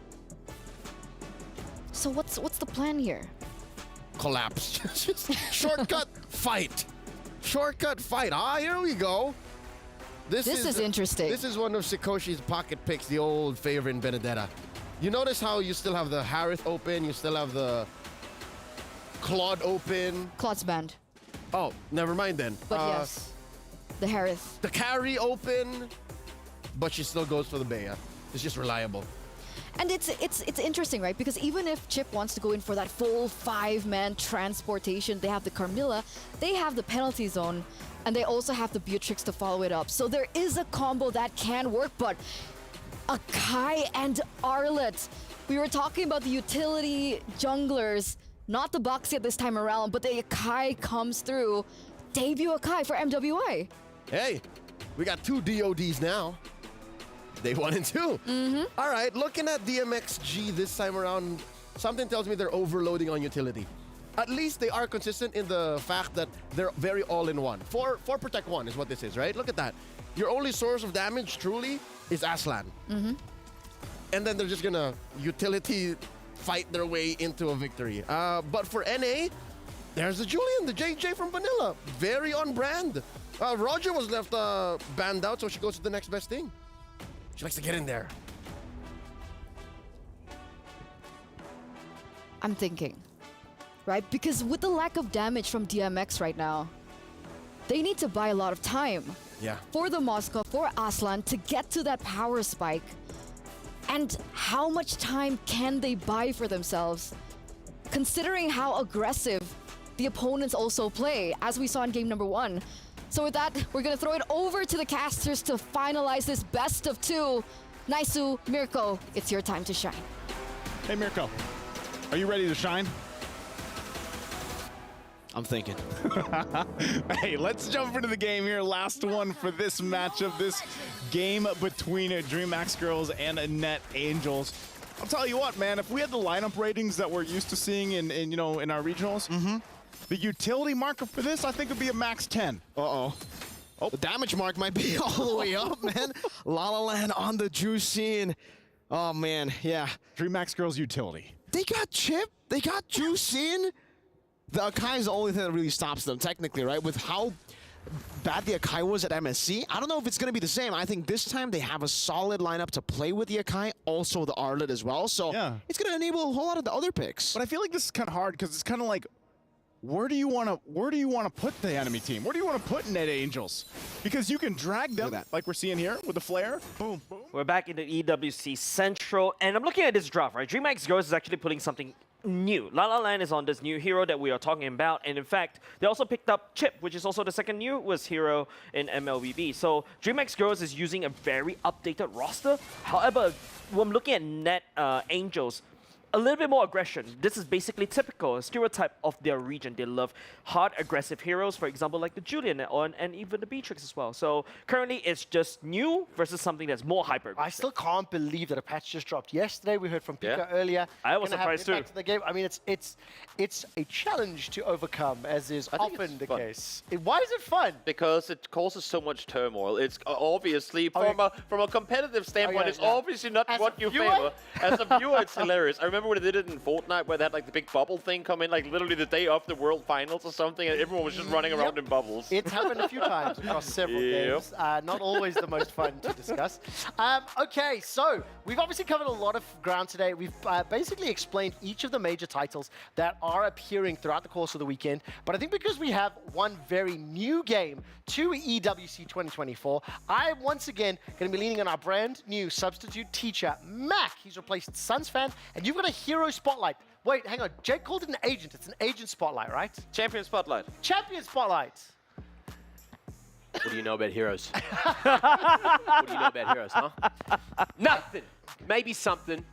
But I'm a teacher, at least about one of the many heroes that we have in Overwatch 2 today. Not agents, thank you, silly individuals. But we're here to learn again, classes in session. And just so you know, we've gone over it earlier, there are 3 roles in Overwatch 2. DPS, tank, and support. They all have different abilities. But today, we're going to be looking at one that's close to home to me, one of my favorite heroes in Overwatch 2 and Overwatch 1 from the beginning. Soldier 76, a DPS role, which has a passive, which we can learn about right now. Essentially, when you are a DPS hero, you do damage to the opponent, as you see here. Not only does it do damage to the opponent, which is the goal, to kill them, eliminate them, get them out of the bloody game, but also, when you do the damage, there is a heal cut effect. So once you've damaged them for a small amount of time afterwards, the amount of healing they receive is lessened. So remember that. Anti-regen. Come into effect later on. Now, many abilities. One of the abilities, which isn't really an ability, it's actually a weapon, is the heavy pulse rifle, which is what you're seeing here.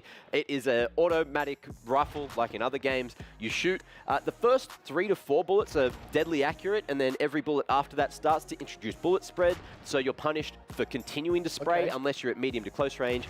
But to counteract that, you can just burst. You can just click, click, click, So what's the ability we're seeing now? We saw him shooting. We saw the rounds. Did we move along already? Sorry, I'm looking this way. Yeah, we got the Helix rockets. So that's the right click.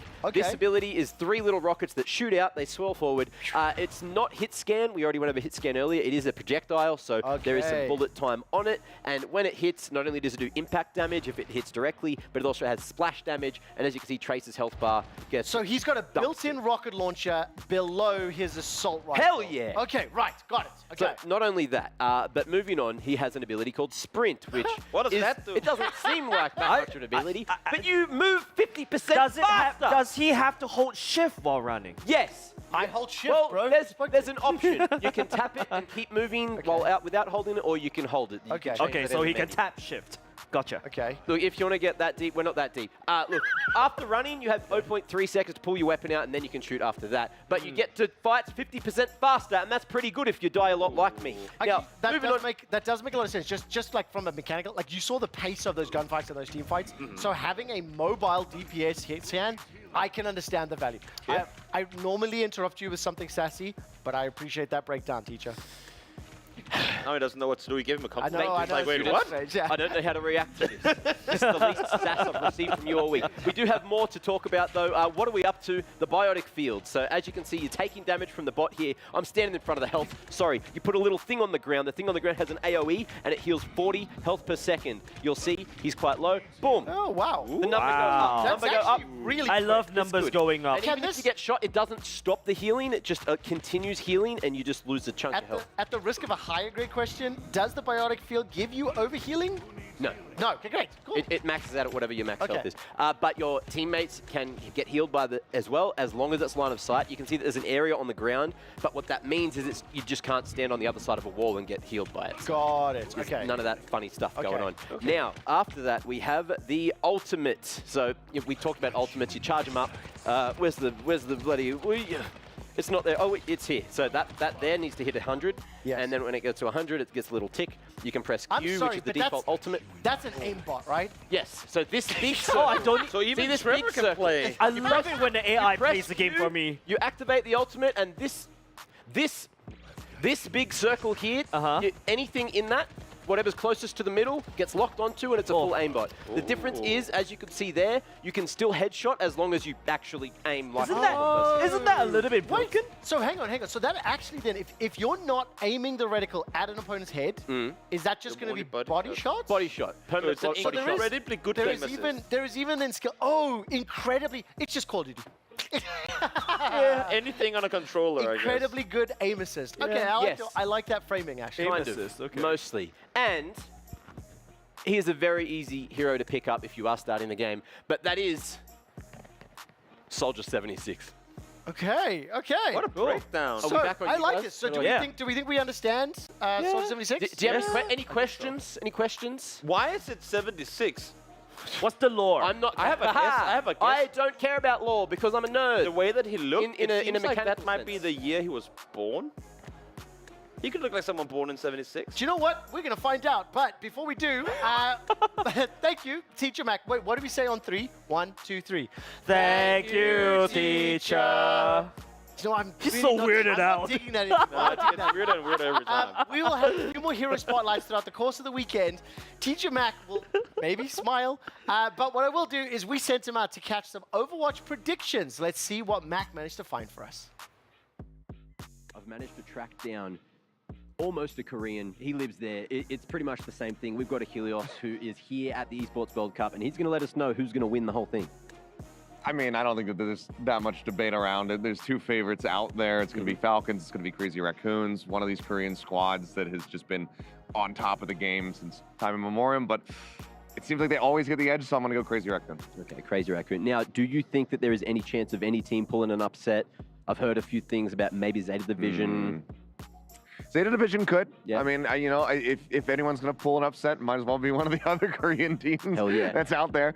But yeah, I think that this one's probably on lock. I think Crazy Raccoon got a 99%. And what about NA? How are they going to go? NA will win Esports World Cup in 2035. Hell yeah. I have managed to track down one of esports GOATs. His name's Puckett, mate. Tell me what's going to be going down at the Esports World Cup here. There's a lot of favorites. Some of the other talent have given me their predictions, but what's yours? All right, so I'm here for Overwatch 2 this week, and it is a blast already. We've got 16 teams all competing for their group stages. Top team advances to the round of 8. So if you're looking at who's most likely to advance, Crazy Raccoon is the Korean team that has been dominating everyone. Yep. If you're cheering for NA, you're out of luck. I think it's going to be LGD, though, a team from China that could come in and cause some upsets. Gushue has always been one of my favorite tanks. He's going to be the player to watch, especially on Winston. I heard it's the tank meta as well, so maybe that'll happen. Thank you very much. Cheers, man. Cheers. I have managed to locate the best New Zealander I've ever met. Sorry to everyone else out there. His name's Kevin, or Avril. You might know him a bit better as that. We're going to have a quick check-in as to what you think is going to be going down with Overwatch 2 here at the Esports World Cup. Who's going to be taking it all, and do you think that there is a chance of any upsets? Well, first of all, there's not many New Zealanders out there, so, not many to choose from, so That's appreciate true.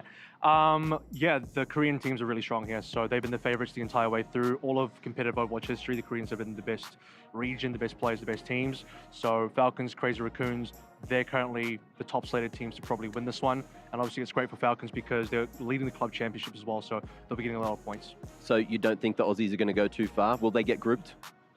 They are probably the major underdog in their particular group, and they have Falcons in their group as well, so it's going to be pretty tough. They did take like one round of a single map of the Falcons, which is actually pretty big of an achievement, but beyond that, no, they're not going to do too much, sadly. Well, you heard it here first. Sorry, Anta. See you guys later. I love hearing from Avril, but it makes me sad when he's leaving. It's a little bit complicated. Okay, predictions rundowns, pretty unanimous. Korean teams still dominating Overwatch. I think the Overwatch 1 competitive scene was really ruled by the imports. Except for Fnatic, who are dropping the ball. Everyone thought that they were going to do really well. And are they playing right now? I don't know if they're playing right now, but Twisted Minds versus Falcons right this They moment. do have to play a game today at some point as their last game to try and slide into that third spot in the group. Fnatic right now 0-2 in series. They've won 3 maps and lost 6. So it is close across the course of theirs. 3-2 defeats, 3-1 defeats. Yeah, the thing is, if you get the win, the round loss might not matter unless they're going to be tied with someone else in the group. Right, so we're going to have to find out. I mean, that win-loss, the fact that they at least have 2 map wins in one of those defeats, it may prove influential. Team above them currently sitting 4-4. We'll keep you updated on those results a little bit later on the course of EWC Central. What I would like to do, though, is come back to Toby. We've had a lot of time spent on Overwatch as well as Mobile Legends Bang Bang because, of course, today, the PUBG Mobile World Cup is not running. It does return tomorrow. So, considering we're nearing the end of our content, let's talk about that. Let's talk about the main event, the finals, and where are we going to start? Yes, well, let's start with, as you're just saying, yesterday the the survival stage concluded. We got our final 16 teams that will be playing in the main event, and you can see them on your screen right now. Now, we talked about Alliance, we talked about Chiamba earlier in the show, so I'll leave them hanging for a while because there are a lot of teams who might not have, quote-unquote, impressed in the group stage, but they are also teams that we know for a fact will come out swinging in the grand finals. It's very normal in the game of PUBG that you have teams that play slower starts but then come off strong in the finals. When you've seen the lobbies play out, you will be there for the party. And I think both for AW, you have a finger in it. I do. Doesn't IWNRX actually start really slow in the group stage? And Well, then there you pop go. off in the There you go. survival There are stage, teams right? that just play better off of having gotten some info. They get to not just between every game. And we talked to Liquid's coach Knight. He said he has like 3 minutes to tell them everything that just happened. Yeah. When you get that day off, when you get that day to sit back, watch the games, talk with the team, what are we going to do differently, and also most importantly, see what the other teams do respectively. There are some teams that just come back so much stronger on the following. I want to just do your job for you for very briefly By all because means. during the group stage event, IWNRX got 46 points. Yeah. That's across 12 matches. On day 1 of survival, they got 76. On day 2 of survival, they got 49. Correct. I minded those brackets, but like, it is mind-boggling, the improvement.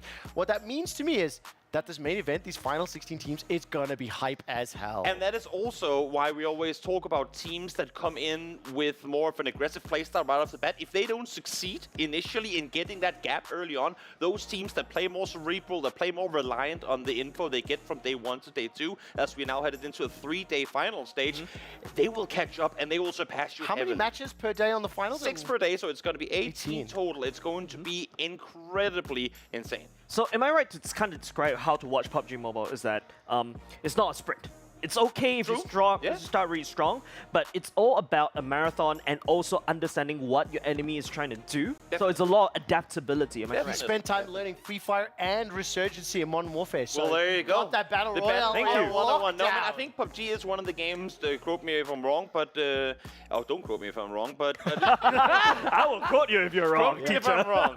It is one of the BRs that play more matches in their finals, which I think is absolutely amazing. We can once again take a look at my personal group stage MVPs. We showed them earlier, but I'll show them here again. Players that I would not be surprised to see top up.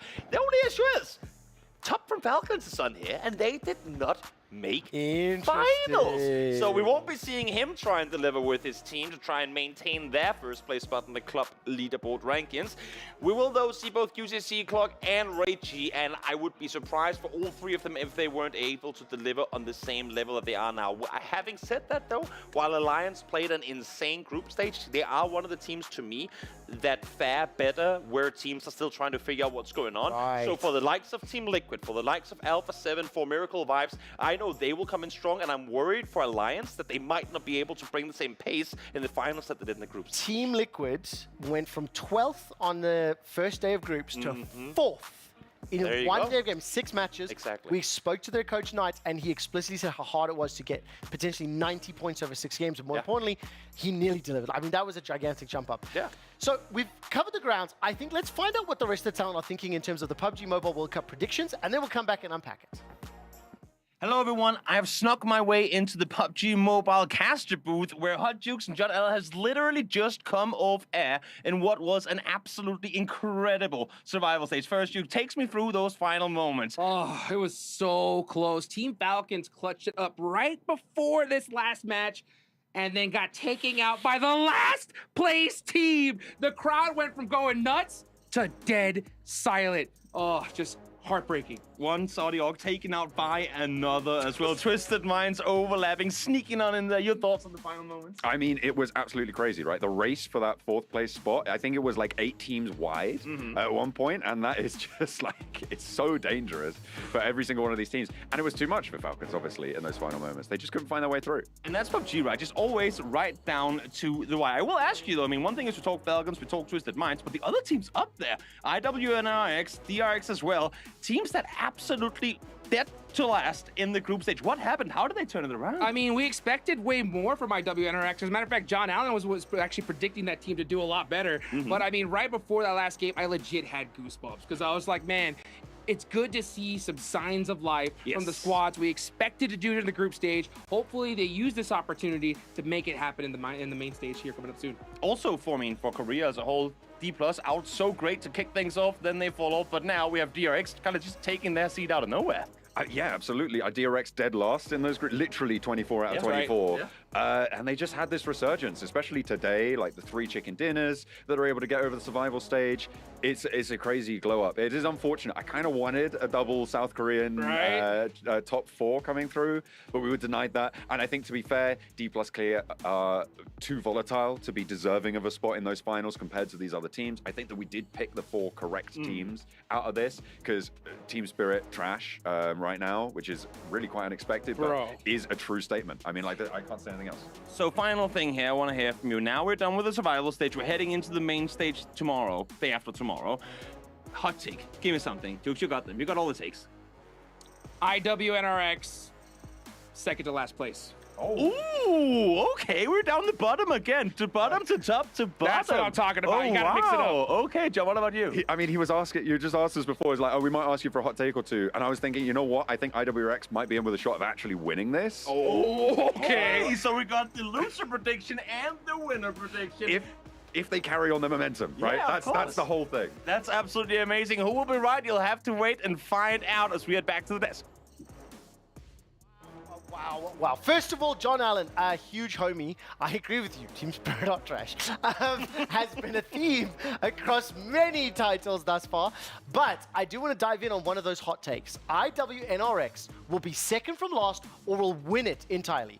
Jukes and Mr. Allen could not be further apart. How spicy of a take is that? I think they are both incredibly spicy, but they're also going off of the only thing we've seen so far. Group stage, second to last. Survival stage, first place. So I've put them right in the middle. They're going to finish 8th. So you gave me the most boring take. Who had the hot take? They win or they lose? I think the hot take is that they finish second to last. Okay. Of how they performed the survival stage.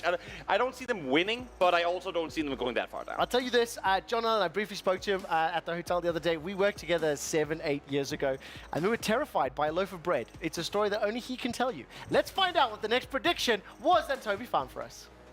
Hello everyone, I'm joined by Jackie, one of the casters of PUBG Mobile. The PMWC is ongoing and we are headed into the main stage. Of course, survival stage, a tricky one, but now in the main stage, we found our 16 teams. What are your thoughts on it as a whole? Are the teams gone through, the ones that you expected to? I don't think so, Toby. No? I think it kept us guessing the whole way through. Survival stage had some ups and downs. Teams that looked like they were really struggling in groups have had a meteoric rise. They look really good now. But I think the caliber of competition waiting in the wings, it's going to be hard to bypass. Okay, so I want to hear from you. A team that many people think will do well in the finals, but that you don't. Oh, that's a bit of a cheeky one, you know? Gotta give me something. Man, I feel like there really is a bit of a struggle bus situation with Reject for me. And I know Okay. there's a lot of rumblings that everyone out there globally thinks that Reject could do an awful lot of damage. And I would like to see them do damage, but I'm worried. They had a good start. Day one, came out swinging on groups. Felt like it petered out a bit. If they don't really course correct and straighten up, I think they could have bumpy waters. And a quick opposite one, team that everyone thinks is going to do poorly that you think might rise to the top. Oh. Just name drop. It's so mean. It's so Just mean. name drop. You No, got I it. can't do it. I can't do You it. I'm can't going to do give you it? the collective. Everyone's going to do well. Wow. That's what I'm going We're for. I'm gonna all sit here right on for the fence. harmony, good times. Well, that's it for us here. Now back to you. Mate, Jackie, mate, get yourself a bottle of water there, love. Fantastic prediction. But honestly, one of the nicest guys, down to earth, little chat there as well. And Yeah. Reject, he reckons they're going to poop the bed. Yeah, I mean, probably not too far off. I think they did struggle. I was a little sad that he didn't give me a spicy take to finish things off. A team that everyone likes that he doesn't think is going to play well. Especially with an accent like that. Everyone where he he's could from have gives dropped spicy anyone takes. and they would have forgiven him, exactly. Didn't want to go through with it. I might have to ask him again tomorrow, see if we can maybe poke him a little bit Do you more. know, I'm starting to think that I think the PUBG Mobile World Cup has probably got the nicest sounding accent collection out of everybody. Thank you. It's quite wide and varied.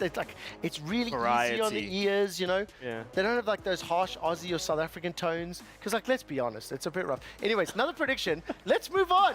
Who else did you speak to, Tobias? Hello again, everyone. I'm joined by Blank, one of the casters from PUBG Mobile, who has had the pleasure of bringing you all the action through both the group stages and the survival stage. Well, now we're heading into the main event. I've told some of the other guys earlier in terms of predictions on who they thought would go through compared to who ended up going through. What are the biggest surprises to you when we look at the 16 teams that are in the finals? Probably Twisted Minds out of all of them, because they didn't have the greatest of group stages, and I didn't really expect too much from them, but they actually played an insane game, some really good rotations overall. I mean, they just cheesed the high ground with Mr. Ratto Boy the entire time. And what better than kind of clutch your position in the very final moment of your final game? I believe they beat Falcons by just 1 point. Yeah, I think a lot of people are upset that Falcons are going home. It's a really big deal. I mean, these guys are on track every single year at PMGC, just came short, and I think this last year has just been very unkind to them. Definitely has. Now, I want to just hear from you quickly, who's going to win this whole tournament? I went with Team Liquid, man. I'm going to stick with Team Liquid. I think they've got a really good roster. I think they've got a great organization behind them. They didn't look their greatest in group stage, but they sauntered through basically a man down every single time. And lastly, who do you think is a team that maybe people don't have big expectations from, but could surprise? Well, this is a weird one because I'm going to say Tiamba, even though they did really well during the group stage. I think a lot of people didn't expect a lot from Tiamba, but China's coming out swinging there with that team. I actually think that they could give a lot of teams a good run for their money, which no one really expected. Yeah, good. Well, that's it for us. Now let's hop back on the desk. Thank you so much, Tobias. You've been with me for 2 weeks. You said go back to the desk. We don't have a desk, bruh. We've got a coffee table. Okay, It's the same. out here, you look Just at habits come over a couple of years. Let's zoom out. Obviously, you recorded these interviews yesterday. Survival stage wraps up. You actually, interrupted some of the casters, like their break time to chat. They've had a day off, and you've had a chance to digest those thoughts. What do you think about the predictions? And also, can I commend you on that question? Which team do you think will not step up to other people's expectations? I think that's beautifully worded. What do you make of all three of the interviews we just ran? I will say, for the sake of outing all the guys that I talked to yesterday, they all safe-balled it incredibly hard. They weren't spicy, I feel like, enough to, especially when we have such a high caliber. I don't know, team. Jukes going IWNO. Well, okay, fair enough. John and Jukes, they were there, they were all right, but Jackie and Blank, I gotta get to them at some point over this weekend to get some more spicy takes, because yes, I like what Tiamba did, and I agree with both of them in their takes, but I feel like there are so many teams in this grand final. It is, as I said, one of the most stacked grand finals we have had ever in global PUBG Mobile. So the likes of 4 Miracle Vibes, Alpha 7, who is currently our #1 team globally on the global power rankings, weren't mentioned at all. Wow. I'm just curious to see how things are going to play out, but I also agree with them in the sense that it's incredibly hard to predict because there are so many good teams. I just can't believe everyone but me are sleeping on Boom because they're just going to win the whole thing. There you go. There you go. I went Alula. No one's speaking about them either. IHX. I won't see how that goes. But just one last question before we do go to a break. Mac, what do you make of hearing the different interviews? Now, we've heard from MLBB Talent. We just heard from PUBG Mobile. You had the pleasure of speaking to some Overwatch folks as well as Counter-Strike last week. Is there differences in how the casters actually answer these types of questions? Yeah, well, they're just yapping. Okay. Like, they're just yapping, man. just lose interest so quickly. Maybe they're yapping because you don't understand the context. Yeah, because it's 5 minutes long and I'm never getting that time back. I think there was a lot of fantastic content and I wasn't quite sure where that was going. But we're going to go to an ad break, the last one of the day. We're into the last 30 minutes of the EWC Central here for Thursday's broadcast. When we come back, we'll obviously do some updates and start to close out the day. Don't go anywhere. EWC Central, we'll be right back.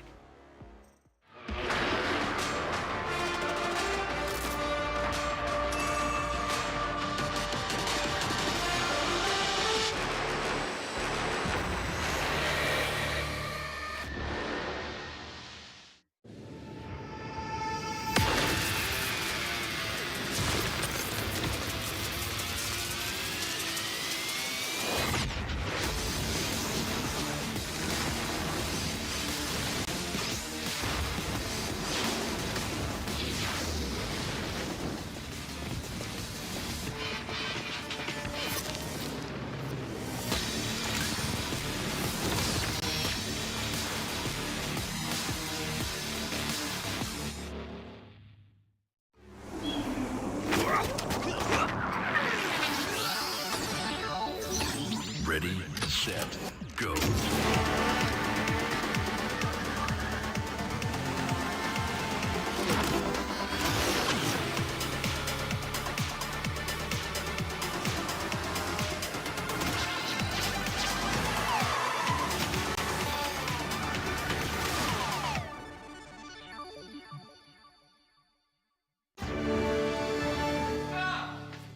You ever wondered how a Hollywood movie is shot? On a Sony. You review it on a Sony. And how do you make that sound epic? You record it on a Sony. Lunch break on a Sony. So why wouldn't you watch it on a Bravia by Sony?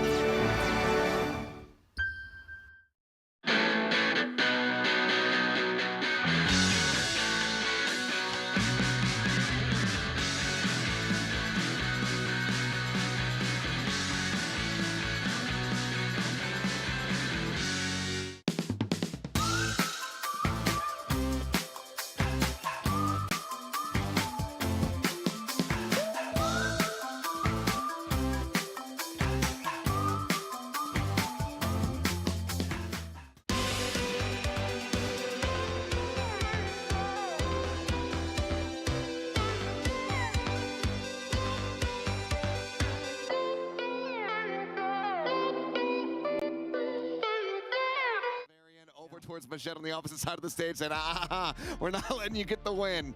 So we'll see though what the change-ups potentially going to look like here for either side when we come, after we send it down to the analyst desk in just a bit, because I'm expecting to see some more fluctuation in the roster from Falcons. Well, I think Falcons can just go back to Hanbin anytime, go back to field anytime. I'm not necessarily saying that Smurf and Majed were any issues here. I just think that they didn't play the right things correctly in the beginning. They probably should have looked at the Brig and Smurf, Winston a little bit quicker, even if you want to go to the Doom a little bit quicker. But we're looking at a situation where what was winning for Falcons was Hanbin, was, all of Hanbin's off-tank picks. And if we get back into that position, then it becomes really difficult. You can't ban Hanbin out, by the way. You have tank bans available if you're TM, but everything you ban away from Hanbin, you ban away from TVNT, and Hanbin will just play the next best thing. So you cannot actually force Smurf to come back in, and Falcons can take him out and still put themselves in a position where they can beat you again. Yeah, I mean, after 2023, Hanbin, he was just like, okay, I can now play everything, because he was the lone tank that they had over on the side of the field. Had to start to pick up, things like the Winston and whatnot, as well as just his vast plethora of off tanks. So it was a good year for him to just go ahead and be like, okay, well, I am now indomitable. You cannot ban me out. You cannot stop me from playing on just about anything that I want. So Hanbin is coming back, guys. It does, it does make things a little bit more difficult for TM, but we'll see what they're going to be able to do, depending on what the map pick as well is going to look like for the side of Falcons. So excited to see where they decide to take us. All right, well, let's see what the desk has to say about all of that. All right, thank you very much. Coach Avril has spoken. Hanbin's coming back in. It's all wrap it up, guys. It was nice. It was nice that we had Smurf and Sir Majid to come out. But yeah. The games are over. Twisted Mind got their win. Yeah, Avril has spoken, everyone. Yeah, I mean, it's kind of interesting. There's some fun spins on this match, some obvious spins that people might be, pointing fingers at. But let's talk about the good here. Yeah. I think the good here is that we've seen already through day one and now day two that when you go to control and you go to Flashpoint, things are a little bit more volatile. Twisted Mind lines in the series. They look the best on control. Now we go over the flashpoint, and they're just able to be more aggressive. They don't have to worry about going through like really hard set plays. We saw Quartz have a very, very good game. Yeah. And as well as TVNT, I mean, it's easy again to look at some of the subs here and go like subs, but I do legitimately think Twisted Minds like just look better on the map, period. Well, briefly about the subs, there was just a couple moments you could pick up that it's just hard to come in cold because there was a couple of huge anti-nades that come down, but then Smurf was not quick enough with the cleave. It was anti-nade on 5 people, cleave not there to clean it up, just so close to being a fight win. But what I liked was the teleporter mining games that we actually saw coming into play. There'd be a teleporter and it's a fake, but that draws Smurf up through it. But then sometimes there's a teleporter and you've got the Brig waiting back, D.Va comes through, they pop the rally, D.Va gets stunned, D.Va gets picked off. There was so many micro little interesting games with the teleporter stuff that was happening, and they were running that composition Twisted Minds was that they're very good at, but then there was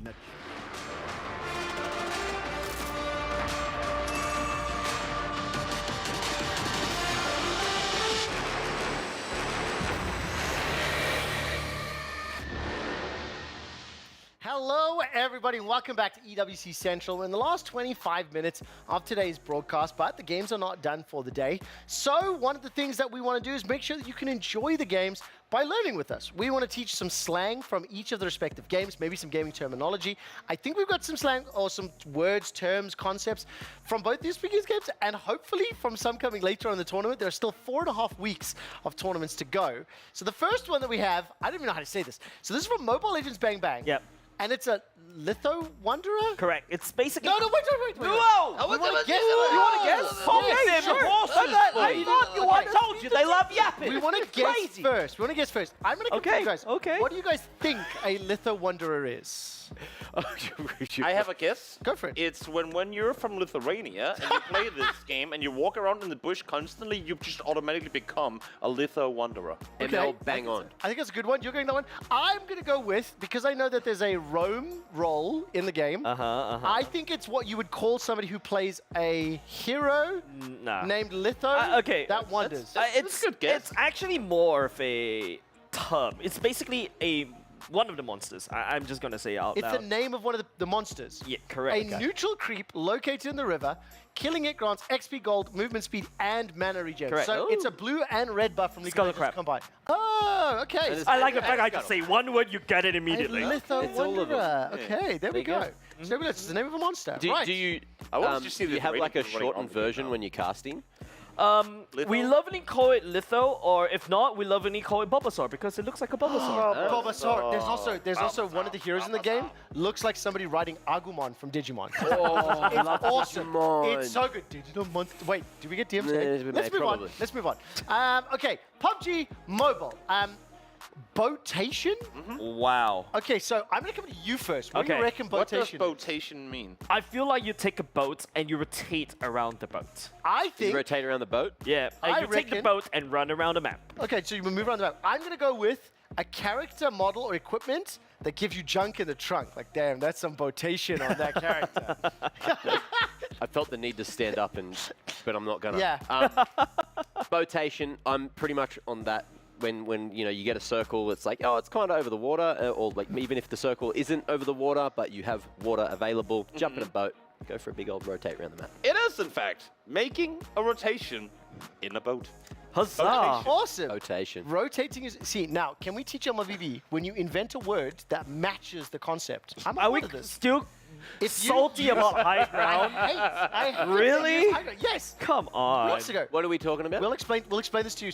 What is high ground in MLBB? This is a bonus. So for high ground, it is basically a strategy that we use in order to basically hunker down. The way you do it is to have heroes that could just wave clear quickly, so you technically have the high ground in defense, so people find it very hard. Does verticality? No. Trevor, it evens out. It's like pushing, it's wave pushing. Trevor, it evens out because at least they also have something named low ground, right? No, move on. So, my point is there a moral high ground? This was a bonus one. They don't even have that either. They just stole a word and then changed it. And yes, I am salty. Sue me. The next one is Overwatch 2. Okay, this is pocketing. Maybe Toby or or Jays, do you guys ever guess pocketing? Ooh, I have an idea. Okay. It's when you... I have no clue about this. This is just like a hip-fire shot. You have your ult ready. Yes. But you're saving it for something, like for the bigger fight. That's a good idea. Therefore, you're pocketing your ult. Oh, I'm gonna one-up you, Toby. It's keeping your ult for the next map that will never come. That's really good. Ooh, what about you? Do you know? No, I haven't got a clue, but I'm going with Jays. I mean, you're pocketing, and it's a wasted ult. You're all incorrect. What is it? Okay, what is it? It's essentially, say if you are a Mercy or a healer, usually it's something you would do in duo queue or in specific roles if you're a Pharah and a Mercy. And you then have a Mercy that just heals or stays on one other hero or the tank, you know, say for the Ana, and you just permanently heal the tank because it's your mate or whatever. But it's essentially just focusing. MLBB, we have something like this, but it only works for one character. No, it's not like for low Yumi. ground. Yumi is a pocket. Yep, pocket Yumi. Okay. Pocket Yumi. So, now, next week, we have Apex Legends. I believe it's next week or the week after. And for Apex Legends, there's a term in there called batting, right? So it's a battle royale. I'm going to come to Toby first. What do you think batting is? I feel like it's gotta be one of those kill animations where someone whips out a baseball bat and just whacks the person down. That's my guess. Okay. In Apex? Yes, in Apex, batting. Do you know? Take a guess. I can't think of anything appropriate. Mac, you are a professional who is being paid to be here. Oh, to do true. his Well, job. yeah, I'm going to go on that sort of bandwagon. Essentially, like I did in PUBG last week, you see someone going, you beat them down, but you could probably have a bat and do it. What do you reckon? So PUBG has a pan, right? Yes. Frying pan. Apex probably have a bat. It's probably like the worst case. Like, it's a Okay, I'm going to tell you right now, it has nothing to do with melee attacks. Okay, can we go again then? I'll give you one last guess. What do you reckon? Jump if you get some quick ones. I have no clue. I literally just cannot. It's in Apex Legends. Oh, it's if you're in a cave with bats there in it. That actually is possible. There's spiders as well. But that's not what it is. Okay. In Apex Legends, every character has shields. Like in Modern Warfare, you have armor.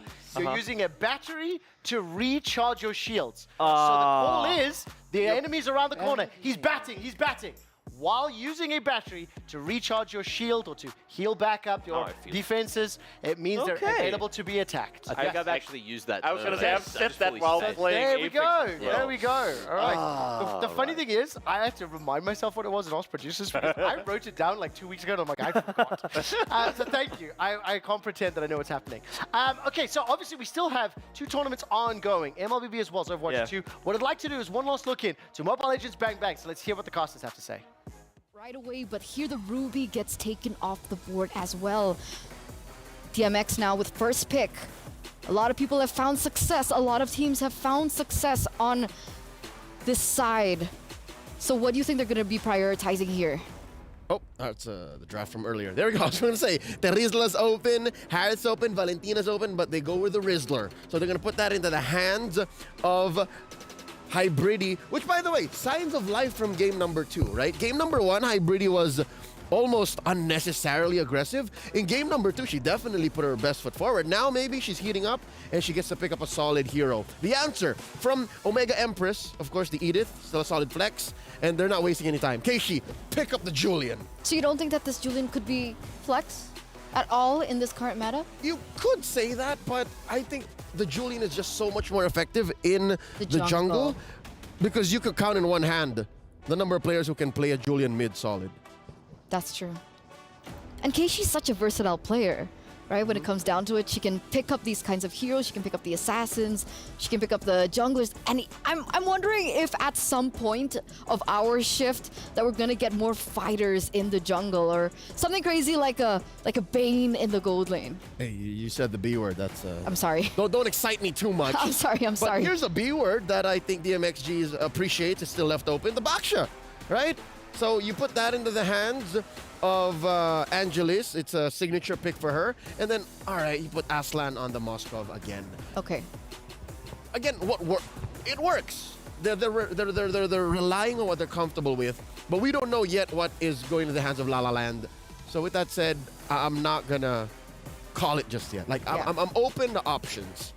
But the Vexana gets taken here by Smart Omega Embers. And then they're going to ban the Val! So, let's think about it. Zuxin's banned out, Vexana taken. If Valentina gets banned here, what are our options? We've seen an Aurora being played yesterday. Is that a good source of damage that can aid Aslan? I guess, but it's not the kind of hero you want to see on La La Land. It's a very one and done kind of hero. It's a very, okay, I'm ready or I'm not ready. I don't know if the Lilia, Nana, Kagura? She showed up a few times already in MWI. There's a hero we didn't see get banned out and we didn't call out to, the Lu Yi. All right, that's a La La Land hero. That's a hero that I think she would do well with, because again, the potential to just spam all the damage, but yeah, if the Val doesn't get banned out here, Omega Empress is ready to play with that. They're ready to open it up and counter it one way or another. And that's definitely something that is a good pick, a good priority for DMX right now, right? Seeing as you have the Vexana on the other side, you also have the Edith on the other side, and there we go. Out the window, Valentina gets eliminated. Fundamentally speaking, that was the right call. So, what about DMX now? Xborg eliminated. Is CC going to be next? It looks like they're trying to protect this Terizla, trying to give... Thank you so much. We're going to find out what happens in the course of that game in just a few minutes' time. But I think for now, what I would like to do is dial into the EWC catch-up, powered by STC.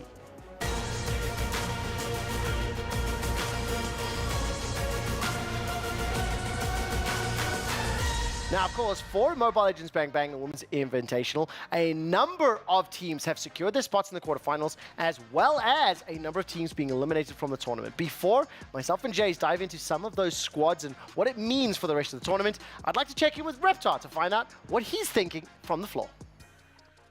Hey Central, here are the quick updates for Group C as of now for MWI 2024. So VSG of EECA and Xeno Lilies of Vietnam both have swept Falcons MENA, meaning they are out of the tournament. However, those two teams that I mentioned will actually be playing a tiebreaker matchup, and actually it's happening right now. That is a best of one, but what they will be fighting for is the top one seed, as both of them have already secured their knockouts slots. So all the best to them, and that's it from me here. Thank you so much, Reptar. That tiebreak is going to be incredibly fascinating between Xenoli's Victory Song Gamers. Remember that there are two teams from Team Falcons competing here, but only one of them could have secured club championship points. Now only one of them is even in the quarterfinals.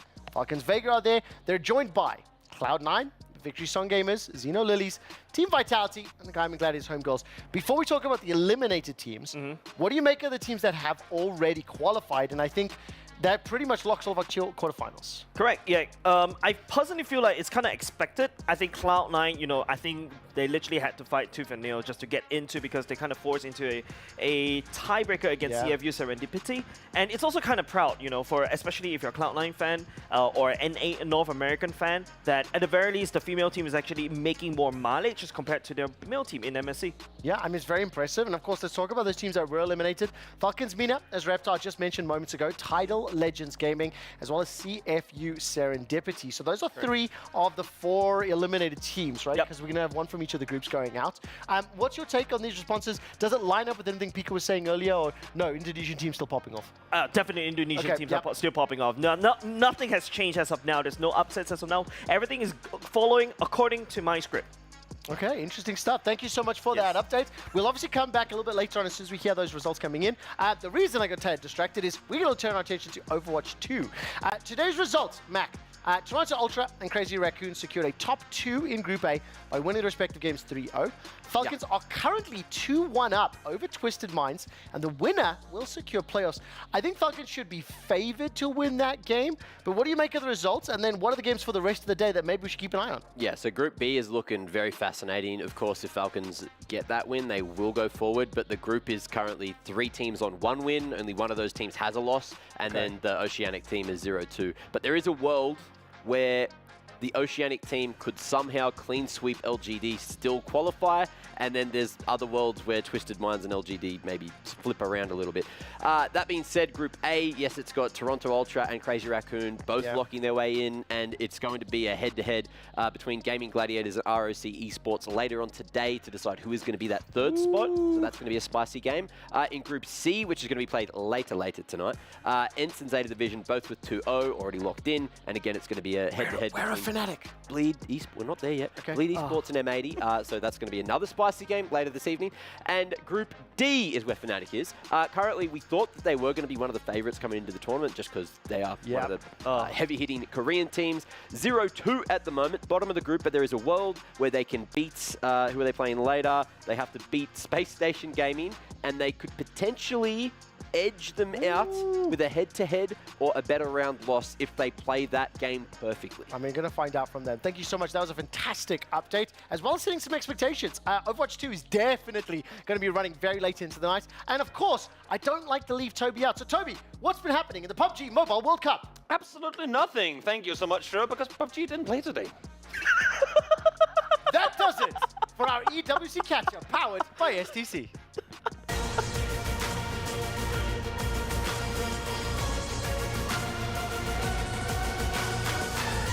I love so much about Jay's reaction to that is you haven't seen that, I imagine.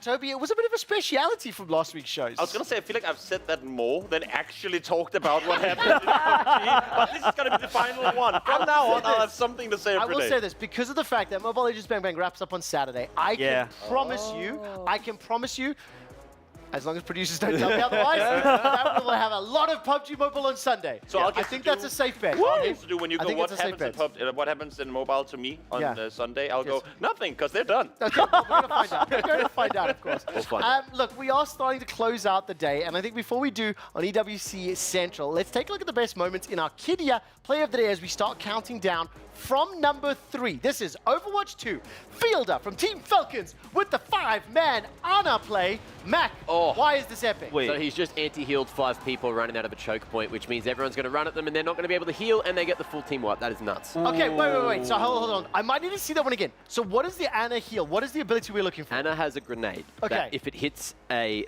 teammate, it will increase healing, but if it hits the opponents, they're not allowed to heal. Okay. And you'll see it's happening right now. So that's the grenade.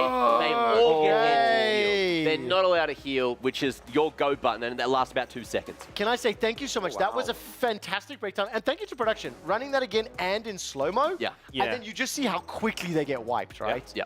Okay, nice. Awesome. So that was number 3. Number 2 play comes from the Women's Invitational, and it's Kiowai from Victory Song Gamers goes Maniac. What does this mean? So Maniac is basically killing 4 people and getting that credit in a row. So we're looking at Kiowai, which is basically the jungler, if I'm not mistaken. Okay. Look for her, actually. Yes. On the far right. Julian, on the far right, right? So Julian is actually a really prior pick, and it's really done set up. And you cannot see her. Basically, she's zooming around. It's a very high mechanical assassin player that she was able to pull off against Xeno Lilies, and it's really wonderful job because even I can play that hero well. And again, Mobile Legends Bang Bang, using a word that exists instead of just saying quadra kill. More importantly, gentlemen, Toby, you've obviously got a bunch of MOBA experience. When you see MLBB, what do you think? Like, to me, the speed of the game is just so unforgiving. The time to kill seems exceptionally low, so like punishing mistakes is pretty much instant. There's no response time. If you're out of position, you just... Mac, do you reckon, the Old Boys Club, do you reckon we could play this game? Maybe. What's it like online when you're on like about 100 ping? That's horrible. Okay, great. So that's a no. Yeah, Australia's wrecked. Australia's wrecked. And your number 1 Kidia player of the day once again comes from Overwatch 2, and it's someone from Toronto Ultra goes pop off with the Winston. I don't know who it is though, because it's someone. Who? It's someone's Winston. The guy's name's someone. Oh! Yeah! That was like a you joke again. Yes, this is obviously a joke, but I love seeing and I love hearing the comment. Honestly, if you just listen to the broadcast when they do that, someone gets the kill, someone with the ult, someone knocks them off. Who? Well there should be another player on his team called Honestly, you should straight up ban that name. That does it for EWC Club Championship Update that was brought to you by STC. We didn't even talk about it.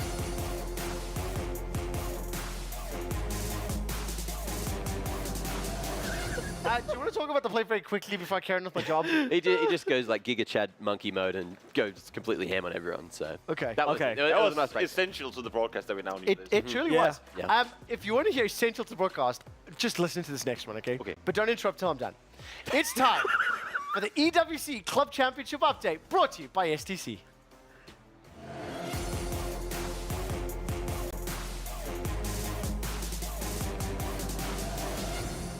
And of course, it's week 4 in our EWC Club Championship. And of course, to bring you the update, there are no changes in the top 10 since the start of the day.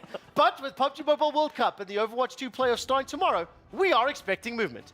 Here is the table of standings that have not changed today.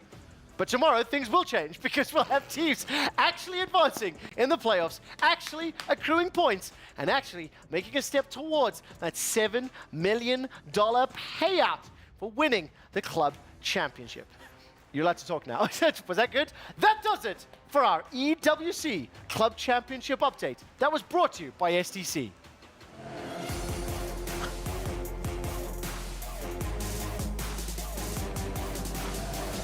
Can I tell you something? I have had one of the funniest days that we've had on EWC Central. We obviously have a new time slot, and we're having a little bit of goofiness. We don't even have 3 games playing today. I mean, Jace, what's your reaction? It's obviously your first you know, after when you give that update, I was having a philosophical debate with myself. Is that even an update? Yeah. Yes. News is good news. I was confused why we didn't get Toby to do it, because whenever there's nothing going on, he seems to be the one that's like, yeah, Can I tell you something? So it's a little bit of like behind the NBA, inside baseball, whatever it's called, right? Whenever we do those segments, especially the short ones towards the end of the day, the hope is that I deliver it well and cleanly, and then we clip it out and we send it to the broadcast. So I think it's hilarious if other games and other streams get a 1-minute video of me going deadly serious. There are no updates. They're never going to know the setup that we've just had. And 3 people giggling. I'm hearing the control room. There's at least 10, because I can hear the control room laughing when I'm getting cues as well. Okay, look, we've only got a few minutes left. There's still some games going. Toby, how has your day been, my friend? Absolutely phenomenal. Back to last week, I set out for all the talks with all our amazing guests. I got to look at them from afar, enjoy some downtime, watch you guys talk about your different games. But I will say this, having both MLBB and Overwatch representatives here to kind of help you out with your expert roles, I got to learn a lot today. And of course, we're watching Overwatch 2. Toby, what's something you've learned from teacher Mac that is in Overwatch 2 today? That Soldier 76 is super cool, and that the robot scratches his butt. Oh, awesome. We haven't actually seen that much. By the way, does it actually scratch its butt? Or was it a joke that Jake made? I'm sure it would when it's standing there and not doing anything, but I am not usually focused on the robot's movements. It could be Jake's think to myself, I think Jake just said that as a colloquial term. I don't actually think it animates scratches. No, because that's the starting point. That's the starting point. That was a really good timing. All of us forward. I think he was saying it was when it hits that checkpoint, when the barricade hits the checkpoint, he does wait for a moment, so that is when it would happen. Okay. So I think we're not going to see it. Don't get too excited, because we are going to check out the Amazon Arena. This series and the rest of Overwatch 2 is still going to be continuing. Twitch.tv/EWC_gold. I like gold. Now when we jump into Amazon, this is the MLBB Women's Invitational. Mac, what have you learned about MLBB today? that it uses terms that don't make sense. Are we still harping on that? Oh, sorry. No, I'll go with something else. I'll go with something else. All right. It's full of yappers.